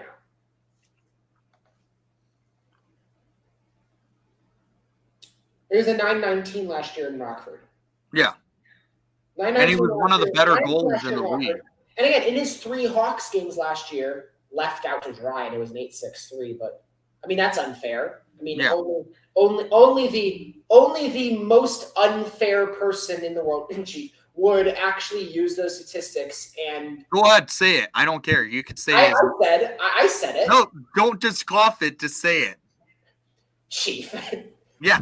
Chief at Barstool, who for some reason doesn't understand how goalie development works with a 21-year-old who 3 years ago was playing in Hockey Etan, which is the 3rd division of Sweden. Yeah, Barstool's chief really doesn't understand that sort of Okay. Did you see the tweet from like 2 days ago where he said that he thought that Lucas Reichel projects to be a 3rd liner? Oh my God. I did not see that. I think it was something along the lines of starting to think Lucas Reichel's a 3rd liner at this point. Well, he really has not been watching the Rockford Ice Hogs. No, he has not. And I tweeted underneath him. I tweeted underneath that with the leaderboard. Lucas Reichel is the leading leading point producer in the AHL this year among under 21s. Yeah. Ahead of guys like Quentin Byfield, William Eklund, Fabian Liesel. Yep. You know, some of the biggest names in prospecting. Yep. And Lucas Reichel is right there ahead of all of them. It's absolutely ridiculous to think that he will be a very good player. Reichel will be a 1st liner in the NHL. The fact that when he gets called up and never is playing with Patrick Kane, it's a problem. Especially when they did call him up for the emergency call-up, putting him with Jason Dickinson. That was a joke. Yeah, no, the Hawks, I do think that at this point, it's clear that Reichel projects as a winger going forward. It looks like that's what they want him to be, because that's what they were playing him the other night when I went to the Ice Hog game. I think that for a while, I do think that I think that it was good that he played center all that time, though. Yeah. it was good for him to play center because it allows you to see the game differently. It gives him another way to develop his game, and it helps out for a long-term career.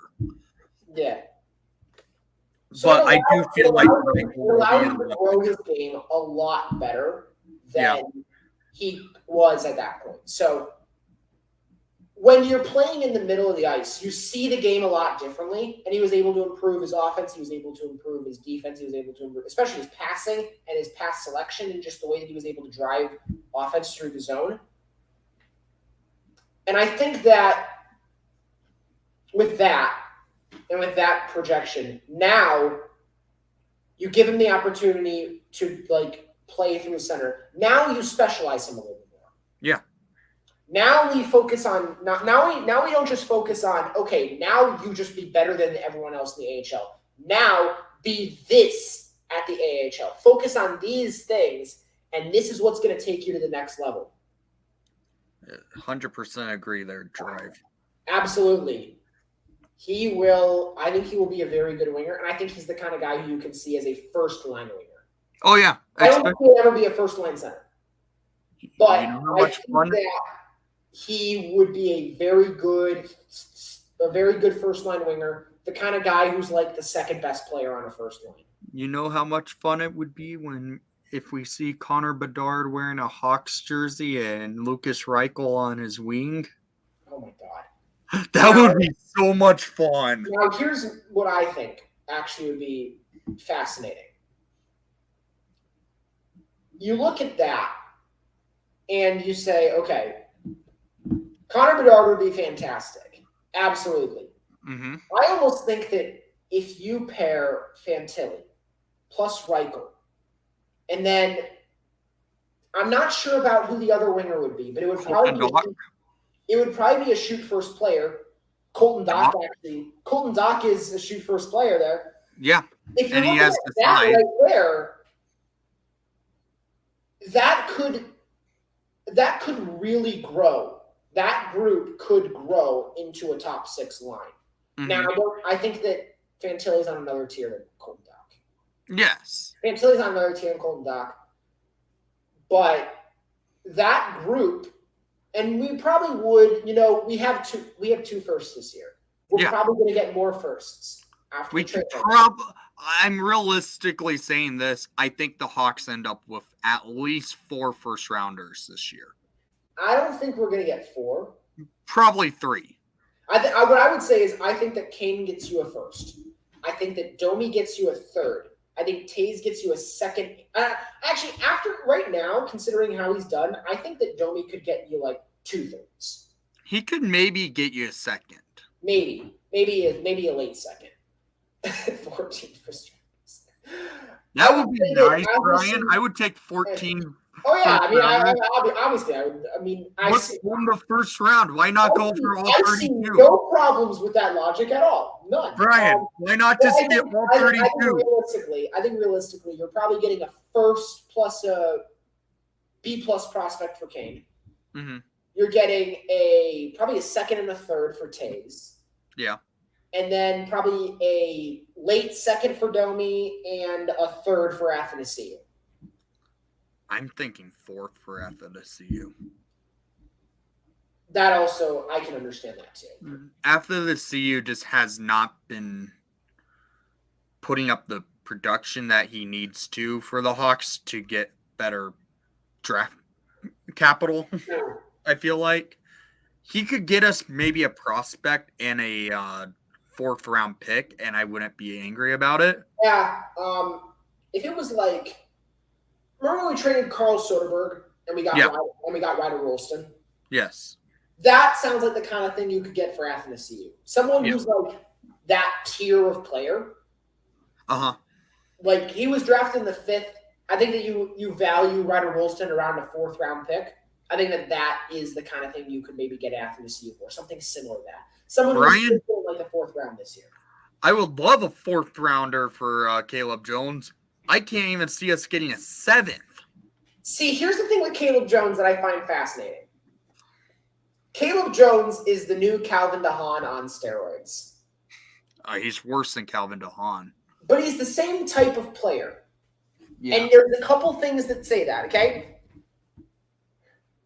Lots of turnovers, which are a massive issue. Underlying numbers are great. And I don't understand. It's so weird with him. And again, and I think the thing with him that is the case is that it's not like things are always going wrong. But when they go wrong, they really go wrong. So that's what it is with Caleb Jones. Like, hell, he was scratched today for Ian Mitchell. He was scratched, and I don't even know if Ian Mitchell's better than him at this point. But I think that I just have a really low opinion of Ian Mitchell compared to most other people. He looks lost when he's in the defensive zone. I haven't seen any improvement in his defensive abilities over the last 2 years. I would say this. Today he actually looked pretty okay in the defensive zone when it came to play. He had a better game defensively tonight than he has had in the rest of this season he's played. I'll also say I think that I wouldn't trade Peter Mrazek. I think we need his money. We need the contract. We need his money. We could throw him. Here's what with Peter Mrazek. If he gets injured, frankly, don't even put him on LTIR if he at a point where he needs to be put on LTIR. We haven't used LTIR at any point this year because we don't need to. It's not like we're in a position where we need to put someone on LTIR. We have 2 years left of a Peter Mrazek contract. My thought is that next year you'll probably go into the year with Arvid Soderblom and Peter Mrazek in your tandem. I think next year Soderblom will be the number one guy in Chicago. Now, granted, he's been that way this year. Now, I'll also say with Mrazek, we might buy him out. That could happen too.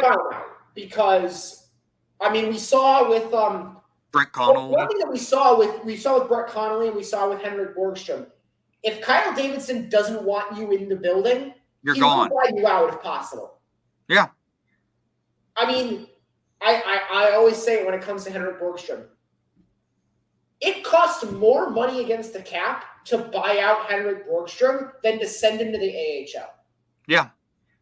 Now, it wasn't by much, but it still shows the point that if he doesn't want you, he'll do what it takes to make sure we don't have you anymore. Yeah.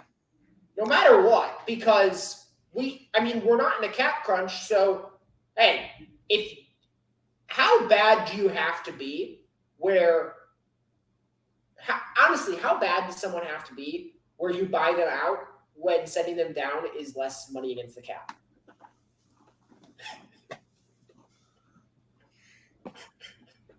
Is that a Henrik Borgstrom puck?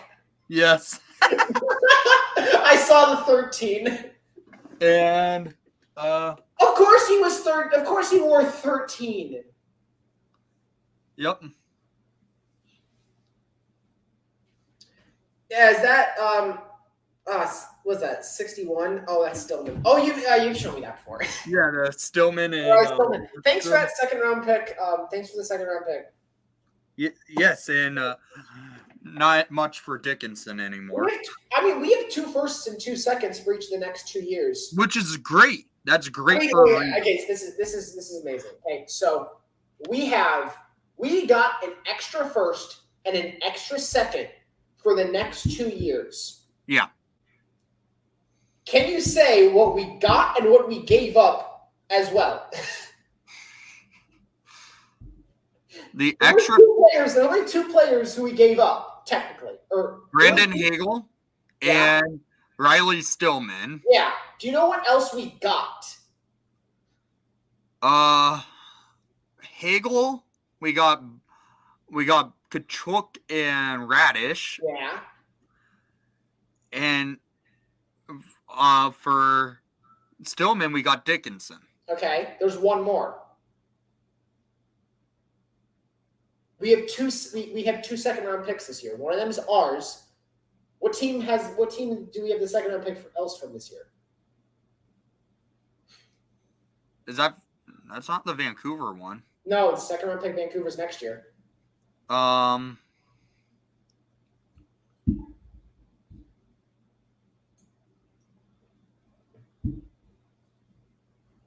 I'll give you a hint. LTIR. Oh, the Brent Seabrook trade. Yeah, Tyler Johnson. Yeah, Tyler Johnson, Brent Seabrook trade. Yeah, so essentially, here's what it is. We traded Riley Stillman, Brent Seabrook's contract, and Brandon Hagel for 2 firsts, 2 seconds, Jason Dickinson, Taylor Radish, Boris Tkachuk, and Taylor Radish, Boris Tkachuk, Tyler Johnson, and Jason Dickinson. And we traded dead cap in one of those.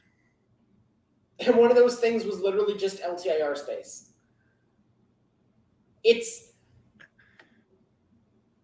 fantastic. I mean, look, Tyler Johnson was a nightmare for us last year. Granted, he didn't play a lot.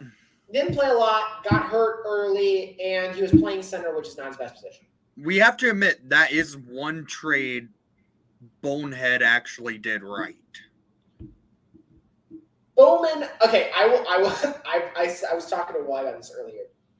Between everything between the Seth Jones trade, which was like the first of the disasters that followed. Yeah. And then like everything before that, from like the day up until like the Yoki Haru trade. Everything there was like it's like a 1-year period where if those 2 endpoints you cut them off, and everything between them, he was not bad. Yeah. I mean, that 2021 trade deadline, he killed it. We got a second and a third for Matthias Janmark. Yeah. We got a second and a third for Matthias Janmark. Yeah. That's okay. Yeah. And then we got Ryder Rolston for a 13th forward. Mm-hmm. And then I would say that I mean, look, the Lucas Carlson, Lucas Wallmark, Brett Connolly, Henrik Borgstrom thing, I wouldn't say that was all that good, but I wouldn't say that like Florida knocked it out of the park either. I mean, Lucas Wallmark's in the KHL and Lucas Carlson's in the AHL. Did he get moved down to the A? He's playing the majority of the year in the AHL this year. Oh, okay. Yeah. I mean, granted, they do have a head coach who doesn't like. Yeah, they're gonna be better. Like Tampa's gonna be good next. Tampa's gonna stay good, obviously. So those picks won't be high. They won't be high picks. Vancouver's second could be high though. Vancouver definitely could be because they're going to trade Bo Horvat. Yeah, I mean they could next year could be. There really is no ceiling or floor for the Canucks next season. I think they could be anywhere. They could bottom out. They could be a top team. Regula for Perlini was so good. Yeah. I haven't been convinced by Alec Regula's NHL games this year. Yeah. But it's still been better than Brendan Perlini. I know Perlini signed with a team. I know he's with the NHL team. Is it the Oilers? He was in the Oilers last year. Oh yeah, that was last year. He played NHL games for them last year. Yeah. I don't know where he is right now, actually. Oh no, he's in the Chicago Wolves. He is with the Chicago Wolves. Oh, that is great. He actually, you know what? That's cool. That's cool. That's cool, actually. Okay, it's an AHL contract, but that's cool. Yeah. Perlini's cool. He's not very good, but he's cool. Yeah. I just remember his hat trick he got with the Hawks on St. Patrick's Day. I was at that game. You were? I was at that game. Did you get one of the fedoras and did you throw it out onto the ice? Maybe that wasn't the game I was at. Maybe it was a different. I remember there was a game I watched that year where there was a hat trick. I thought it was that game though. That was they gave away fedoras for that game. I remember it because I got one of the hats. I don't think I had one though. I don't think I added him, though. Okay. But I did. But I do think that that year I was at a game that his dad is like the Wayne Gretzky of British hockey.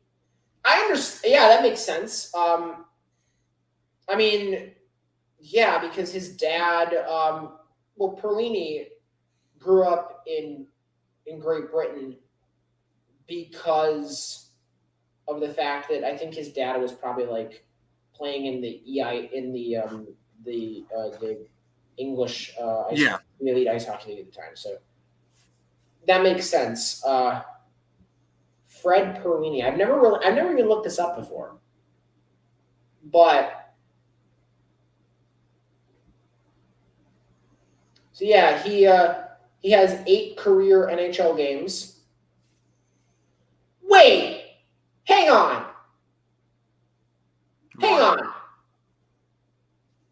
This is wild. What? Okay.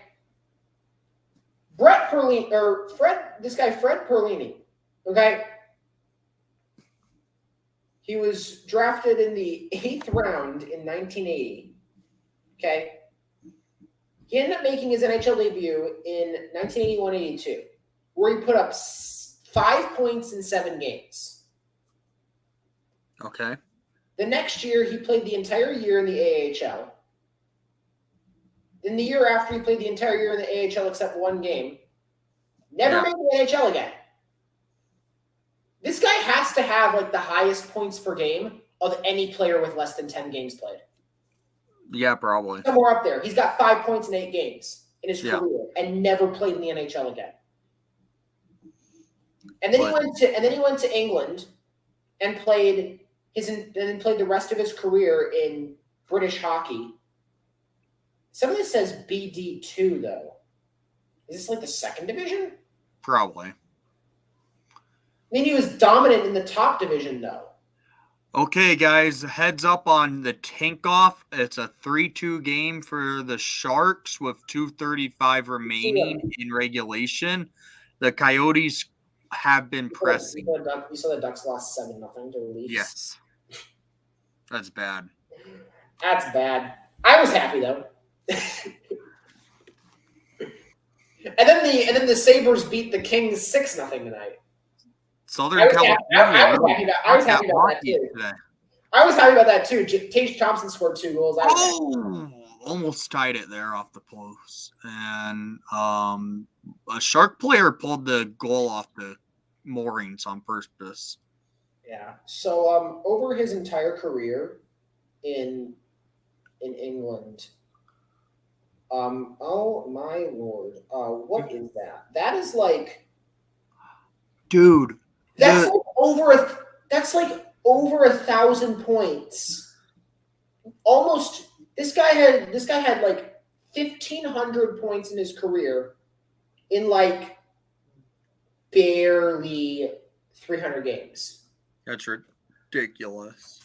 His average points per game is like 5. It looks like the Coyotes put duct tape over their advertisement patches on their jerseys. Like actually duct tape? It looked like it because they have tape on their jerseys. Wait. Who is it? The Coyotes. Coyotes have tape on them. They put duct tape over their jersey ad. Hang on. Arizona Coyotes jersey sponsor. They legit put duct tape over their jersey ad. Their jersey ad is Gila River Resorts and Casinos. Are you sure? Yes. It's on the left side. It appears. Yes. Right side. Yes. Left side viewing, right side of player. It's because they're wearing their home jerseys on the road because the Sharks are wearing their reverse retros. Road games, you can't have a casino patch on your jersey. Oh. They put duct tape over it. Oh, they can't have is that because are they in a state where gambling is not allowed? I don't know if California now. But maybe they just can't have it on a road stadium. Maybe they just can't have it. They don't allow you to do it at road games, period. Yes. Because some states don't have. Yes. But the Coyotes legit put duct tape over theirs. Why not just remove the patch? That's straight out of Ted Lasso. That is. Why not just straight out of Ted Lasso? I have to get if they show a pic. They're probably, it's probably on Twitter. It's probably on Twitter. Probably one of their 10 fans are tweeting about it. One of the 10 fans. Hang on. I got it. I just rewound to a point where they zoomed in on a player.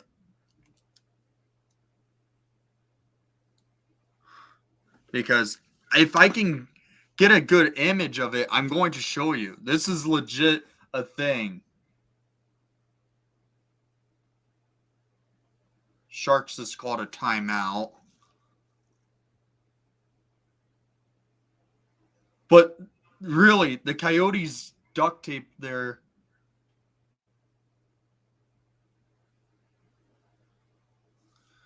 Here, I got it. All right, let's see it. I'm putting it in our Discord.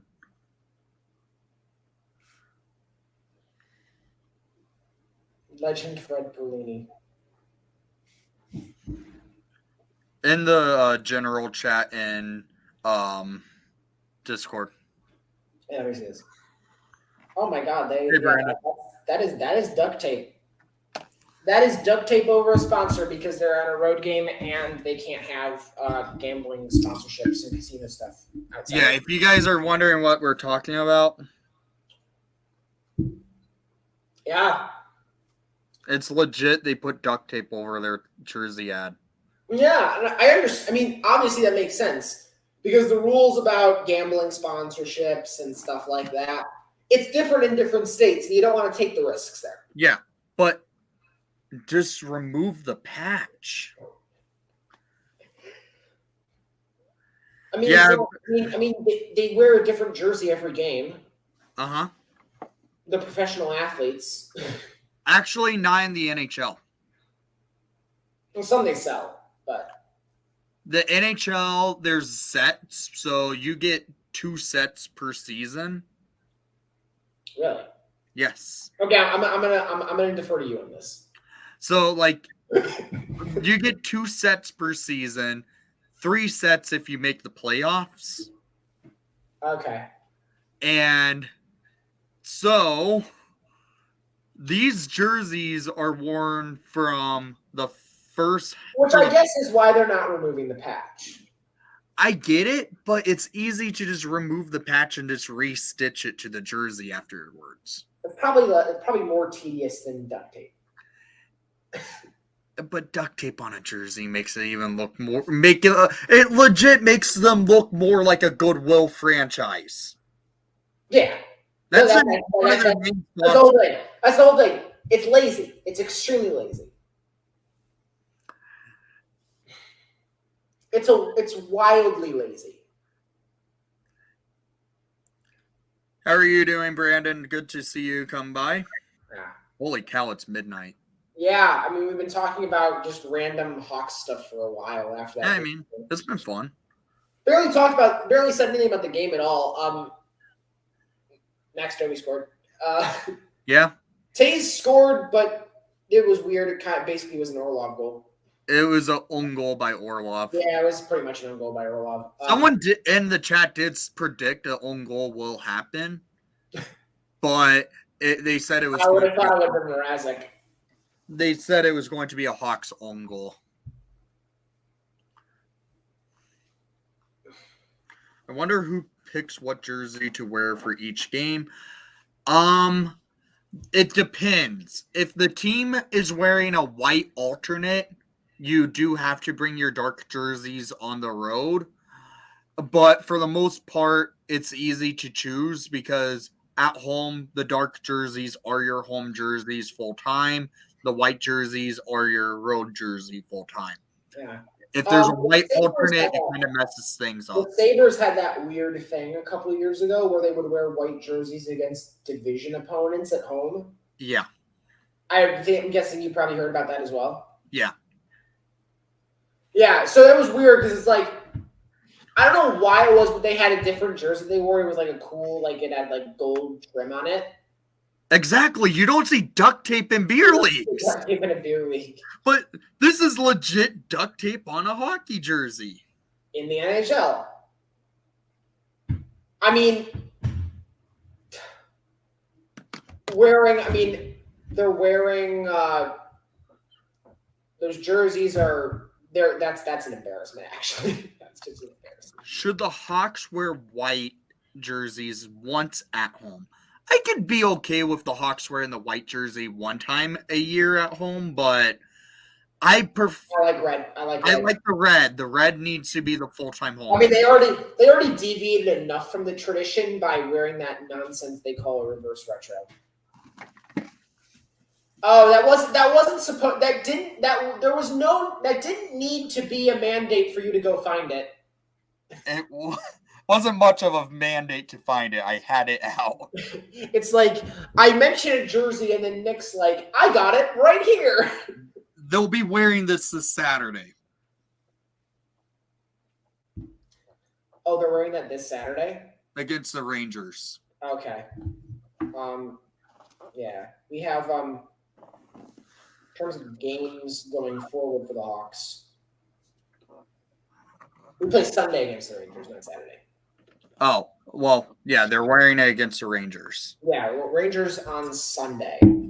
Yes, Brandon, they do need to bring back the black jersey. They just need a better black jersey. Which? Not the reverse retro. Oh, the old alternate?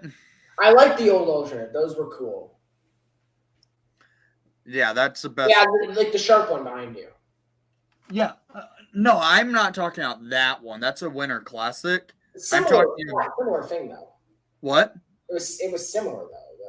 But... Yeah, they had an alternate for a couple years based off that Winter Classic. I'm talking about the black jersey they had from 96 to 2009.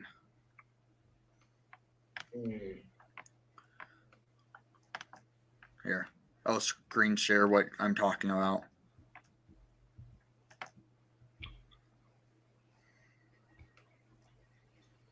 Do you like the style of the retro jerseys this year, Nick? Okay. All right, that thing. Yeah, no, I've seen that before. That's my favorite. I always liked that jersey. That's my favorite jersey all time. Yeah, it was like the red one but black. It was the same style.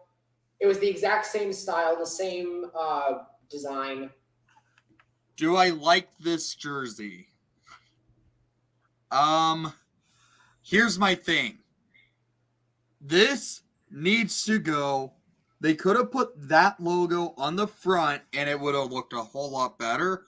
Or just put this logo, which is supposed to be on the damn jersey. That logo should be on the jersey. I'll also say what I'm happy about with that jersey that we've seen with reverse retros in the past that I didn't like. I believe the first time we had reverse retros, it was like there was no red on it. This is the first reverse retro. Oh, okay. I'm thinking of a different jersey then. Are you talking about the 2019 Winter Classic with? I think so. That was black and white. It was just black and white. Yeah, that was the 19 Winter Classic. Yeah. I love that jersey, frankly. But I don't think it's cool, but I never really liked where it's just there's zero red. The reason why I liked it was a true throwback to the 1920s to early 30s. Cool. Mm-hmm. No, the that reverse retro I actually like. That was again. I'm not. Yeah, take care, Drive. Thanks for coming. I'm nowhere near as much as you can tell. Jerseys are not my specialty. I talk about players. I talk about stats and that stuff. Yeah. Jerseys are not my specialty. That is Nick's thing. Nick is all jerseys. We defer to Nick on all jersey topics. And so I agree there, Brandon. I do agree with Corey Crawford a good goalie? Yes, Corey Crawford is the best Hawks goalie I've watched. Yeah. And even if I've been watching regularly since like 2010, because that was like around the time when I first got into hockey, and I've been watching ever since. Best Hawks goalie of my lifetime is easily Corey Crawford, because I don't think there's anyone who's even close. That's the same thing. Corey Crawford, here's the thing. Crow is eligible for a Hall of Fame this coming off season. He could be voted in. I don't think he was that good.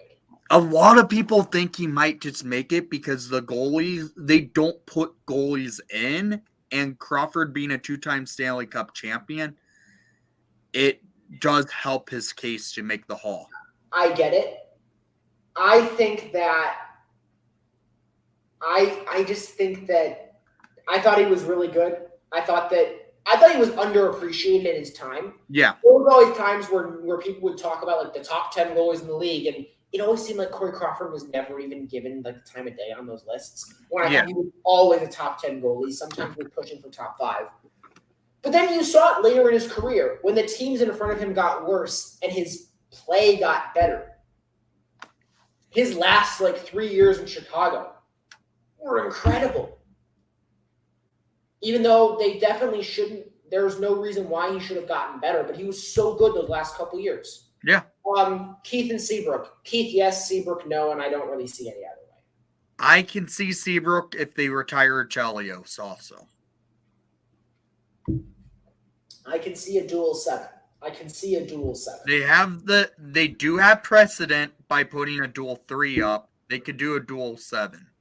I think that I don't see another Hawks player wearing 7. Mm-hmm. I don't know if it'll go in the rafters, though. I think I would say that my guarantee in that situation is Brent Seabrook will not have his jersey number retired unless it also comes with Chris Chelios. Here's where I am and why I would say 7 does just get it. Because Brent Seabrook, 3-time Stanley Cup champion, he's eligible for Hall of Fame, and he could likely make the Hall of Fame. I would say eventually, but I think other guys will. I think they will prioritize other players first. The thing with this year's upcoming first ballot class, there's not a lot to choose from, and usually you see maybe 2 get first ballot votes, and Brent Seabrook could easily make it because he has well over 1,000 games. He played with one organization his entire career. 3-time Stanley Cup champion. He's triple gold member. He could easily do it. He is triple gold. Yeah. McGinley does. I mean, I would say McGinley does deserve it. McGinley absolutely does. What I would say is that I think that it would be a mistake if Brent Seabrook was a first ballot Hall of Famer. Okay. I think that would be a mistake. If he becomes a Hall of Famer eventually, I am okay with that, but I couldn't understand the argument for seeing him as a first ballot. Mm-hmm. I just couldn't see it. I think Kane, Taves, Keith, Seabrook, Kane, Taves, Keith, and Hossa are all obviously first ballots. Seabrook, no. If he's a Hall of Famer eventually, sure. First ballot, can't do it. Okay.